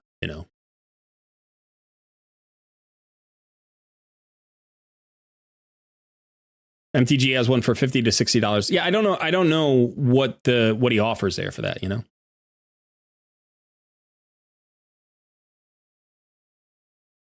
My personal style, I think every CC has a different style. I don't really love the idea of doing takeovers. I like the idea of coaching. So the idea would be that, whoever is interested in, say, a clan boss speed tune, we sit down together, talk it out, talk about the champions that you use in other places, talk about what your goals are, talk about what champions you like, kind of design a speed tune together. And then you go and grind the silver and the gear. We come back, we sit down, we go through the calculator together. I show you, how I would tweak it, or like if you need to learn the calculator, I can teach you the calculator. And what would happen then is not only would you have a successful, hopefully, clan boss speed tune at the end of it, but you would then be able to make another one on your own. That's how I would like to do it. That's my style. I'm more of a teacher. Like, I'm not trying to do your job for you. I'm trying to help you learn to do your job better, which is have fun in the game. It's not like it's a job. It's a game. But that's the way I would like to approach it.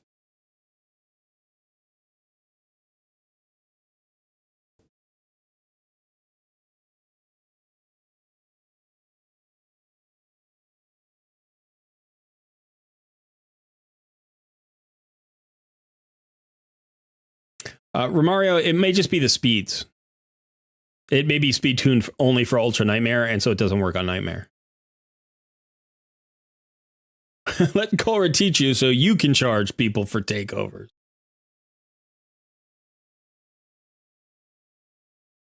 Do we have a new winner?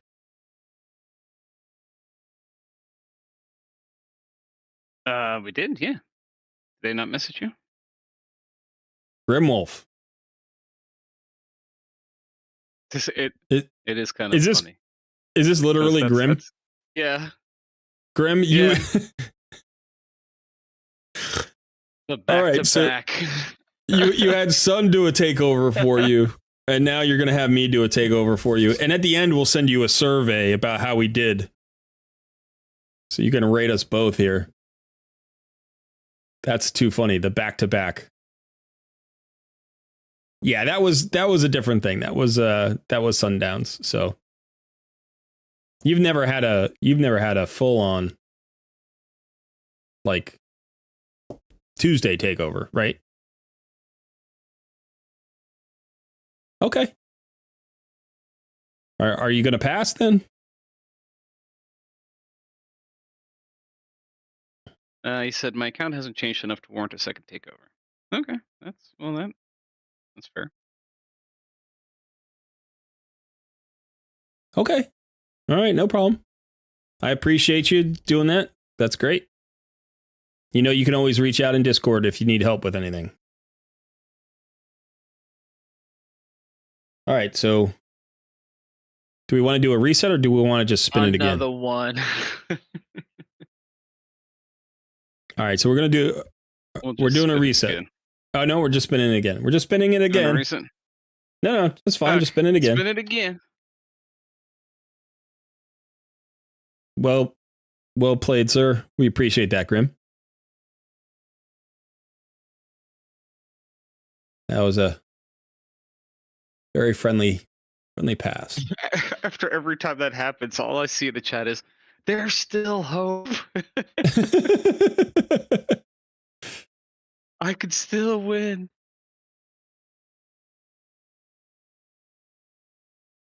Who have we got here?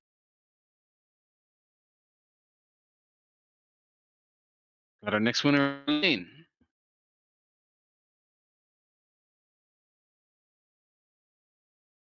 Elaine, Jamaica.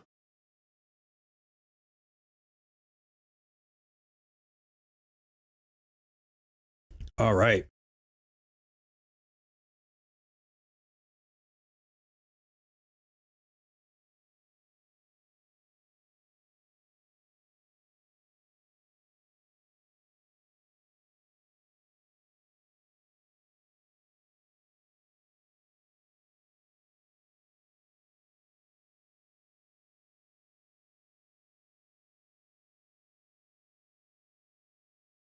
Shooter was so close. Yeah, Shooter needs a takeover. You know what? If Shooter wins a takeover, I'm just going to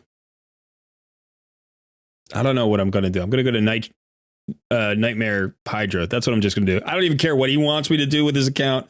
If Shooter wins, I'm going straight to Nightmare Hydra.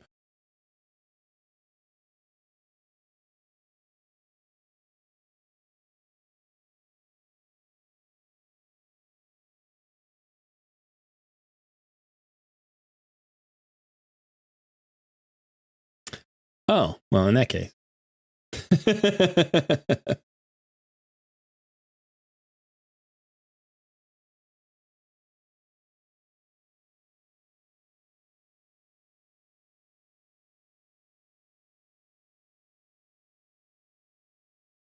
All right. That password is not working for me. Let me see.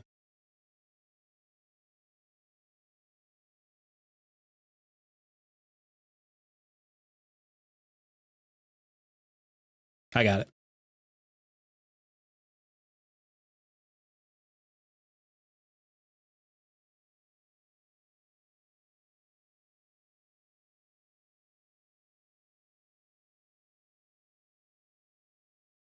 Yeah, that'd be more of a showcase than a takeover. Or it's just like, just feed his neck mo. I don't think Shooter needs him anymore. Spend all his silver on flat stat star gear. What? 1-star gear? Can't see that. 4-star gear. There we go.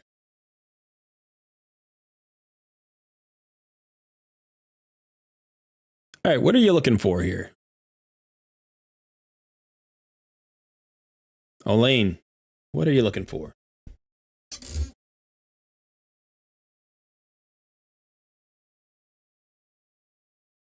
Got 500,000 silver. Your clan boss sucks? Okay.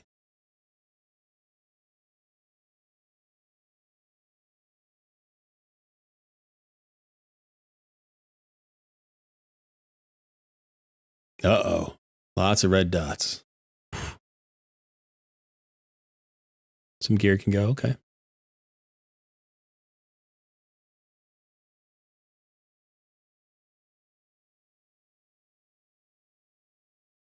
All right. Let's take a look at your login first. Let's see, where are we? All right, we were on Scion, so we've been playing for a while. We are level 74. Let's take a look at the roster.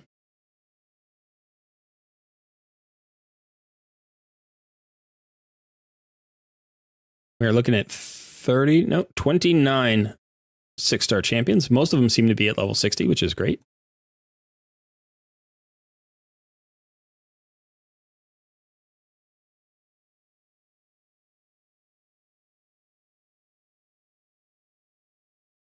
You got the croc. Nice. Jar egg.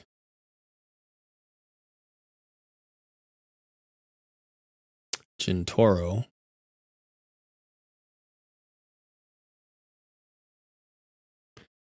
Tagore is really interesting.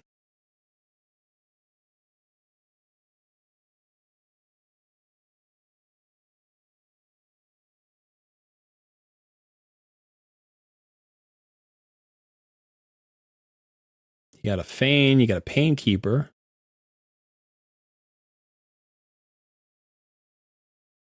Let's see what you've got in the vaults.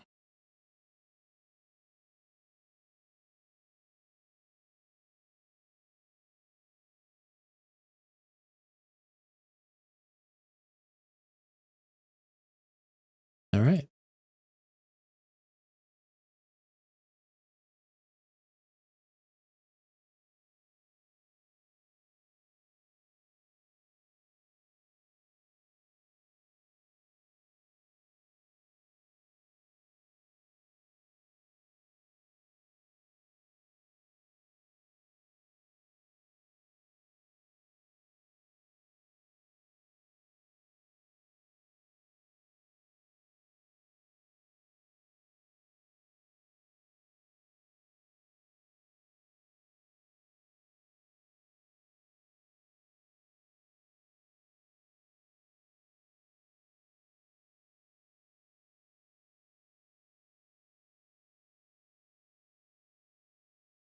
All right.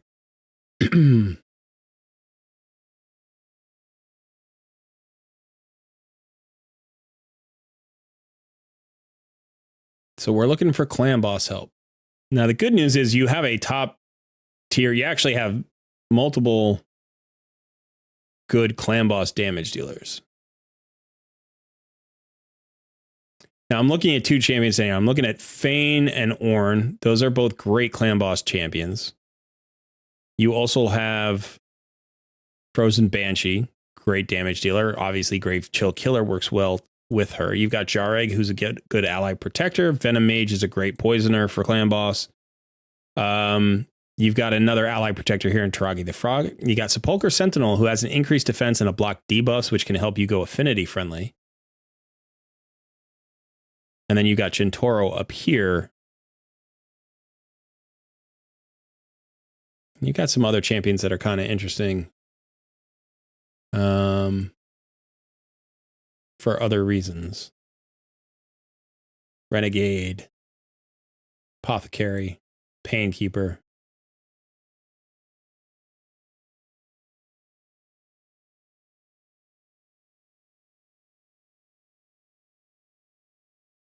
So let's see what you've got currently.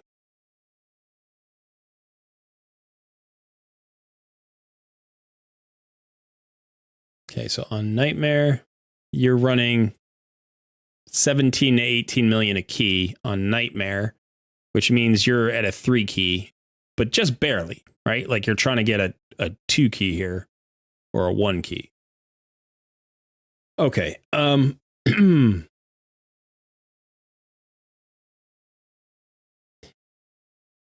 What I might try to do, just because of where you are, I'm actually in a very similar place on my new versus pro account. I'm at a 2 key Nightmare, like kind of. It's usually a 3 key. Sometimes I can get the 2 key. So I think the goal probably would be to try to get this to a 1 key and then let Ultra Nightmare kind of unfold as it will. Do you know what I mean? Like, let's focus on getting a Nightmare speed tune. Let's see if we can do it for both. Sometimes you can do it for both. But as you saw with the last speed tune, like sometimes it's easier to just focus on one. And what I'm thinking right off the bat, just based on your champions, is I'm thinking about Sepulchre Sentinel here. Because of this block debuffs. And the decrease attack, she's really good. She's very good. Let me see, before I do that, if there's any other block debuffs. So there's Marked.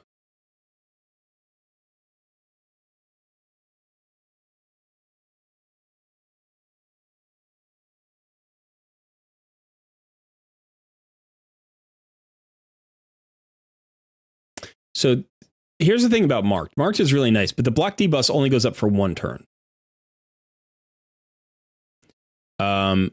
It's on a 3-turn cooldown. You get the increased defense for 2 turns. So sometimes she's used as kind of a budget option in clan bosses. Now, Sepulchre Sentinel has basically the same skill, increased defense and block debuffs, but it's for 2 turns. However, it's on a 4-turn cooldown, right? Marked actually gets down to a 3-turn cooldown.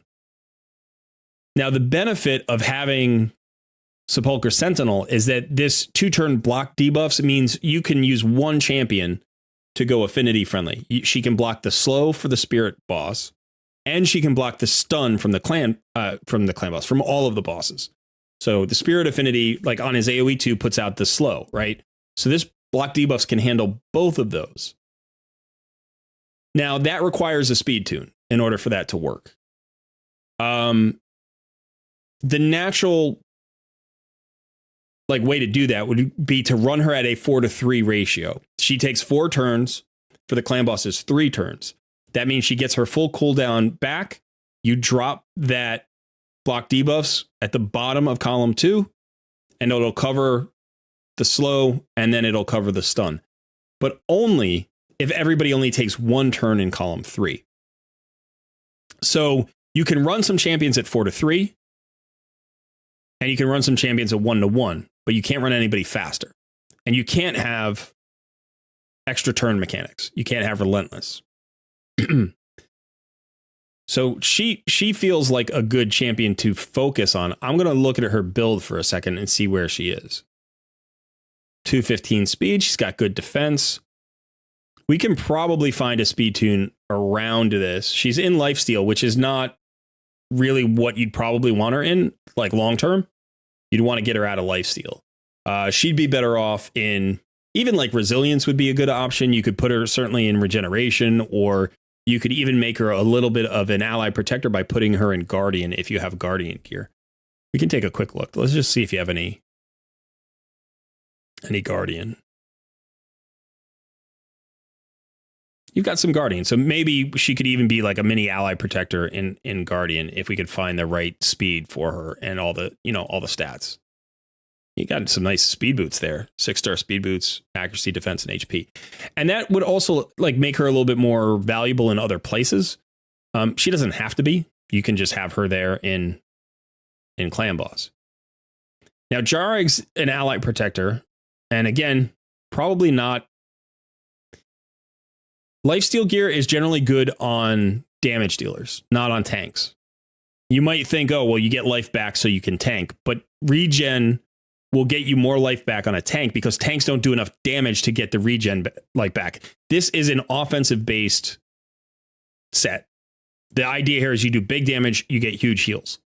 The tiny damage that Jareg does, the tiny damage that Sepulchre Sentinel does isn't enough to keep them alive.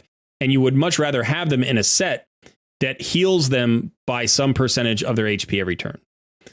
Okay. And then you can move these pieces to champions who do damage offensively. So maybe like Yakarl or Jintoro or Sun Wukong or Dark Elhain, maybe even Husk, although it's a little bit of a weird mix.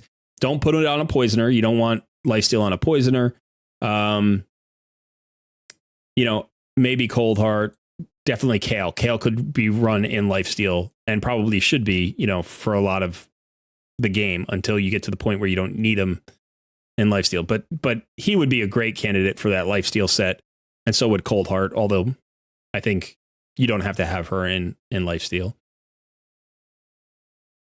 So you eventually move away from lifesteal anyway.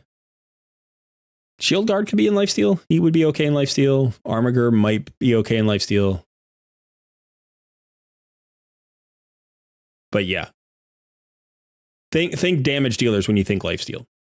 Okay, so let's say we bring her in. Now the question here is who's going to be our clan boss damage dealer? If we're going kind of defensively and kind of tanky, I think poisons are really good. We can potentially bring in Frozen Banshee. She's fully booked. Now, Grave Chill Killer is another option.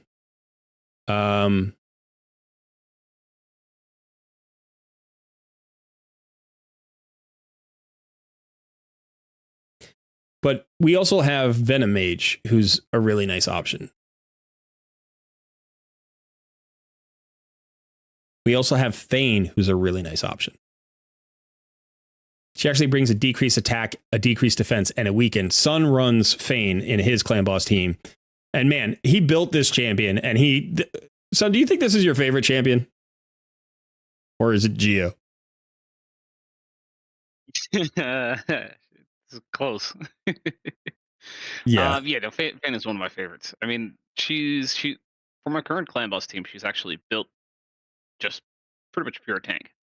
Then I'm just using her for all the debuffs. Yeah, just get the debuffs out there.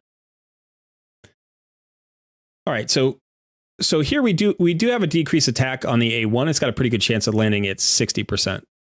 And then so we know that we've got that. Let's see if we can find a good combination for decreased defense and weaken. So let's look for a debuff here. Let's look for the weaken first. Right, we have Jintoro, who's an excellent damage dealer, but he's not booked. He brings a decreased defense and a weaken, though, on the same skill. So it's got to be either Fane or Jintoro, I think.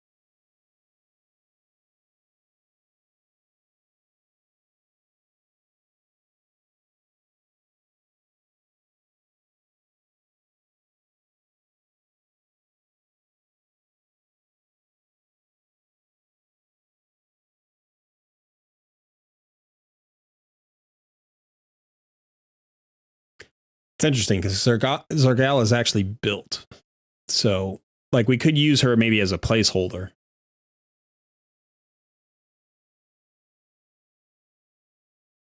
I mean, this is still 100% chance. The only problem is it's on a 4-turn cooldown now.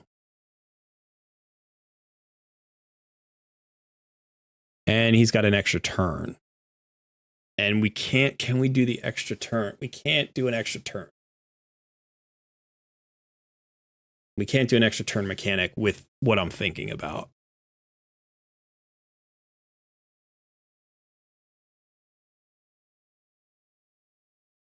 Let's go back. I got to look at the team again.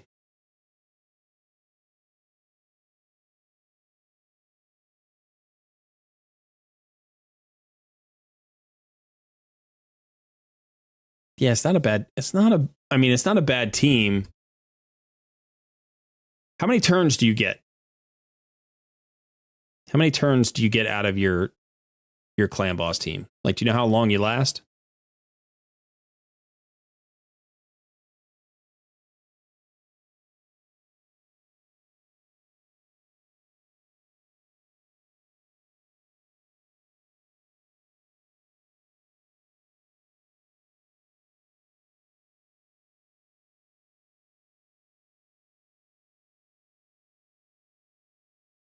All right, we don't have a key.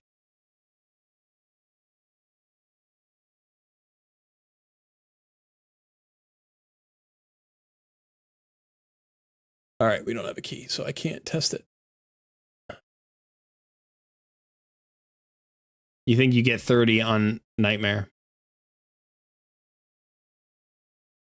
Yeah. All right, so I mean, I think the concept behind the team is not bad. You have Haikatoon, you're trying to get more turns. And so she's your, you know, your speed engine. She's built tanky, which is right. She's built fast, which is right. You know, maybe you could get some more speed on her even. Like, you know, this only has a single roll. This is a 5-star, but it's like, you know, you're doing the right thing. Conceptually, you have the right call here. You know, and this may be as fast as you can legitimate. Like, okay, you could maybe roll this, you know, and see if you could get a double roll into speed or something. This is a 5-star gear. This is 6-star gear, you know, so it's like, but yeah, so she's built well. You've got just enough accuracy. Got just enough accuracy on your Frozen Banshee to make her work. She's running at a decent speed. Let's see, you were running the Engine Toro.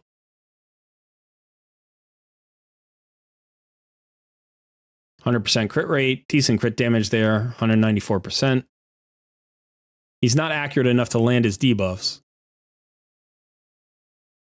At 133, even with mastery, like he's going to get resisted a bunch. You also don't have him masteried out. So you were working on him, it feels like, which is, by the way, that's a good call. He's a fantastic clan boss damage dealer. You will just need to book him. And it says like you don't get very many books. As you get a stronger clan boss team and you get the better chests, right, you'll get more books and that'll allow you to book him out. But it may be that we have to sideline him for now. Because the build's not quite there. He doesn't have the masteries and he doesn't have the books. So in the long run, this could be your solution.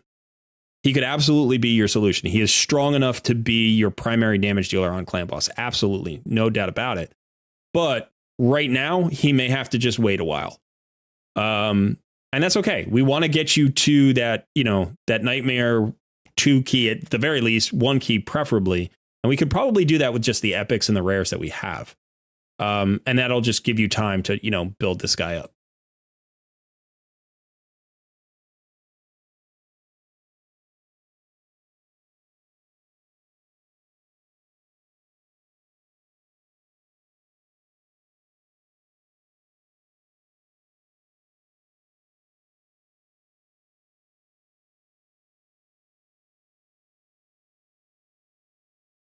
All right.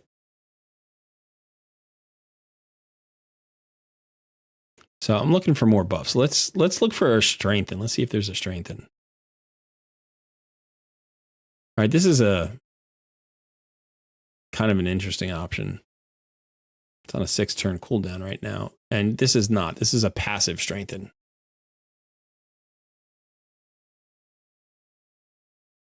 Okay, so we're not going to get strengthened into the team.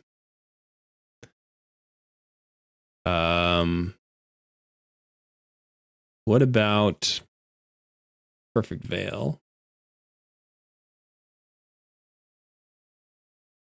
I don't think Kellen is a good...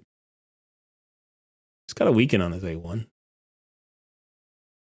Perfect Veil on himself, though.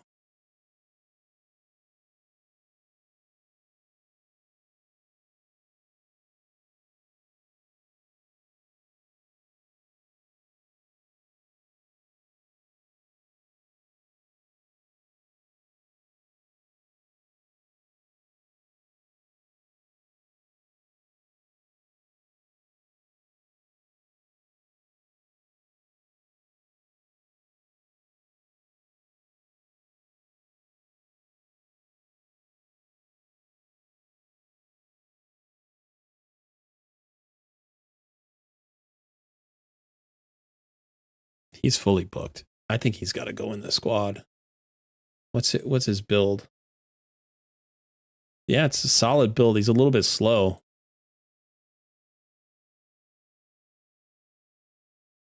You can glyph him a little bit of speed here. Let's see.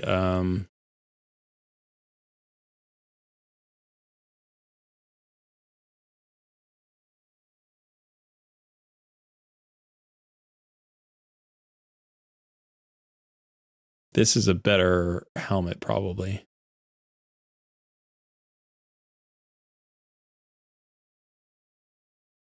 If we roll into speed or accuracy, accuracy is good. That's a little bit of a waste there. We need his accuracy to be higher. And we need his speed to be higher.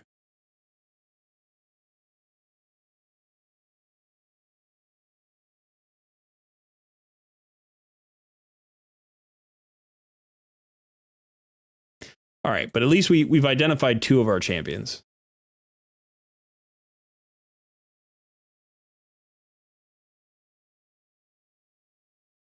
Is he running slow? Yeah, you're running him kind of slow. Takeover is running faster.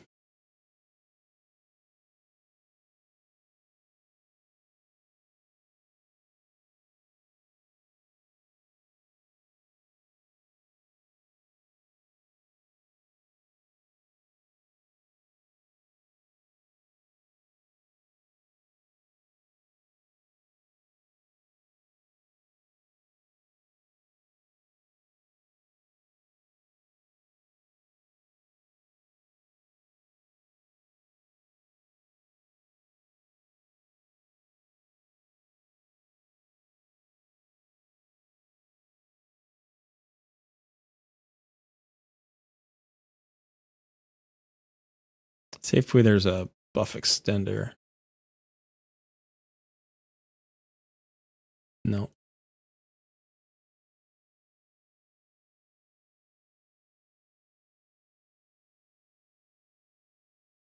You got an Anchorite, who I like quite a bit.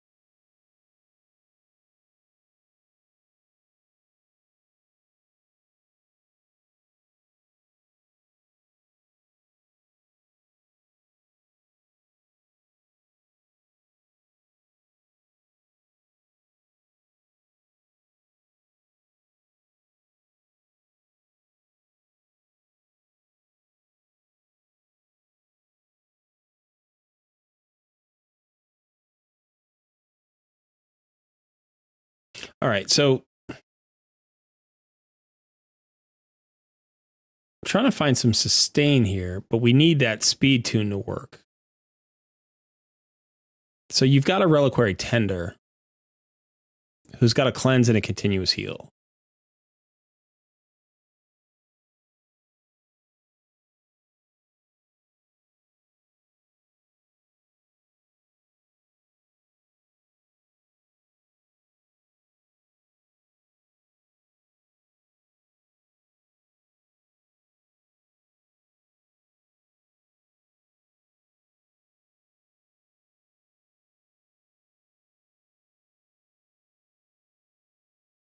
I mean, Painkeeper could work too. Now I'm trying to figure out if we can, what we can do with the 60s that you have, and then what I would recommend with the champions that are 50 or 40 that you could potentially bring up. And I think realistically, you know, the 40s that we're looking at are like Ornn, Fane, Painkeeper, Whisper, and Eris. Like those are all good clan boss champions for different kinds of teams. You know, 50s that you've got Apothecary and Renegade are probably the main ones. I mean, Aothar is a very good clan boss poisoner. He's got a 4 poison skill, which is kind of crazy.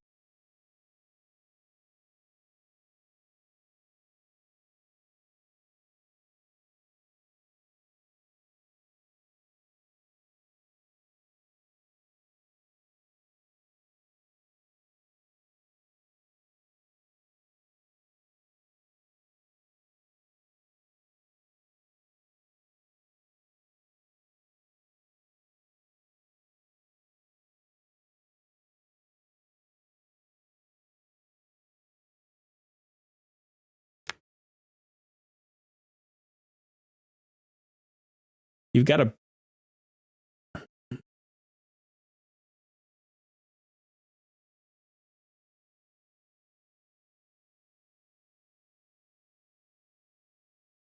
an interesting set of poisoners.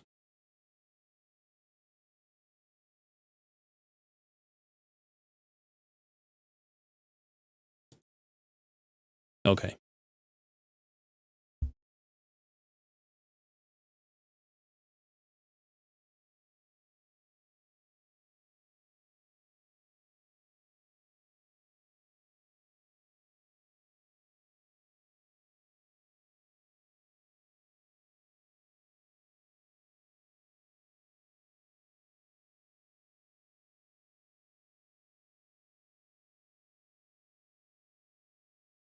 All right, so I think I've got a team here. I'm not going to be able to put it in, unfortunately. All right, so let's maybe go over to the clan boss calculator. We'll plug it into the calculator.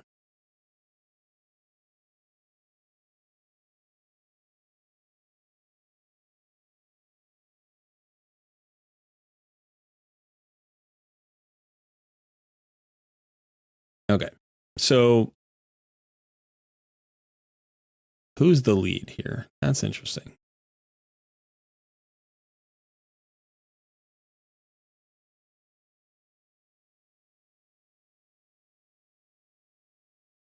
So probably just put Sepulcher in.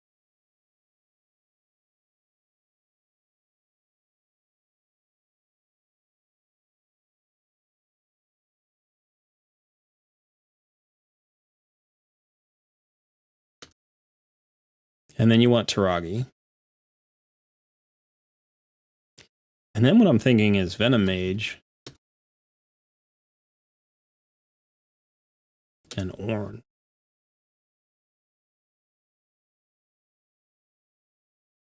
So the interesting thing about this is these are 2 poisoners and poison activators, but they're also pretty tanky. You get the passive from Venom Mage. When the heal reduction is down, you get 15% damage mitigation, which is going to allow Sepulcher, Sentinel, and Taragi the Frog to live a little bit longer. Myceliac Priest Ornn has got some built-in sustain. He's very tanky. Venom Mage is pretty tanky. This gives you 3 decrease attacks from 3 affinities. You will always have a strong affinity decrease attack. You know, the issue right now is with this group, you don't have a weaken or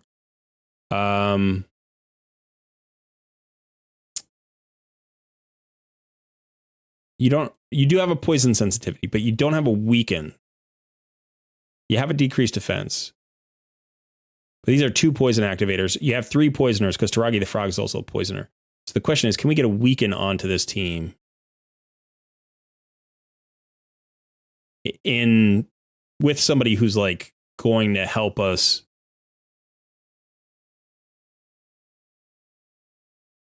live longer?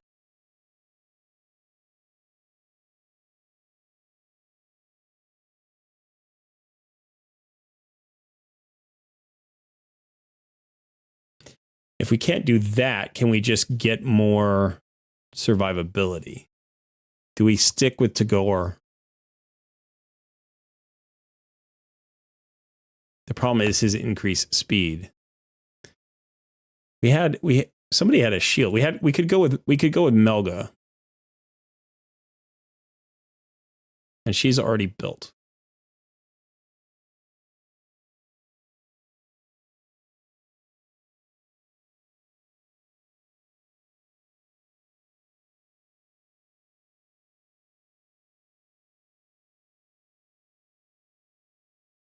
Okay, so this would be a block debuff buff and an increased defense. That would make us affinity friendly. Taragi the Frog would give us a shield and an ally protect with the increased defense, which would make us much more survivable. Melga gives us a shield after Taragi's shield is wiped out that is going to make us more survivable.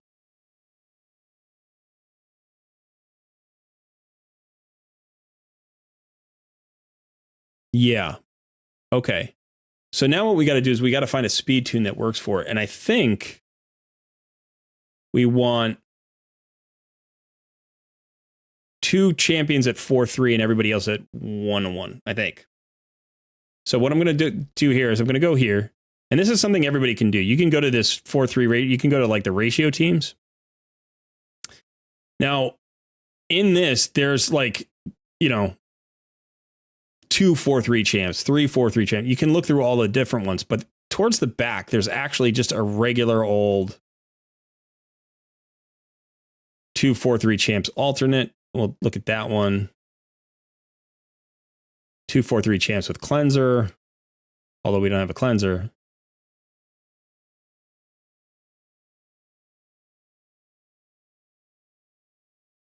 Two 4-3 champs. This is the one. So you can look at all of these different 4-3, and you can see that the speeds are going to be like different. So this is, 2 fast champions and 3 not so fast champions. Same thing here. You can see the speeds are close, but they're not exactly the same. Right. And then here, this one's a little bit different. This is actually, these are running even slower. And it has like important considerations. I don't know. Let's see. Void. This is void only. Let's get rid of that one. This is void only. What's this one? They're all void only? That doesn't make sense.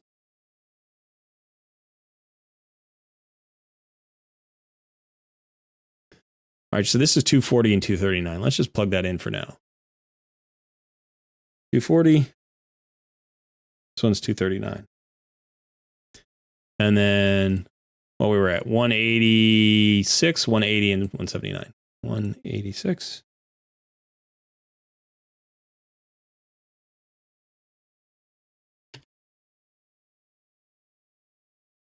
179.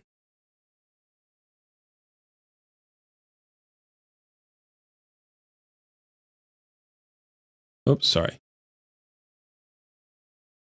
So let's see. So purple's going 4 times every time, and blue's going 4 times every time, which are the 2 fastest champions, and everybody green should go once each time. Okay. Now, in order for this to work, we have to have the right skills in the right place. So we're going to have to change these speeds a little bit, right? So we need Sepulchre Sentinel to block the slow and the stun, like block debuffs buff. So that has to happen here where Taragi the Frog currently is. So I'm going to switch her down to 239 and speed him up. So now the blue is there at the bottom. Now her skill that blocks that is her A2, right? Yeah, her A2. So she needs to do the A2 here at the bottom of this column. So let's see if we can we delay that by 1. There it is. That's all we had to do. Delay it by 1. So now you can see down here, I'll zoom in here so you can see this more easily. So at the bottom of the second column, those green buffs, those are the buffs that are going up, right? Blue buffs are buffs that are currently on. Green buffs are buffs that are going up, and the faded ones are the ones that fall off after this turn happens. So what would happen here is she would put up her block debuffs buff, which would allow everybody to avoid the slow. Now, because everybody's only going 1 turn in column 3, that means that buff stays all the way up. You can see it's falling off in column 1. It's not falling off here. So that means it's also going to block the stun. So Sepulchre's at the right speed in the right place with the right AI right now. And you can see it stays tuned all the way down. She's always doing her A2 at the bottom of column 2. So right now, we're affinity friendly. Now we have to decide where we want to put all the other skills in order to make us as survivable as possible. So what it feels like is we should have Taragi the Frog's ally protect up. The problem, unfortunately, is that this is also an increased defense. That's an increased defense. So we can't put up the increased defense and the ally protect on the same turn. Like that wouldn't work. So we're going to try to put the ally protect up here at the bottom of column 1. Let's see what that looks like. So we would delay it by 1, and now it goes there. But that doesn't tune, because we need it actually over here. So let's go back. So let's see if we switch the priority.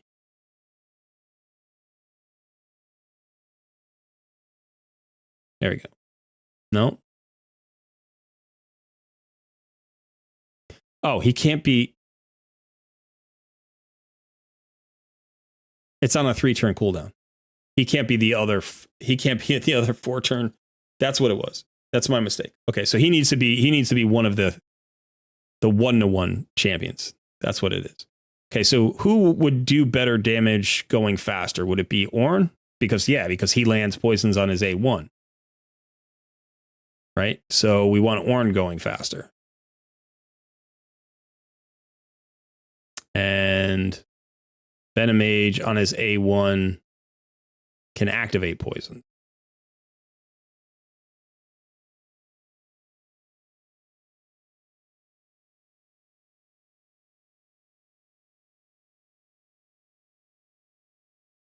So we want Myceliac Priest Ornn up here.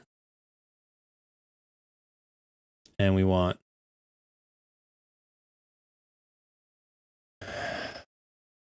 now we're in tricky territory.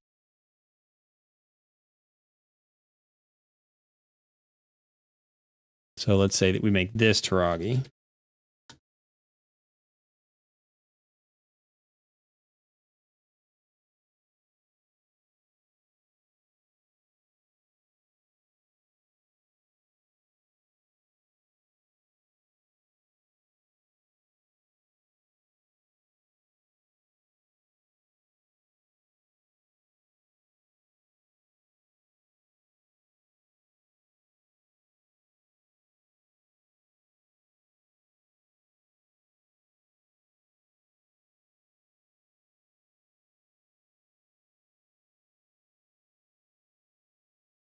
Okay. So if we do that, we get his ally protect here and shield. And then Melga will reapply her shield here. So we get Taragi's ally protect and shield on the AoE 1. We get the increased defense and Melga's shield on the AoE 2. The increased defense will last through the stun, but the shield will come off most people.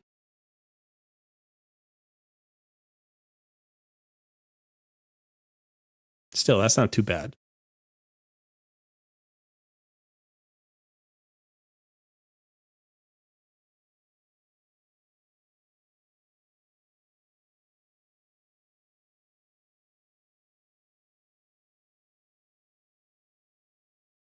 Your roster is fine. You got plenty of good champions here. So right now you don't have Ornn built, but you have everybody else built, right? So one thing that you might want to do just for now is rather than having Myceliac Priest Ornn here, you might want to have Frozen Banshee.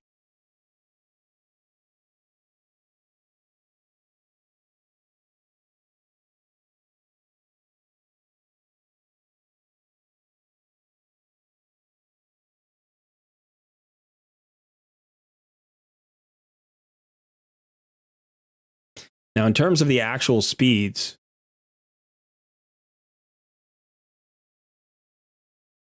there might be some leeway. I don't know. Let's see. Like, if we sped up Frozen Banshee, how fast can she? Okay, we can get her faster.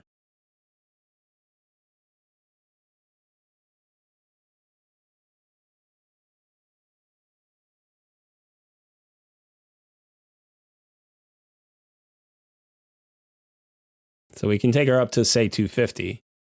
That'll give us a little bit of leeway with Sepulcher. Sepulcher can go faster, too. I don't know if Sepulcher can go slower. Can't go slower. Looks like that breaks the tune.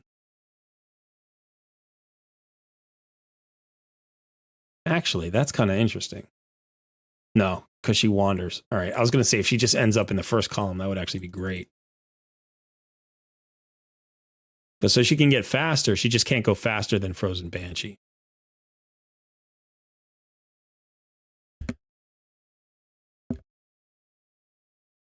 By the way, it's 10 minutes before server reset. So if anybody has stuff that they got to do in game, you want to do it now.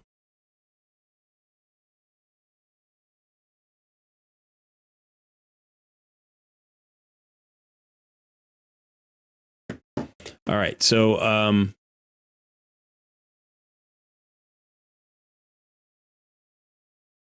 that might allow you, like, the thing here is you probably can't go faster than the boss. Like, as soon as you go faster than the boss. So these can probably go up to 189, I would assume.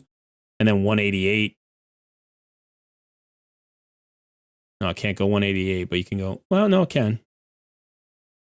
No, it can't. 187 here. And this can probably go up to 186.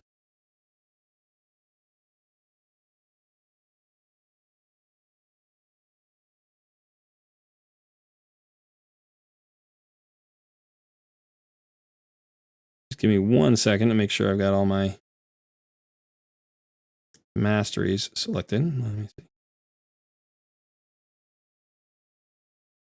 There we go.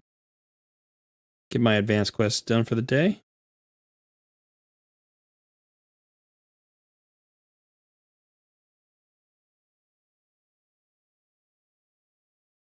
All right, all set. So these are the fastest speeds you can run at, like, yeah.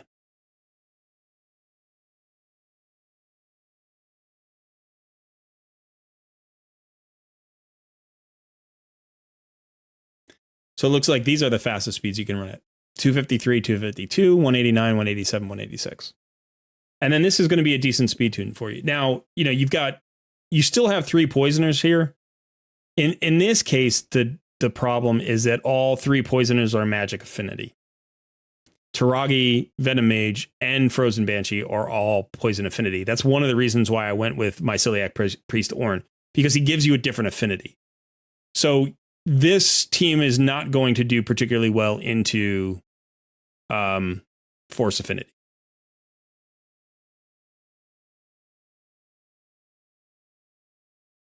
You know, it's another reason to get away from Takeover, right? Because he's just another champion who has, I mean, we had to get away from his speed buff, but he's another champion who has a trickiness in terms of just being all same affinity.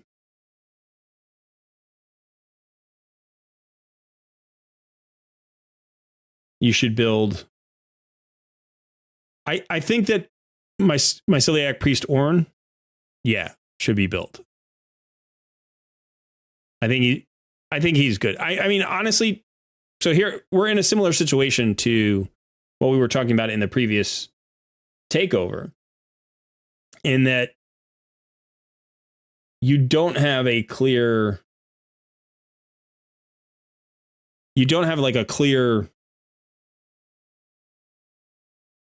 Ultra Nightmare tune available.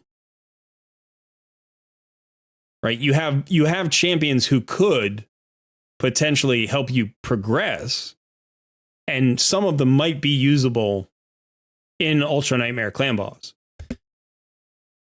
But right now, you're in a situation where you're trying to make incremental progress to get to that one key, right? To get to that one key nightmare. And the question is, like, how many champions do we build? Because like this is a great solo champion. Venommage's a great solo champion. You might not want Venommage tied to your clan boss team in the long run. I don't know. You know, Myceliac Priest Ornn is great for clan boss again. And both of these champions are really good for killable teams. That's why I focused on them.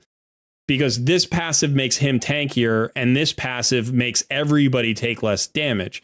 So they're not as strong on an unkillable team. So if you get an unkillable composition, you would probably go back to Frozen Banshee because she's not bringing anything to make you more survivable, whereas they are. But she'll actually pump out more poisons. So, you know, her A1 is a guaranteed 100% chance. I mean, unless she weak hits, right, of putting a poison out on each hit. So that's 2 poisons on an A1. Whereas if you look at Myceliac Priest Ornn, like when he's booked, he has a 2-hitter, and each hit has a 25% chance of placing a poison, which is so much worse, right? Hers is 100%. His is 25%. She's a rare. He's an epic. And the reason is obviously because he has this other skill that places poisons and a poison sensitivity. So he'll place 2 poisons here and the poison sensitivity, but he also has the activation, which means he typically works better with another poisoner, whereas she is better as a solo poisoner typically. You know, you might mix her in with like an HP burner instead. Now you have Fane. Fane brings you all the debuffs you need: decreased attack, poison, weaken, decreased defense. So she's like your one-stop shop for debuffing, but she's only level 40 right now. So if I'm thinking about the fact that she brings some extra poisons, she brings all the other debuffs that you need. Again, she can be used with a killable comp or an unkillable comp. If you go with a killable comp, you want to do what Sun did, which is build her tanky and, you know, at the right speed and with accuracy to land the debuffs. If you go with an unkillable clan boss team, you build her with crit rate and crit damage and get as much extra damage out of her as you can. You can make her super squishy. You know, but right now, the one thing I'm most focused on is like going full auto affinity friendly, which means Sepulchre Sentinel in that spot. That means killable. That means let's get an ally protector. Your 2 options really are Taragi and Jareg. If you're bringing Jareg, you don't need the increased defense, right, from Sepulchre Sentinel, which means you could go with a different block debuffs champion, or you could go with a cleanser. But this is probably the easiest tune, is like these 2. And I think what I would just do for now is I would put these 2 in with Frozen Banshee and Venommage. Right? And that's the core. And now you just need a little bit of extra sustain. Melga's not great sustain. She's not a great clan boss champion. She's the worst champion in the roster in terms of clan boss performance. But she gives you something that I think you need here, which I'm not sure that, like, if I were going to try to get you that sustain from another source, my preference would be actually Painkeeper, because that would open up some speed tunes. That would allow us to do some more interesting things with the cooldown reduction. You know, another option is like Apothecary, and then you're just going fast, and then it's not speed tuned because it's just wonky. You just go fast. You know, another option would be to bring Takeover back in, but again, we're trying to get away from his increased speed. You could actually go with Ultimate Death Knight, but you've got him kitted out for Arena, and so he's going too slow. So you would have to speed him up, and he's not as valuable in Arena if you speed him up. You want him slow in Arena, right? That's the whole point of the Stone Skin build, is to have him go super slow and have him just be that impossible, immovable tank. So there's not a lot of there's not a lot of sustain on the team. There's not a lot of places to get it. You know, Reliquary Tender is just interesting because of the continuous heal and the cleanse. But so what I'm thinking right now is you just bring in Melga. She gives you that shield. She'll give you that continuous heal. Not everything lines up perfectly. It's definitely not a perfect tune because you don't have the ally protect and the increased defense and the shield all up simultaneously for both parts of the speed tune. And there might be another speed tune that we could work on if we had more time that you could maybe do a little bit better job with to get that in the right spot. I may, in fact, be able to find, like, one of the things that we could try to do is force this Frozen Banshee extra turn. Well, we can't force it into the right-hand column because then the block debuffs doesn't work. And we can't force it into the middle column, I don't think. Because I don't think you could do 4-6-4.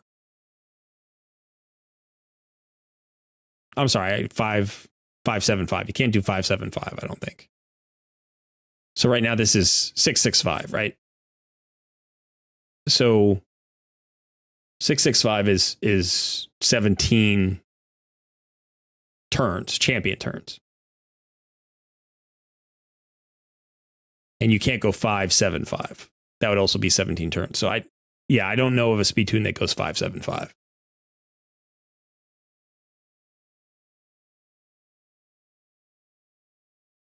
So the other way to do it would be what I was talking about before with Anchorite. So rather than Melga, now Melga is giving you a shield, and that's not insignificant.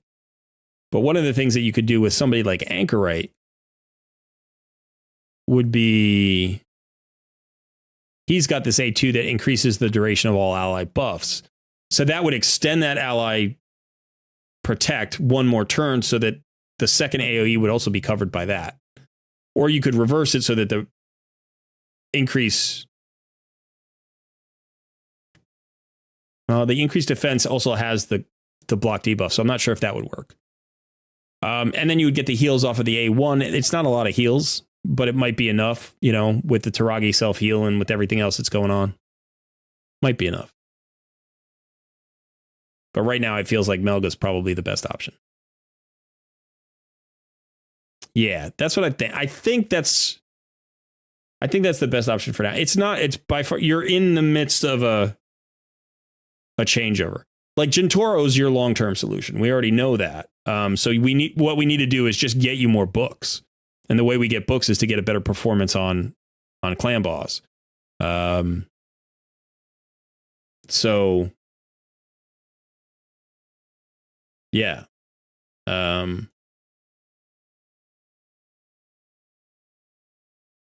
So, this feels reasonable. It feels like a reasonable tune. You've got a damage dealer moving at 4-3, and she's going to get A1s out there, right? You can her A2 turns off anyway. So she gets, if you think about it this way, the poison sensitivity goes up for 2 turns, and she can only land poisons when the poison sensitivity is up. But this is why actually Ornn is great. He also brings a poison sensitivity. Venom Mage does not. Venom Mage brings heal reduction, weirdly, but he also brings the passive and the decreased defense. So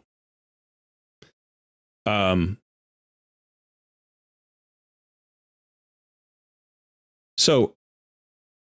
poison sensitivity will go up for 2 turns. So here it would be like up for this and then up for this, and that means here in this column, when she throws that A1, she's not landing any poisons. But then she comes right back around and places it again. And then you'll get 2 turns of poisons. And then in this case, the poison sensitivity will go back up. And then you'll get 4 poisons. Poison sensitivity will go back up. So most of the time it'll be up, And what you can do in terms of masteries to help that and make that even better is if we go to her, I'll see how she's built. You may already have it. You may have already done it. Yeah, but so you already have the Master Hexer. So that could extend that poison sensitivity. And that means Venom Mage will do more damage with his poison or her poisons as well. So that feels pretty good for now. Obviously, let's see. Masteries on everybody going to help. So let's see. We got masteries there. That's great. We don't have masteries here. Have to finish the masteries there. So those 3, and then probably have masteries there. That's good. And then Melga. Where's Melga? Okay. I don't know that I would redo Melga for... I don't know that I would redo Melga for the offensive tree. I would probably just leave her here. I think that's what I would probably do. I would probably just leave her here. If you're short like 1 million, do you know what I mean? Like if you do this and you're just constantly short of a 1 key by like 1 million or 1.5 million, then you redo Melga or something. Or you look for another champion and just try to get more damage out of it. You could even throw Ornn and Venom Mage and Frozen Banshee all in there. And with 2 poison activators and the 2 poison sensitivities, you might just be getting so many activations that you get more damage that way. So you could also try that. That would be another iteration to try is, pull this Melga out and right in that spot, just go ahead and drop in, your Myceliac Priest Ornn. Try to go that way. Or even another option is for right this moment is gear up Kale in Lifesteal and put him back in. Make sure he has the accuracy. The really important thing here is the accuracy. Taragi the Frog, Venom Mage, Frozen Banshee, any of your poisoners, any of your debuffers, even Sepulchre Sentinel, because that A1 decrease attack can matter. All of them are going to need to be at 250 accuracy. Okay. Now that's including any area bonuses. That's including any passive bonuses you get from your masteries. So when you look at a champion and you're looking at the accuracy and you're like, okay, so, Sepulchre Sentinel needs 250 accuracy. She's got 146 accuracy, but you haven't done masteries yet. You're going to get 10 accuracy here. You're going to get 20 accuracy when the champion has no skills on cooldown. You can't rely on that, but it's nice. And then you're going to get 4 accuracy here, probably for having the clan boss alive, because there's always at least one enemy. And then if you're in like a perception set or something like that, and you get into Lore of Steel, that's going to give you, additional accuracy on an accuracy set or a perception set. It gives you 6 additional accuracy per set. So if you're running 3 perception sets or like 2 accuracy sets and a perception set, that's going to be an additional 18 accuracy. Plus, you have obviously your Great Hall. You can get in here and push accuracies if you need to. And then you also have the area bonuses. So if you aren't doing live arena, this can really help your clan boss damage, right? Because this is not affinity based. So if you go into accuracy and you just get 16 or 24 accuracy out of this, that's 24 accuracy on every single champion in your clan boss team. You can also do, you can do whatever you need here. You can do ignore defense. That's a nice one. You could do increased defense to keep that team alive a little bit longer. Again, it's on everybody. And some of these are relatively cheap and they only take 100 medals. Now, if you haven't gotten into live arena yet, live arena is, you're going to get 15 medals or whatever per battle per win. And you can get 10 tokens a day without buying extras, So let's say you're pulling down, 75 or 90 a day.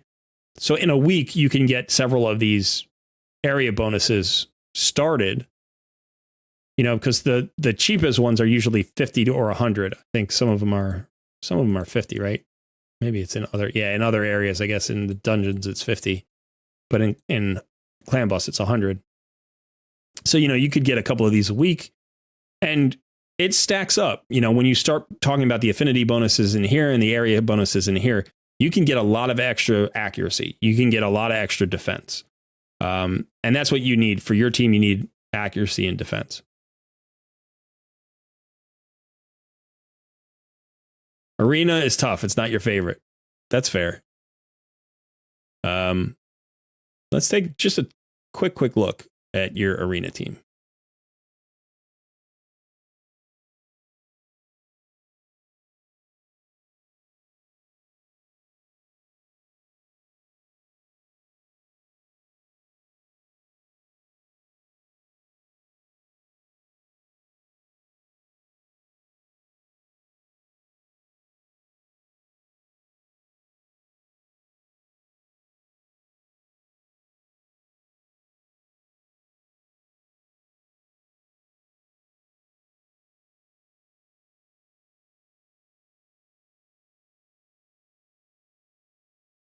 Okay.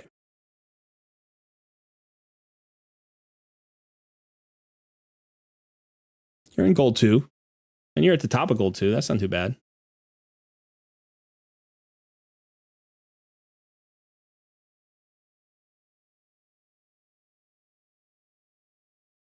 I like the squad.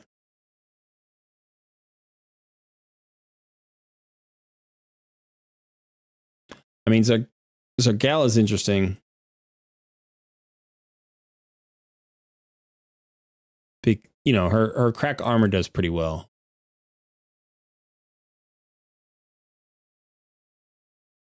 You've got Carl, who's great. He's absolutely awesome in arena.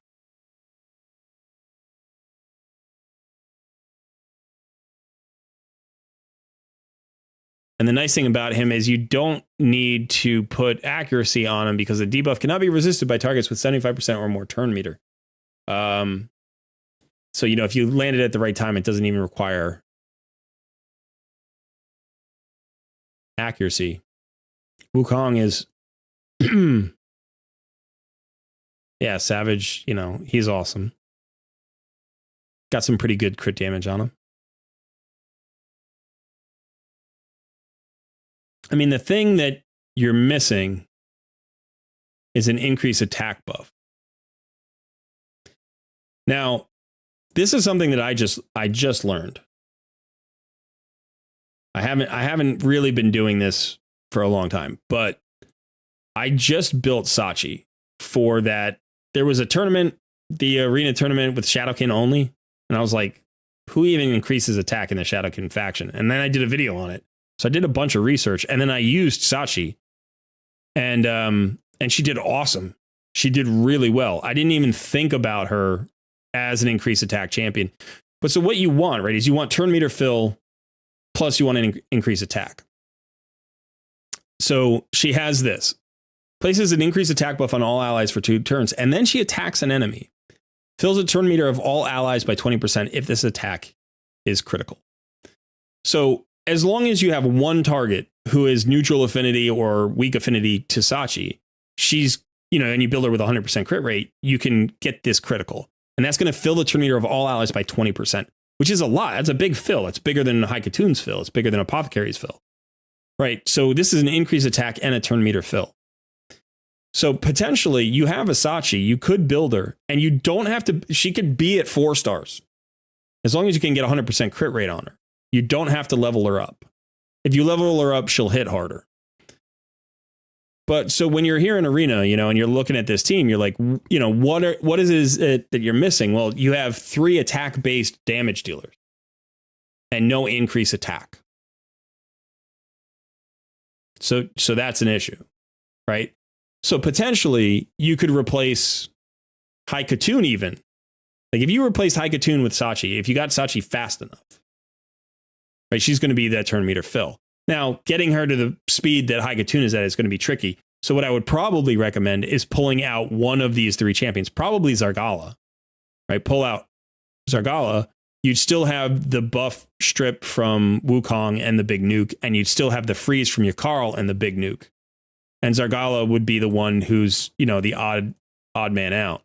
I mean, she's not bad. I don't want to say she's bad. She's good. She does have this chance of placing a decreased defense. So the other thing that you could do is you could pull out your Carl. You could leave her, make her your debuffer, right? You'll have High Katoon would be your fastest champ. That would get you to Sachi. Sachi's crit would get you the increased attack and an additional 20% turn meter. That would lead into Zargala, who gives you the decreased defense and like a mini nuke. And then that would go into Wukong, who would be your big nuke. And that team might do a little bit better because you have that second turn meter fill. And that means you're going to, get faster and faster. The key to this is keeping it speed tuned and getting Haikatun as fast as humanly possible. So when I'm looking at her, I looked at her before and I said, she's built the right way, but she's not that fast right now. So, the boots are fine. Okay, so let's see. Let's actually just look if we can get her. I'm not going to actually build her, but let's see if we can get her a faster.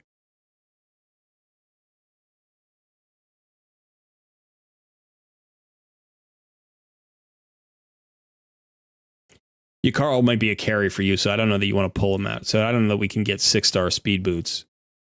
If you can get her with accuracy on her, that's nice because she does have a turn meter decrease that you can sometimes use. Okay, so let's see what her weapon. Her weapon has a double speed roll. So that's probably as good as you're going to get. Let's see. What about her shield? Her helmet does not have a speed roll. So I would pull a helmet off of somebody. Like I would pull it off of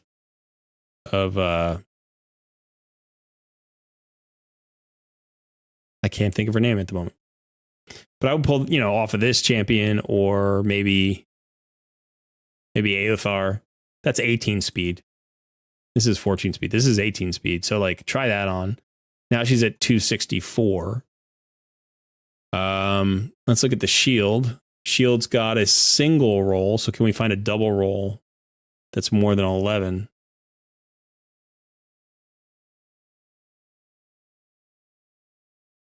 I know Thylesi is a 6-star, but she might not need to run this fast. You could potentially pull that. Or you could roll this up and see if you hit into one of these, probably this one, not this one. You'd rather have the accuracy than the resistance, I think. So potentially you could get another few speed there, get over 11. How's her glove? Single speed roll.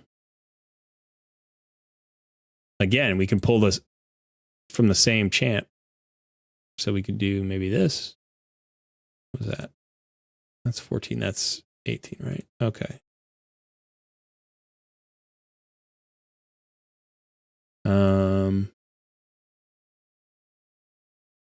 This one's even better.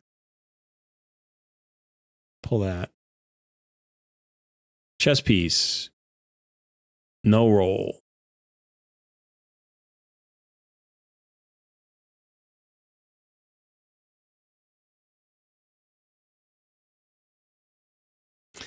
Yeah. I mean, it depends who you want to pull from. You might want to pull from Croc. Do a swap there.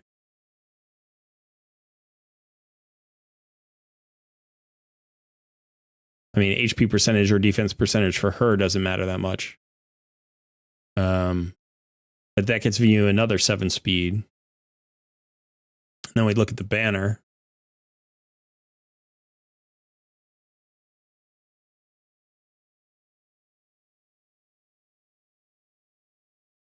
I'd roll up the 6. Let's just roll this once or twice. Let's see if we get speed. That's really unfortunate.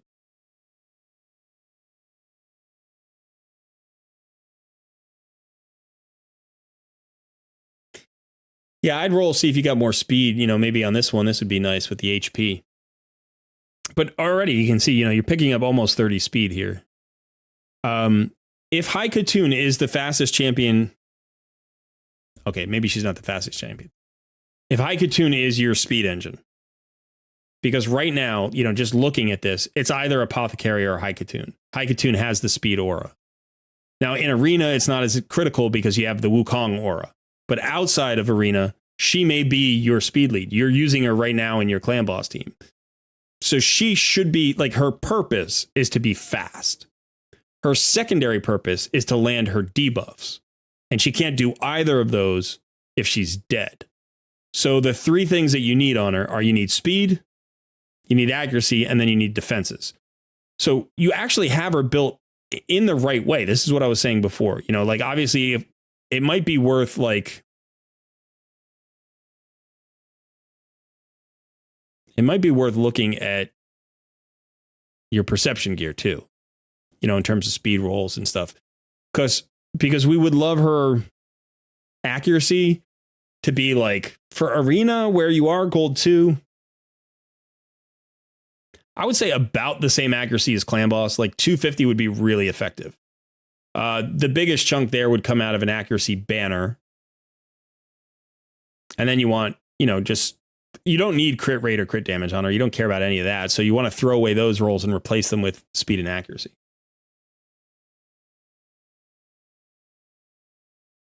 You want this swap? You want me to do this swap right now?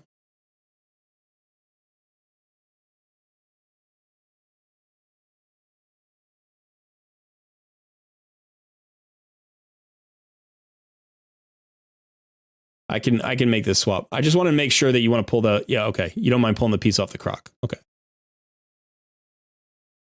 So, you know, that's going to help you right now. It's going to help you in clan boss because you're just going to go faster, but it's going to help you in arena. That's going to make your like if we go in here into arena, you're probably not, you know, you can't take on an arbiter at 219k. Like that's probably not a good call, but let's see if we can find somebody who's maybe more reasonable.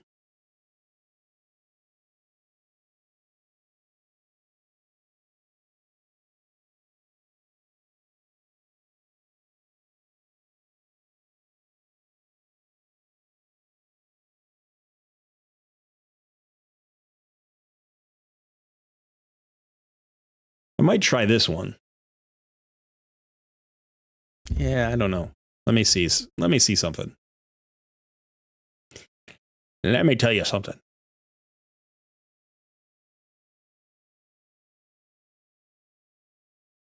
How fast is your apothecary? 208.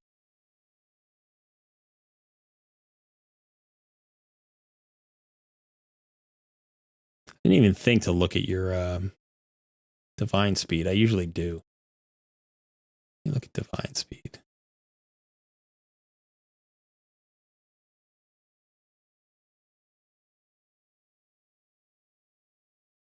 That could be a really good piece for somebody. You got some good divine speed pieces. I would roll these up and see if you rolled into speed. Speed or accuracy here would be good. That's very nice. Let's roll it again. Do a double speed. Ah.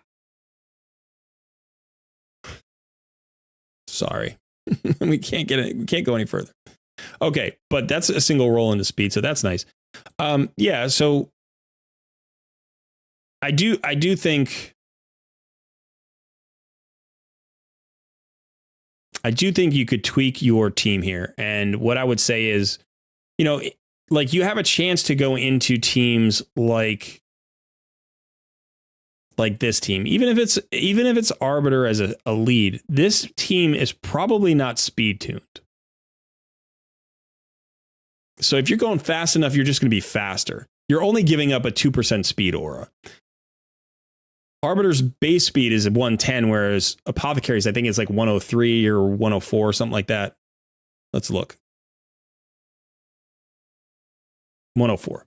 So like you're giving up the 6 speed there and then the, you know, 2 speed from the aura. But it's like if you're just fast, and you're just straight up fast, you're going to be faster than her. And if you have a second turn meter filler,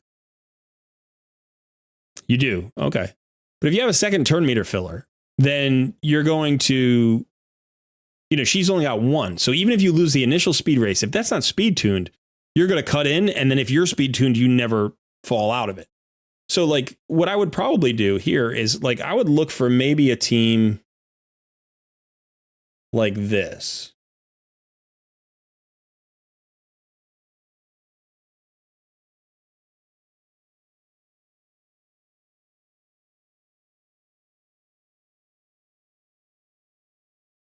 Right. So this is what we were talking about. Now, if you can get your high cut tune up a little bit faster, like 285, 290, Like if you can push that, like all she needs in arena, forget the accuracy, forget the survivability. If you're just using her in arena and you're not using her like as an engine elsewhere, then you don't care about that stuff. Then you just care about speed. If you're using her elsewhere, then you have to consider all those other factors. But get her up literally as fast as you can.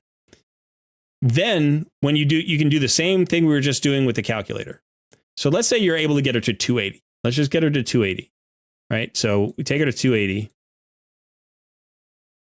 and you just divide that by 1.15. So now you need to get Sachi to 244. You need to get Sachi to 244. And then she gives 20%, right? So you would have the turn meter from Haikatune 15% and then an additional 20%. So that's 35%.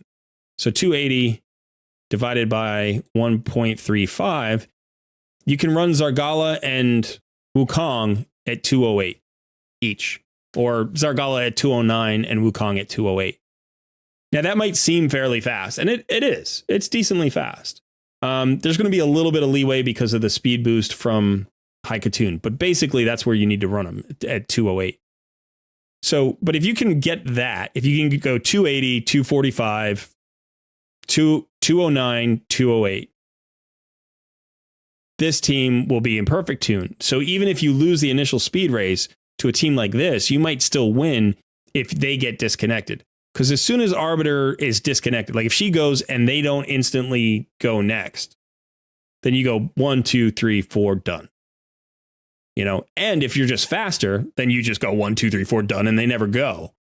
So that would be something that I would focus on. That increase attack with turn meter fill is really important, and there are a lot of champions that actually do it. So there are other champions that you can look for. But let me just double check that I had all the vault open when I was looking for the increased attack. Oh, I didn't. I did not. So I might not use Sachi here. I might use Runekeeper Dazzlerk instead. In fact, it's not a might be. I would absolutely use Runekeeper Dazzlerk instead. I don't know why I didn't see him. He's in the vault. I didn't have the vault open. So I would do the same exact team, but instead I would use Runekeeper Dazzlerk. Now he's got a higher base speed when he's at 6 stars. He's at 105.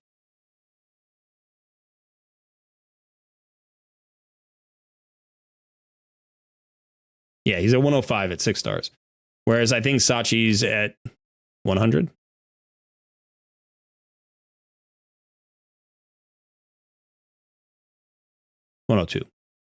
So, you know, he's got 3 more base speed, plus he's void affinity, plus he's got a bigger turn meter fill. It's 25% instead of 20. Plus he's got a cleanse. Plus he's got, you know, he's a defensive base champion, so he's not as squishy. Now, Sachi will do a little bit of extra damage for you if you built her out to 6 stars. But Runekeeper Dazzlerk is one of my favorite champions, and he's just god tier as far as epics are concerned, in my opinion. So I would build him instead. So yeah, instead of that, I'll just put that into your.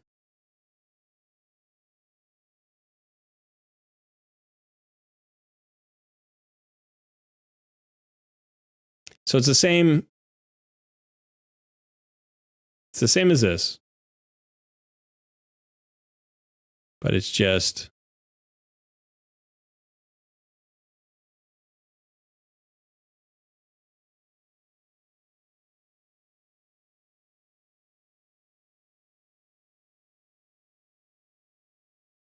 Just Runekeeper instead. Actually, I should have Zargala there, right?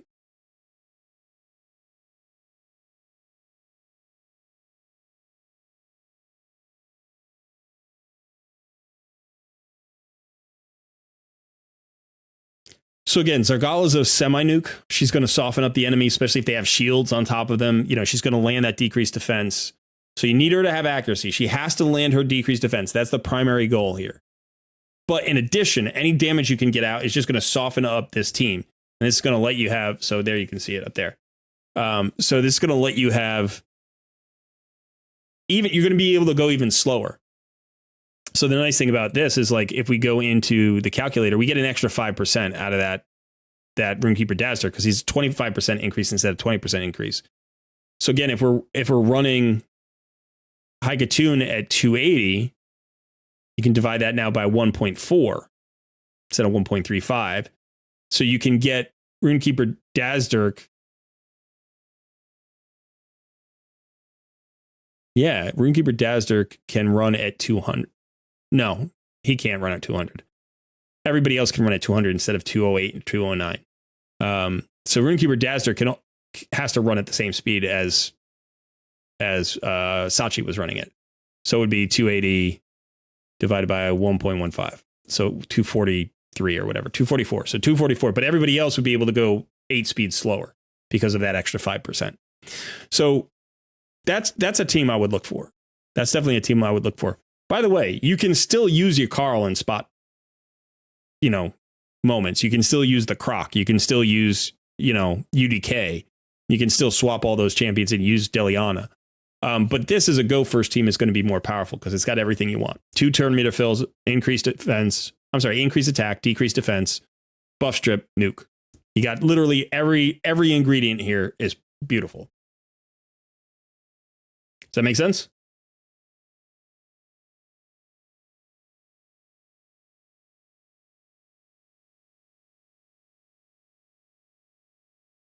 And Dark Fae, you're going to use her. By the way, this works for Dark Fae. So this exact team. Yeah, you know what your Dark Fae team would be then. I'll even do that for you. Like this, because your arena team should be your Dark Fae team.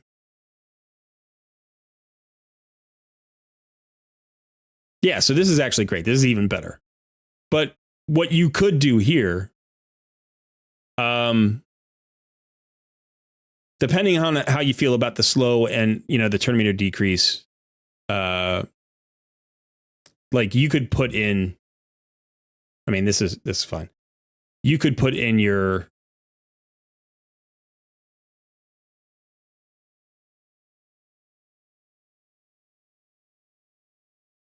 You could put it in your Runekeeper Dazzler right here. Right, so he's actually going to bring you that cleanse. So if he's got enough resist, even with the speed, he's going to be able to cleanse the fear from everybody. That's going to be great. It's also a heal. He's also got the turn meter fill and increase attack. So this is going to let you not worry about the speed tune as much. You could potentially pull Syl out of this and go with somebody else who has a slow. If you have somebody who has a slow, oh, your Carl has a slow?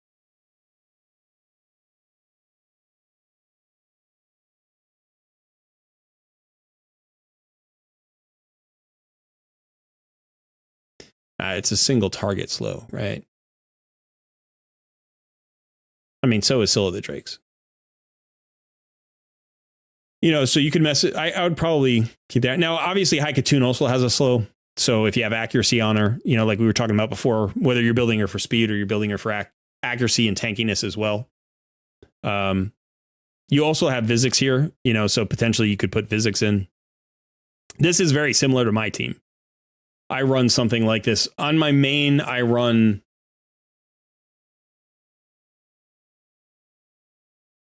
Yeah, I run Deacon. I run Deacon instead of Haikatun. And then I run... I forget who my second turn meter filler is for some reason. But then I run Allure and Vizix and Cold Art. So it might even be Runekeeper Dazzler. This might be my exact team with Deacon in the lead. Because Deacon gives you a turn meter decrease on the enemy as well, which gives you a little bit of extra leeway. Plus you get the decreased defense, AoE decreased defense, which this right now isn't bringing you the decreased defense. You can get it from Allure, on her A2. She's got the lesser decreased defense, and that can be enough. That could be what you want her to do. But then you have to nuke out the enemy team. That's where your Carl was. He was the nuke for the enemy team, right? So this is a little bit trickier. Yeah. So potentially you could just do this. And then he'll nuke the enemy team, and then he'll use a single target slow on the next turn. That's not a bad idea.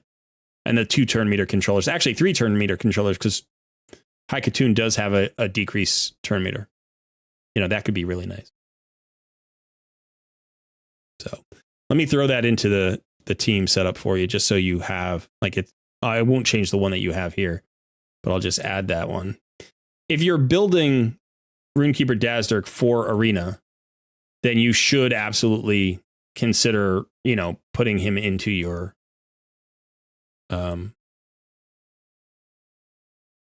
Dark Fae team.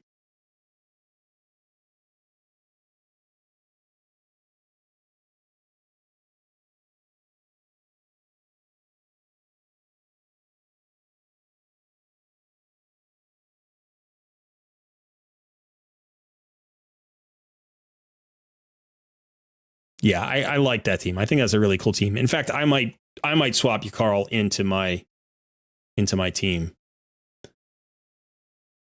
I like that team a lot. That could be cool. Yeah. Yeah, it's for Dark Fae, the only other thing that you might want on Dark Fae is like a buff strip. But it's not really necessary. If you have enough turn meter control, it doesn't matter if she has her perfect veil up. I used to use Arbiter, and Arbiter has a turn meter increase, a weaken on her A1, and a decreased duration of enemy buffs on her A3 or whatever it is. No, 8. I don't know, whatever it is. But that's the only other thing that you'd be missing here. And it's not important. It's not critical. So as long as you're speed tuned, so that High Katoon goes into Runekeeper Dazzdirk, and it speed tunes exactly the same way as an arena team. You'll get to your AoE. You'll get to your call, who will nuke out the enemy team. And if he doesn't kill everybody, they'll have a full turn meter. So he'll freeze them. It's irresistible at that point. He will absolutely freeze them, and then you'll get a second chance to kill everybody. But yeah, this team should work very well as well. And again, the Runekeeper Dazzdirk is a nice replacement for Syl of the Drakes, because he's got a cleanse, she doesn't. He's got a heal, she does. He has an increased attack, which you didn't have, which is going to help you nuke out your copies and kill the boss faster. And then he's got that turn meter fill. So it's like he does a pretty good job replacing her. They don't do the job the same way, but at least you don't lose survivability when you bring him in. He's actually going to give you maybe even more survivability than she does for this particular fight.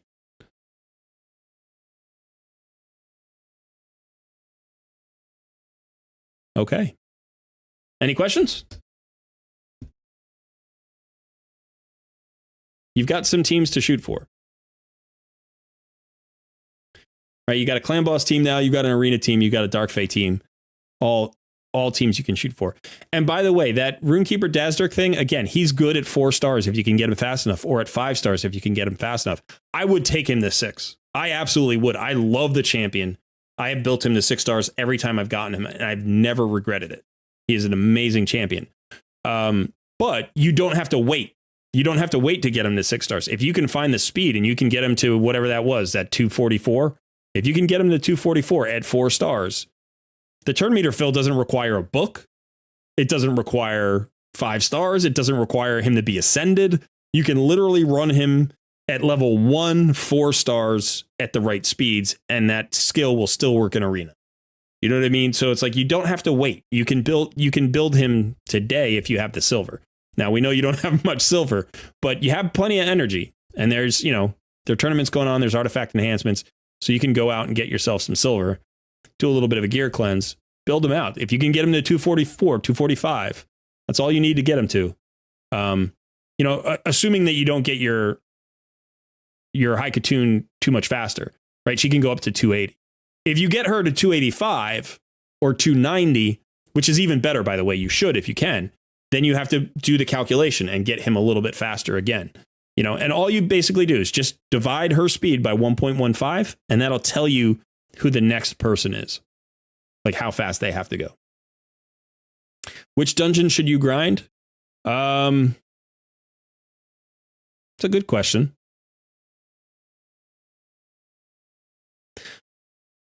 The easy answer is you need speed gear. So you need speed, and there are some other good sets here. You get some lifesteal, accuracy, stalwart. None of them are bad, but it's really about speed. That being said, you actually might need to get into Fire Knight more. Regen gear, stun sets, those are two really important sets, but then Savage is incredibly important for your damage dealers. Crit damage is also a nice consolation set when you don't get Savage. And so, even shield set is not a bad set to have a few good sets in. So realistically, you've got 5 pretty solid sets from Fire Knight's Castle, where you maybe have 3. Yeah, I have like 2.5, maybe 3 in Dragon's Lair, although the speed is the most critical. So I would split my time between those two. I wouldn't worry too much about Ice Golem. Run it when you need to. If you do get pieces here, you're looking for Retaliation primarily and Cursed. So those are the two most important ones here. Reflex is also good. None of these, like the top 3 sets are the worst. Everything else is decent. Like Provoke is okay. Resistance is okay. Crit rate's okay. But the 3 sets you want here are probably Cursed first, then Retaliation, then Reflex. And Cursed is one of those you don't need a lot of sets in. Right, this is for Hydra. You're trying to get a Hex out on an AoE on Hydra. So you probably need maybe 3 good sets of Cursed. Whereas Retaliation is just a great filler set. So you can keep that for everybody. You can keep it for debuffers. You can keep it for damage dealers. You can keep it for, anybody who does heals based on their A1s. Anybody who has got a good A1, you can do that. So, yeah, I would probably take a look at your gear and prioritize either Dragon's Lair if you need more speed, or lifesteal, and Fire Knight's Castle if you need more, Savage or regen or those. Spider for silver. Like if you need silver, come in here, right? But yeah. I think your account could benefit from speed. You're not slow, like you're not ridiculously slow, but I'm looking at champion speeds and I'm seeing a lot of like 160s to, like 170s. You do have some champions who are faster, but like, 180s. I like to run, this is you'll get another piece of gear on him. He'll get faster again, but it's like, I like my fastest champions to be literally as fast as humanly possible. So like my arbiter, granted, I've been playing 2.5 years. My arbiter is 260 or something. I'm sorry, 360. So I'm not worried about that. But to get into gold 5 and comfortably stay there, I think the minimum speed you need on your fastest turn meter increaser is 280. If you're going for a go first team, that's what it feels like right now. And it could even be higher. Some people say they do better at slower speeds, but I think they have teams that aren't like pure go first teams. They have sort of hybrid teams or teams that like, have some way to manage that. So you could definitely do it with slower champions. The other thing is speeds help you everywhere, especially as you climb Doom Tower. The Doom Tower speeds get really high on the waves. So at the very top of Doom Tower hard mode, the waves have speeds at like 255. So that means your turn meter, fillers and stuff need to be over like 260. And then again, the bosses up there go so fast. So, I like running most of my supports and tanks and debuffers in like the 240 to 260 range. I run my turn meter fillers over that. And then I run my damage dealers in like the 220 to 240 range. You're not there yet, but that can give you sort of some benchmarks to push you like, all right, maybe I need my damage dealers at like 190 right now. Get them up to 190, which means your debuffers and tanks and stuff need to run at, 205, 210. And that means your turn meter fillers need to run at, 240, 250, 260. And your fastest champion needs to run at 290. So grind the speed gear, get the perception gear, roll it up. If you can get, this kind of stuff, if you can get righteous or impulse or anything that gives you speed, that's what you need to work on. Yeah. Yeah, but like I said, so your champions are like conceptually, I think you have the right idea. I think you just need to keep grinding, prioritize, and keep learning. You're doing great. You're doing really well. And when you get when you get energy, like drop it into dungeons a lot. If there's a tournament going on, if it's not Ice Golem tournament, there's a tournament going on and it's not Ice Golem, run it. Drop enough energy in there to get the rewards. Because the rewards are also decent. You need books. You're not going to get legendary tomes here, but you can get epic tomes. Every once in a while you get a legendary tome. Sometimes if you win a tournament. So it's like, if you're going to climb this and it's, let's say this was a dragon tournament. You're like, okay, I need to drop, 2,000 energy at least to come up here and get this. I would do it. If there's a, ×3 speed artifact drop, run that. If there's a ×3 savage or a ×3 regeneration or a ×3 hex, like go get it. Accursed. Go get it and then get yourself a book. Because the epic books are going to matter for you. And, you'll start picking up the legendary tomes once that clan boss climbs a little bit.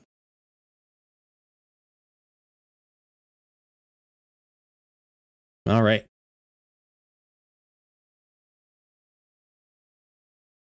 I still have all this stuff. I got all these windows open. I don't know where I am right now. All right. So that is it for this one, I think. We'll close the chapter on another takeover. Remember, everybody, that this video, first of all, go ahead and like this video, if you would, please. That'd be great.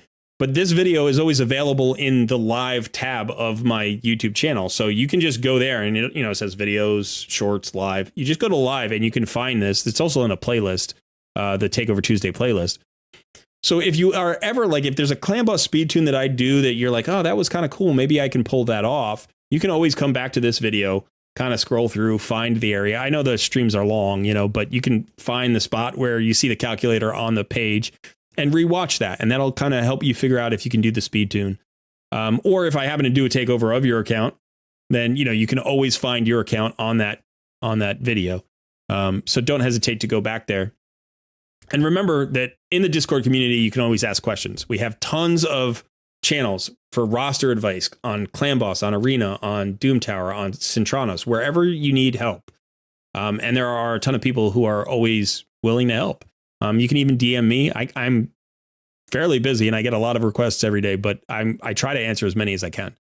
So you can just shoot me a roster picture or, a speed tune picture, whatever, and say, I'm having trouble with the speed tune. What do you think's going on? And we can talk about it for a minute or two. But yeah, and especially if you've done a takeover, I like to hear updates about the takeovers. What's up, son? Just to add there real quick, instead of DMing you directly, like just at Cole. Yeah, that's even better. People in your DMs, better to have the conversation in the open so other people can see it as well. So if you just do at Colred, and then it'll be a public question and everybody can give you answers, but then I'll also get a ping, so I'll know to look at it. So you can always do that as well. That's actually, you're right, that's better than DMing me. But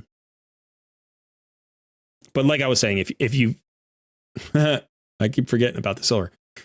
If you've had a takeover, I love to hear stories about people. I think it was Liv was just telling me last night in Discord. He was like, you built that Razzlevarg for me and it didn't quite work out in the speed tune, but now Razzlevarg is everywhere and he's crushing, everything for me. He's just carrying my account. I'm like, that's awesome. I love to hear that, And sometimes that's the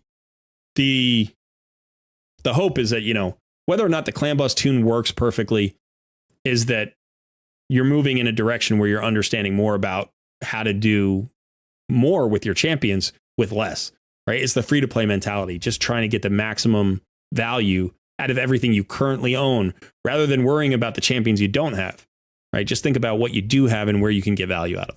So.